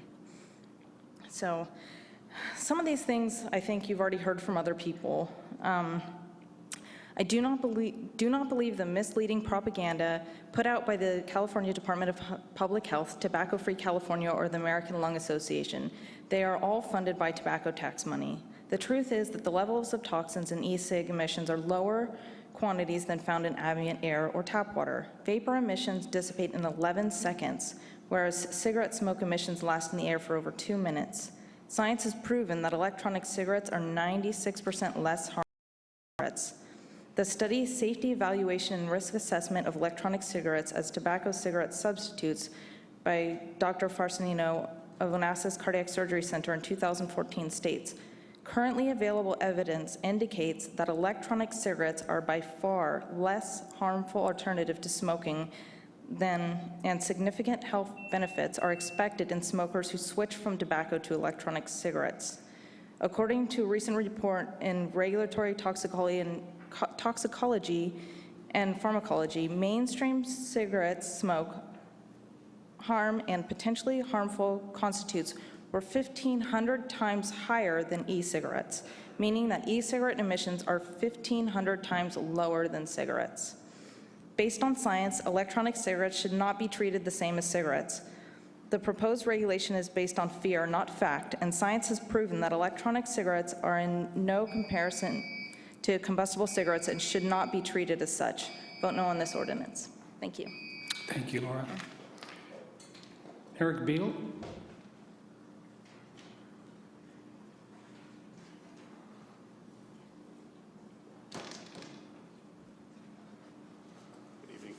Mayor, council members, it's great to be back here.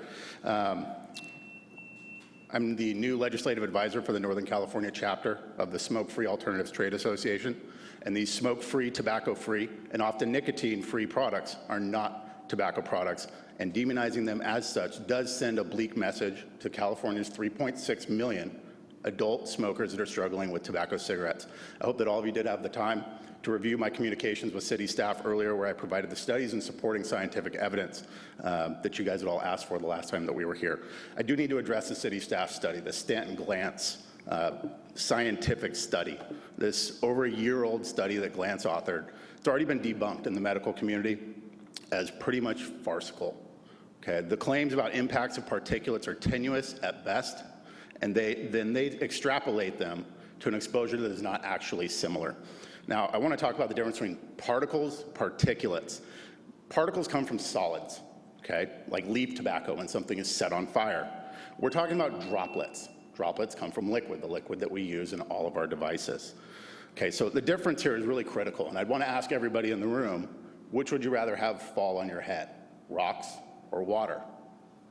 This perhaps explains why Glantz had to leave medical engineering, where not knowing the difference between liquids and solids can be disastrous, and go into tobacco activism instead, where apparently it doesn't make much of a difference at all. Glantz has 0 medical credentials and hundreds of financial conflicts of interest with Big Pharma. Accepting medical research from a mechanical engineer makes about as much sense as me taking legal advice from my dog. Even after council wished to unbundle vapor and smoke definitions, it appears that city staff is attempting to double down on that failed endeavor, suggesting that vapor products are tobacco products because the liquid may or may not contain tobacco-derived nicotine. Caffeine is derived from coffee.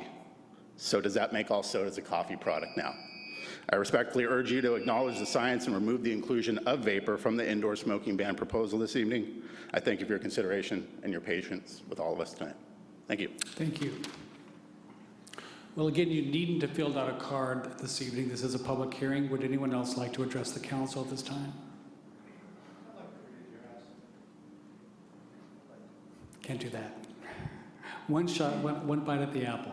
Your name, please, sir. Hi, my name's Kirk Frowick. I'm a resident here in Santa Rosa and a vapor. I don't want to argue about if vaping's good, you know, if it's better or not. My concern is similar to Mr. Wiskoski's. I walk my dogs in the Place to Play park every day, and it's in the middle of a field. I have dogs that I can't really let be around other people. And I don't want to be a lawbreaker while I'm out there having my own time away from everybody else. And I'm not prepared, I didn't know how to show you guys this, but this is a gentleman that I saw in front of Oliver's yesterday. He's 87. His doctor recommended that he start vaping instead of smoking, and I'm sure he doesn't want to be a lawbreaker either. You know, so I just want you to consider not including vaping with tobacco products. Thank you. Would anyone else like to address the council at this point? Seeing no one rise, close the public hearing, bring it back to council. Questions? Ms. Gomes.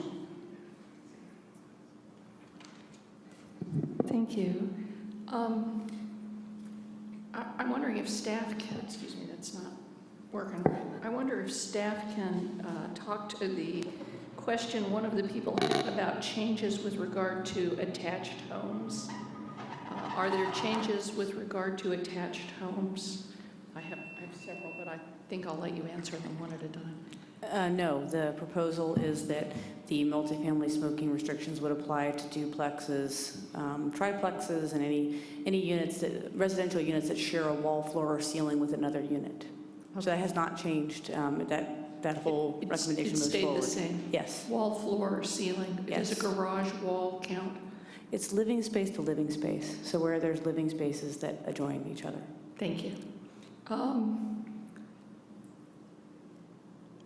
I also wanted to ask, is it possible, assuming we're going to go forward with something tonight, whatever it is it possible to go forward with it with a grandfathering of current smoke shops, but a statement that in future new must be detached only. So we could go forward with that instruction? Yes. Okay. And I thought I heard you mention that it would be enforced by the police department, but I recall that there was an enforcement mechanism through the health department. Can you clarify what's health department and what's police department?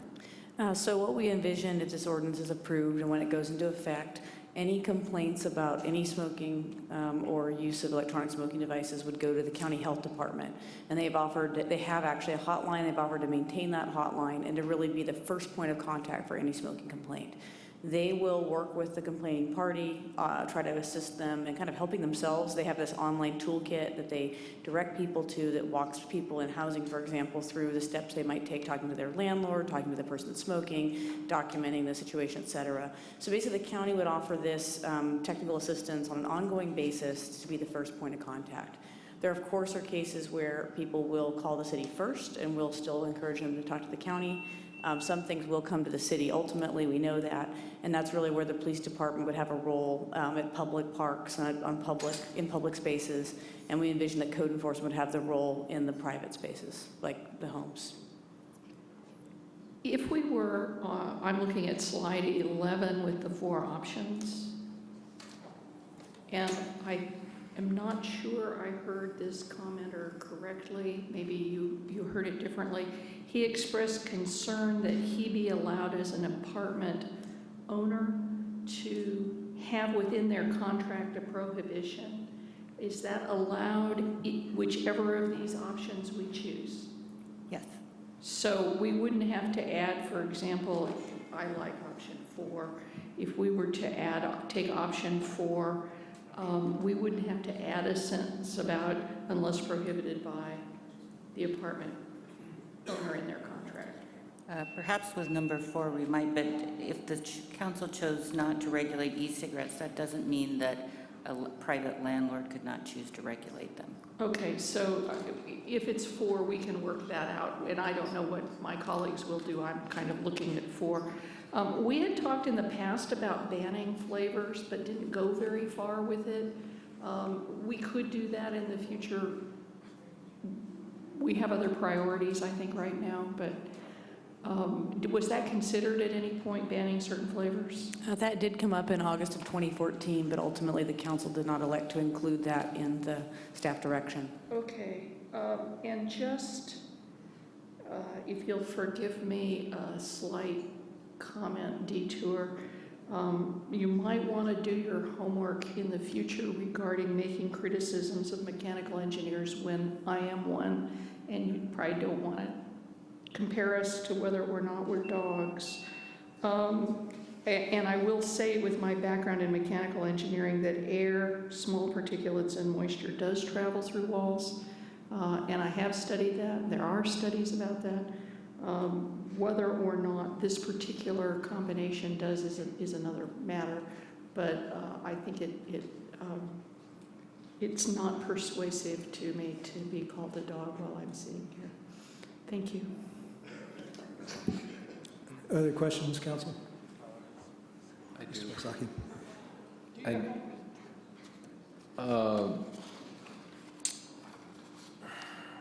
The direction to allow medical marijuana, that, is there any, I see that was, I lost it here.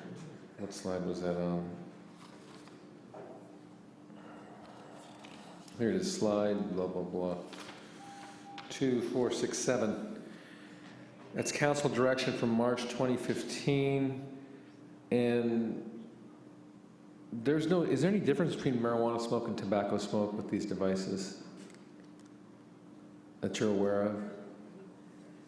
The devices don't emit smoke, they emit aerosol. Okay. The council actually was at the December 16th study session, indicated an interest in creating an exemption for the vaping of medical marijuana, and so staff brought that forward in March directly in response to that request.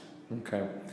I would like to at least bring that to my colleagues that perhaps we might want to strike that. I've had thoughts about that. If the vaping from tobacco goes through the walls, I gotta believe marijuana goes through the walls, and just because it's medical doesn't mean that it's safe for secondhand smoke. So that's something I would like to bring up to everyone's consideration if we move forward on this. I don't feel that that's a proper exemption personally. I also, I'm generally supportive of this, but that's comments, I guess. Okay. I do have a problem with a large park and no one else there and you're not a nuisance, and prohibiting smoking in general for something like that. I can just see that the call going out for police unit, someone's smoking in Franklin Park, go pick him up. I mean, how high of a priority is that going to be?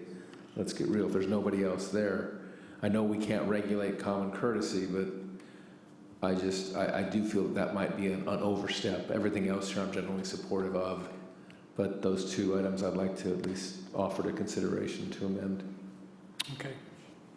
Thank you. Who would like to go next with suggestions? Mr. Schweyer? I know we're talking comments now because I don't have any other questions. Yeah. Okay. So for me, my preference is option 3, and a lot of it is the science, reading the studies, and just reading from the particulate matter. This is straight from the study. It says fine particles can be variable and chemically complex, and the specific components responsible for toxicity and the relative importance of particle size and particle composition are generally not known. Given these uncertainties, it is not clear whether the ultrafine particles delivered by e-cigarettes have health effects and toxicity similar to the ambient fine particles generated by conventional cigarette smoke or secondhand smoke. So based on that and a variety of the other resources that I reviewed, just unilaterally saying e-cigarettes are the same as smoking cigarettes, I'm not supportive of that.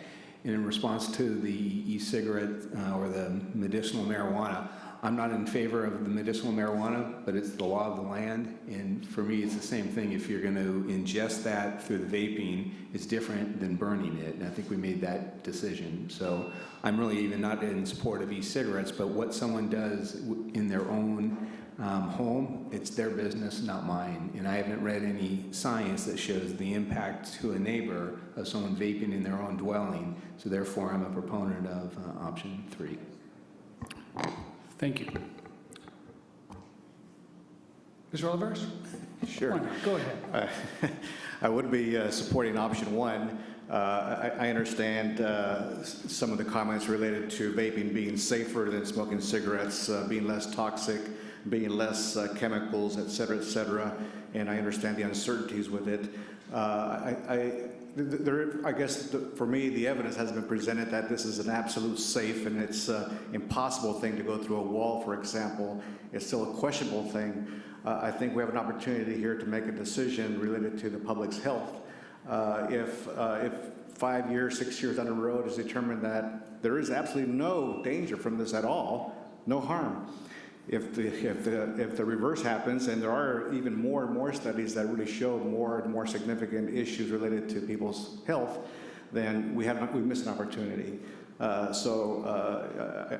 clearly understand the uncertainties, but I think I would want to err on the side of caution, and I would support option number 1. Thank you. Mr. Vice Mayor? First of all, I guess I want to address the suggestion that we're somehow demonizing the use of e-cigarettes. This is not a moral judgment about what you do with your own body and your own life. Smoke them if you got them. Vape them if you got them. But do it in a place where it's not affecting other people. This issue is about secondhand emissions from cigarettes, from pipes, cigars, and electronic devices. Those emissions have an effect on people. And I support people's right to smoke. I support people's right to vape. But I also support people's right not to inhale what's coming out of your cigarette or device. People's right to breathe clean air. This isn't about telling you can't smoke. It's saying that you can't smoke where it affects other people. You can go elsewhere you can go 25 feet away, but you know, a little kid who's in his or her bed at night can't get away from secondhand emissions.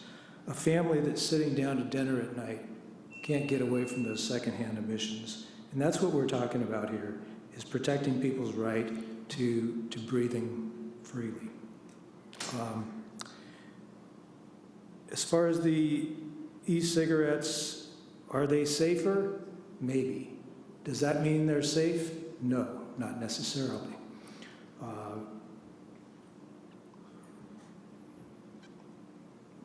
What it comes down to for me is, as I've already stated, this is about letting people live without other people's emissions, and I would support number 1.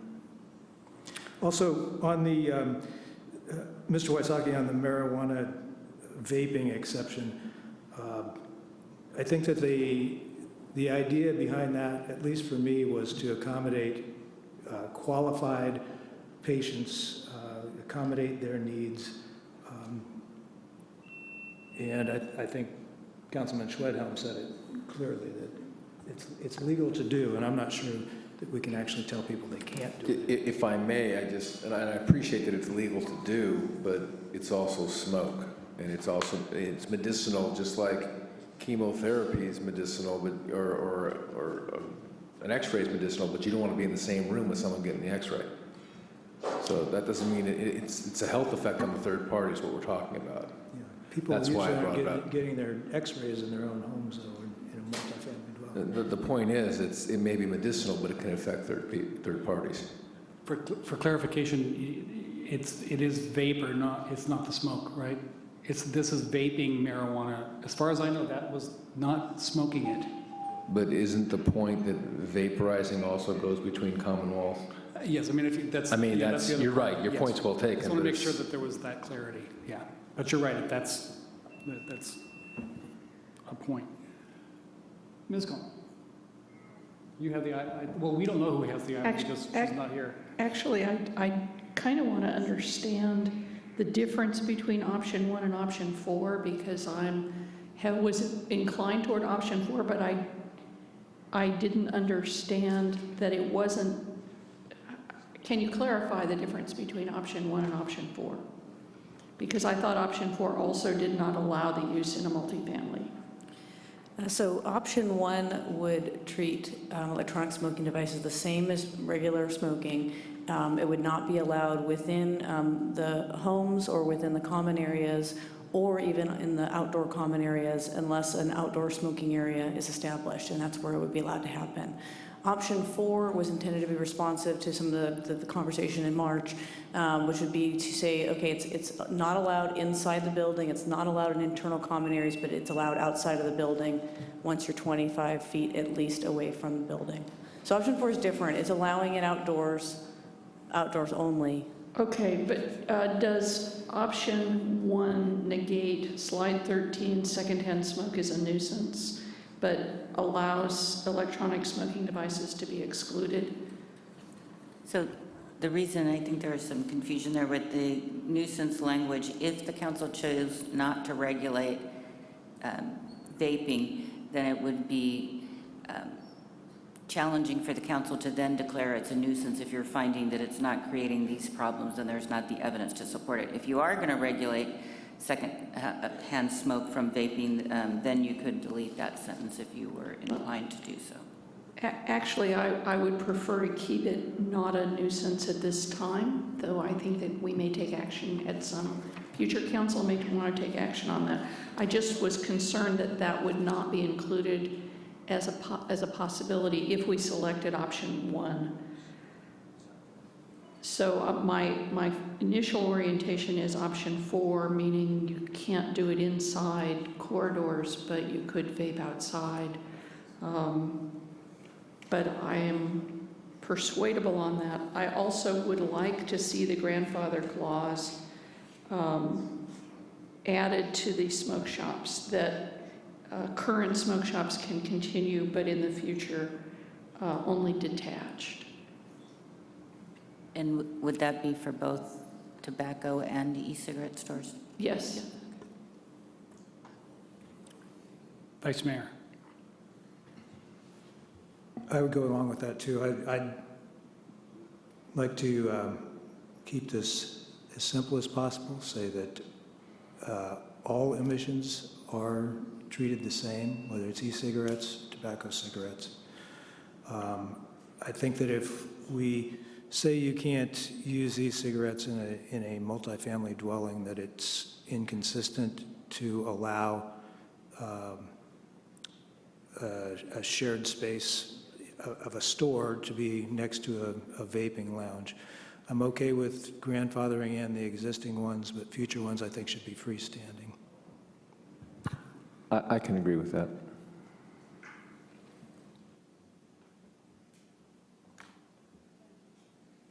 I'm okay with the vaping medical prescription items. It's not perfect, but I would be okay with that. Where is everybody else with that? Could you repeat that? With regard to vaping prescription items, medical marijuana, for example, I am okay with the exception allowing that. I'm kind of asking, can I hear where other people are? I wasn't clear where other people were with that. Council, do you want to just for this piece weigh in on the medical marijuana exception? Okay. You okay with that? Okay.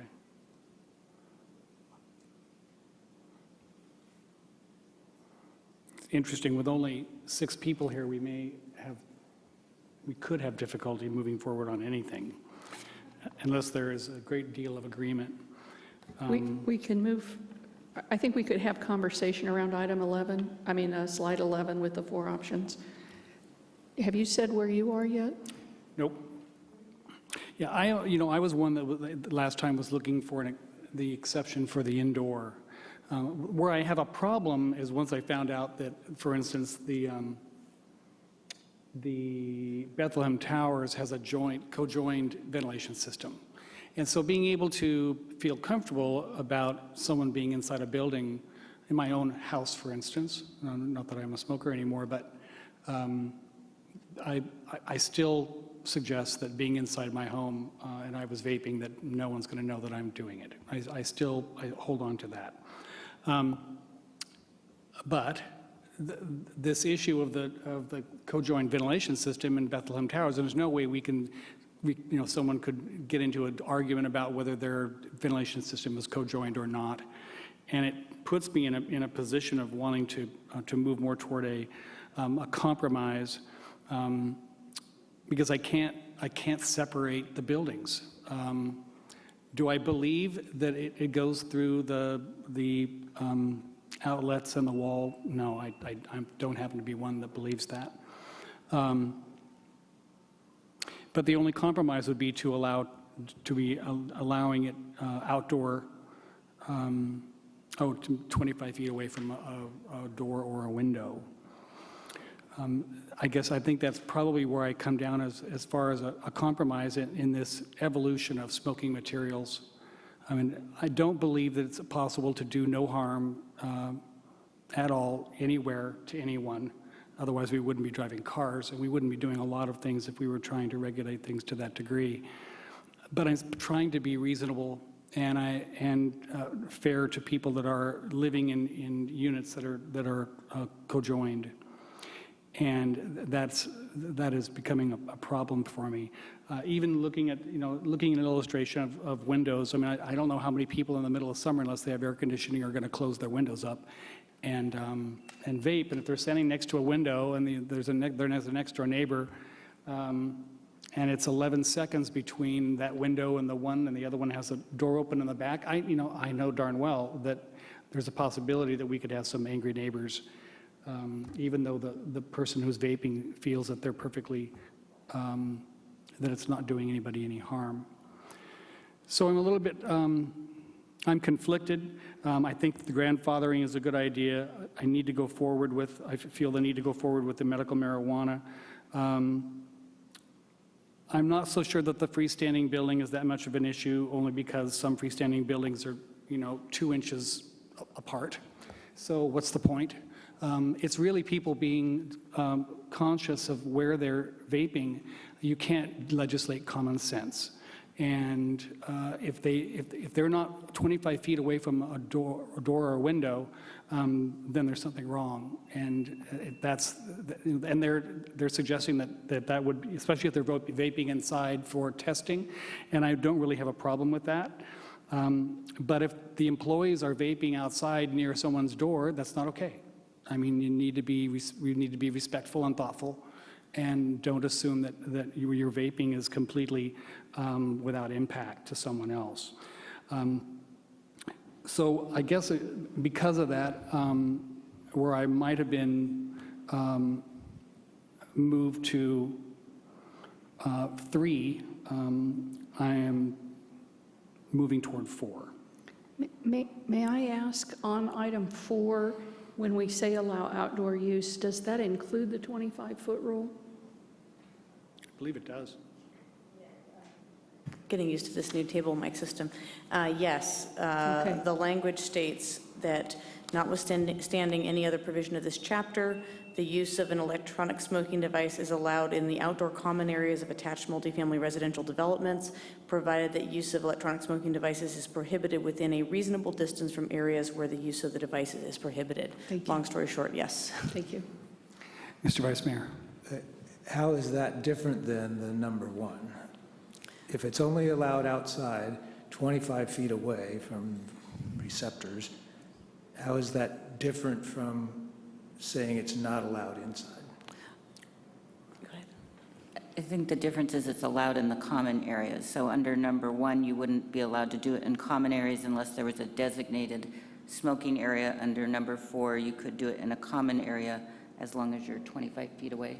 An exterior common area, so interior common areas are still banned. Mm-hmm. But couldn't you do that anyway? I mean, as long as you're 25 feet away. No, you couldn't do it inside. Option 1 would prohibit the use of these devices on multifamily properties, inside, outside, anywhere, unless there's a designated smoking area. And that's established by the landlord or property owner to meet certain standards. Option 4, you could only do it in the outdoor common areas, at least 25 feet away from the buildings. But that's the case for tobacco as well, correct? The ordinance is drafted that the smoking of tobacco would be prohibited on multifamily properties, period, inside, outside, everywhere. There can't be a designated And the landlord smoking could area? do a designated smoking area if they wish to, that met certain standards. Okay. Distance requirements. So, and part of the concern was that some of the common areas include playgrounds, depending on the type of facility. That could be a playground. So I think that's why there's a distinction between number 1, which wouldn't allow it in any common area, only a designated smoking area at a complex, a multifamily complex, whereas number 4 would allow it in any common area so long as you were 25 feet away from a building. So you could, if we go with number 4, then you could vape on the playground. No. If it was 25 feet away, yes. But you couldn't vape near a playground, could you? In a multifamily complex, not at a city park, but if you were in a multifamily complex that had a playground, a swimming pool that was more than 25 feet away from a building, then you would be able to do it under option number 4. Okay, so, excuse me, I'm going to go to where I live, because where I live, there's a playground, there's a garden, there's a pool, but there's also a lot of just plain walking along the sidewalk space. And what we're doing here in 1 would also ban the walking along the sidewalk space for vaping, which concerns me. Can we go with something like option 4, but add the exclusion of certain common amenities, such as a playground, the way that we've added bus stops and bank lines? Can we do that with item 4? So that, yes, so that if people you- aren't banned from walking.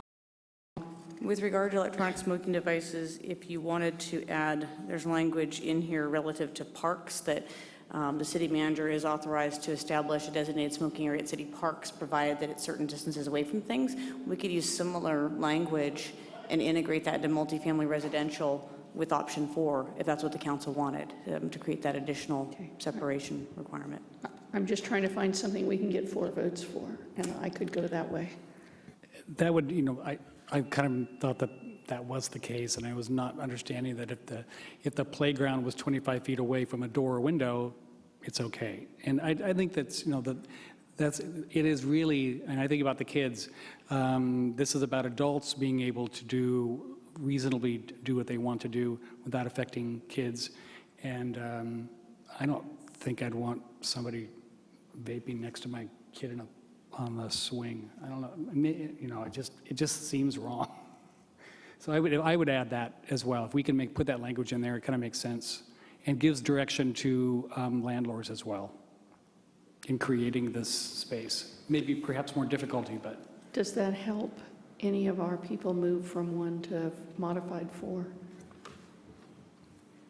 So at this point, if I captured everybody correctly, we have 1 option 3, 3 option 1s, and 2 option 4s with modifications. Well, not right now, we don't. I'm a 4. I'm not sure which option Gary chose. I have 2 option 1s, 2 option 4s, and 1 option 3. Okay, so we have 3 option 4s. Oh, for 4, I'm sorry, I took you to mean option 1. Okay. No, okay. So we need 1 more option 4 in order to have something we can move forward with. Can we restate what the modification we just made, what option 4 means? First of all, do I understand correctly that option 4 prohibits using e-cigs and regular tobacco inside any multifamily dwelling? Yes. What does it allow outside? It would allow that electronic smoking devices could be used in outdoor common areas. That's how it's currently drafted. That's the language that's in your staff report. You were discussing a modification that would further clarify that the use of these devices in these outdoor common areas needs to be separated from areas where there are children and areas where there are other sensitive uses. We have language from another section of the ordinance that we might be able to bring into option 4 that could address that concern if the council wishes that. If that's where we need to go, I think that that's what number 1 does. And I would encourage you all to consider that. Option 1 doesn't allow people to just walk along the sidewalk. Well, it would allow you With to a walk vape. on the outside sidewalks, but not sidewalks within a complex. Yeah. I must say, we're trying to slice the apple rather thin here, or peel the onion, because I just think it's kind of ludicrous to try and regulate in the middle of a city park, as I've said before, but in the interest of expediency, I think 4 does accomplish what we all seem to, or at least a majority of us want to accomplish here. Modified 4, so that a play area would be included in the 25 feet from doors and windows and play areas. And you want to define a play area for me? Well, it's pretty, I think there's, Aaron. We define it as an area that's primarily used by children. So that's the definition for the city park designated smoking area criteria. So that would be like a half court that's used by teenagers, a tot lot or a mid-range play equipment. Right. And including the grandfathering.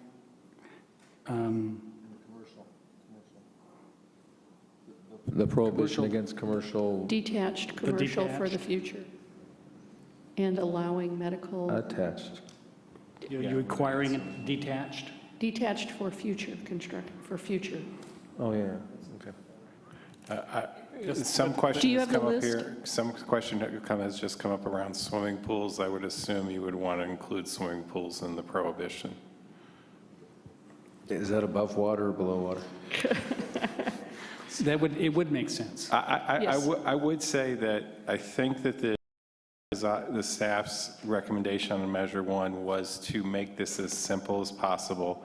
The restriction being that you would have a designated area under which you would have smoking, so there would be no confusion and mitigate some of that confusion, which gets into the enforcement conversation. I will just say that that is why I think staff brought forward the recommendation on number 1 as opposed to the recommendation on number 4, because we are starting to, the question will become sort of, where's the starting point of the 25 feet really measure out? I will only say that as why I believe staff recommended the first choice as opposed to the 4th choice. It is the cleanest of the choices as far as this process. And I'd be willing to go with the requirement that buildings be detached just to go forward, because not that I think it really matters, but if it means we're going to get to a decision, I'd go forward with that. Yeah, I haven't been convinced to move from 1 because I like the clarity of it. It's just so clear and there's no ambiguity in it. Okay? I don't blame you. It's easier to enforce. It's easy to see. So I haven't been convinced to move from it. Okay. I'm going to call the question because I think I can count to 4 on 4 as a modified, I think, with prescription, with detached new, and there was another one. The modified play equipment, Yes, or the top modification. and swimming pools. Do you have those notes? So I'm calling the question. So you're moving to introduce the ordinance with those, with option 4 as amended and with the other changes you've indicated? Do I have it? Aaron has it. Aaron Then has I'm moving to move it forward with those changes. Thank you for taking this on. And I would need... I need a second. Right. Second. I have a motion and a second. Your votes, council.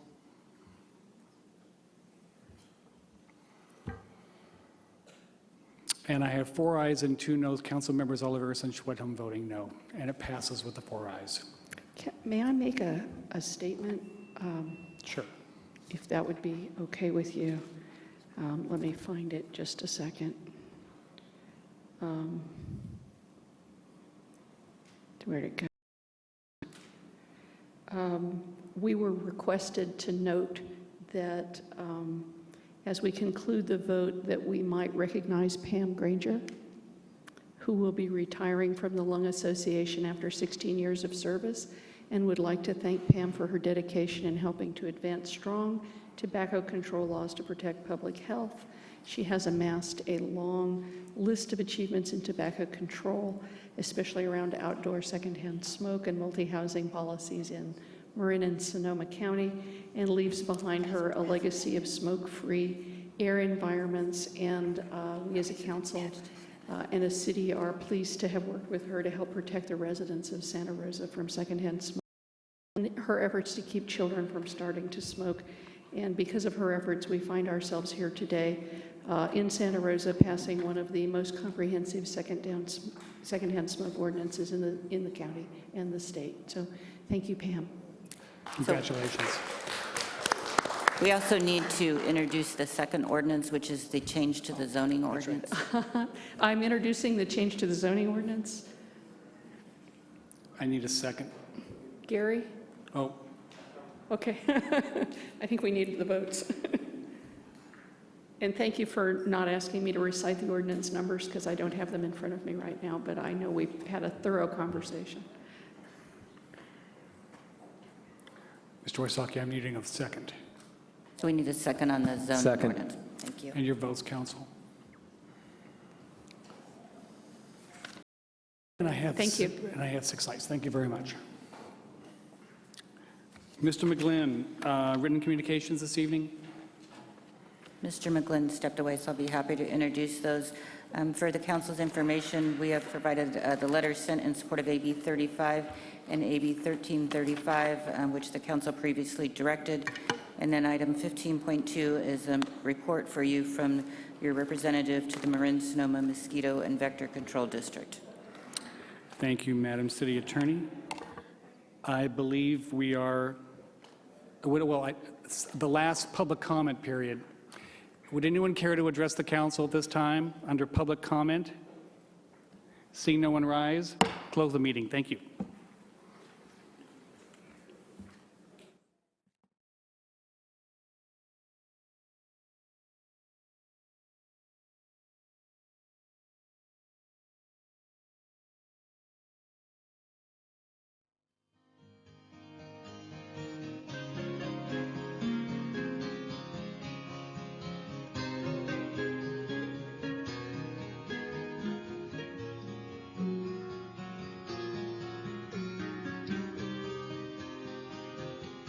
Make life better.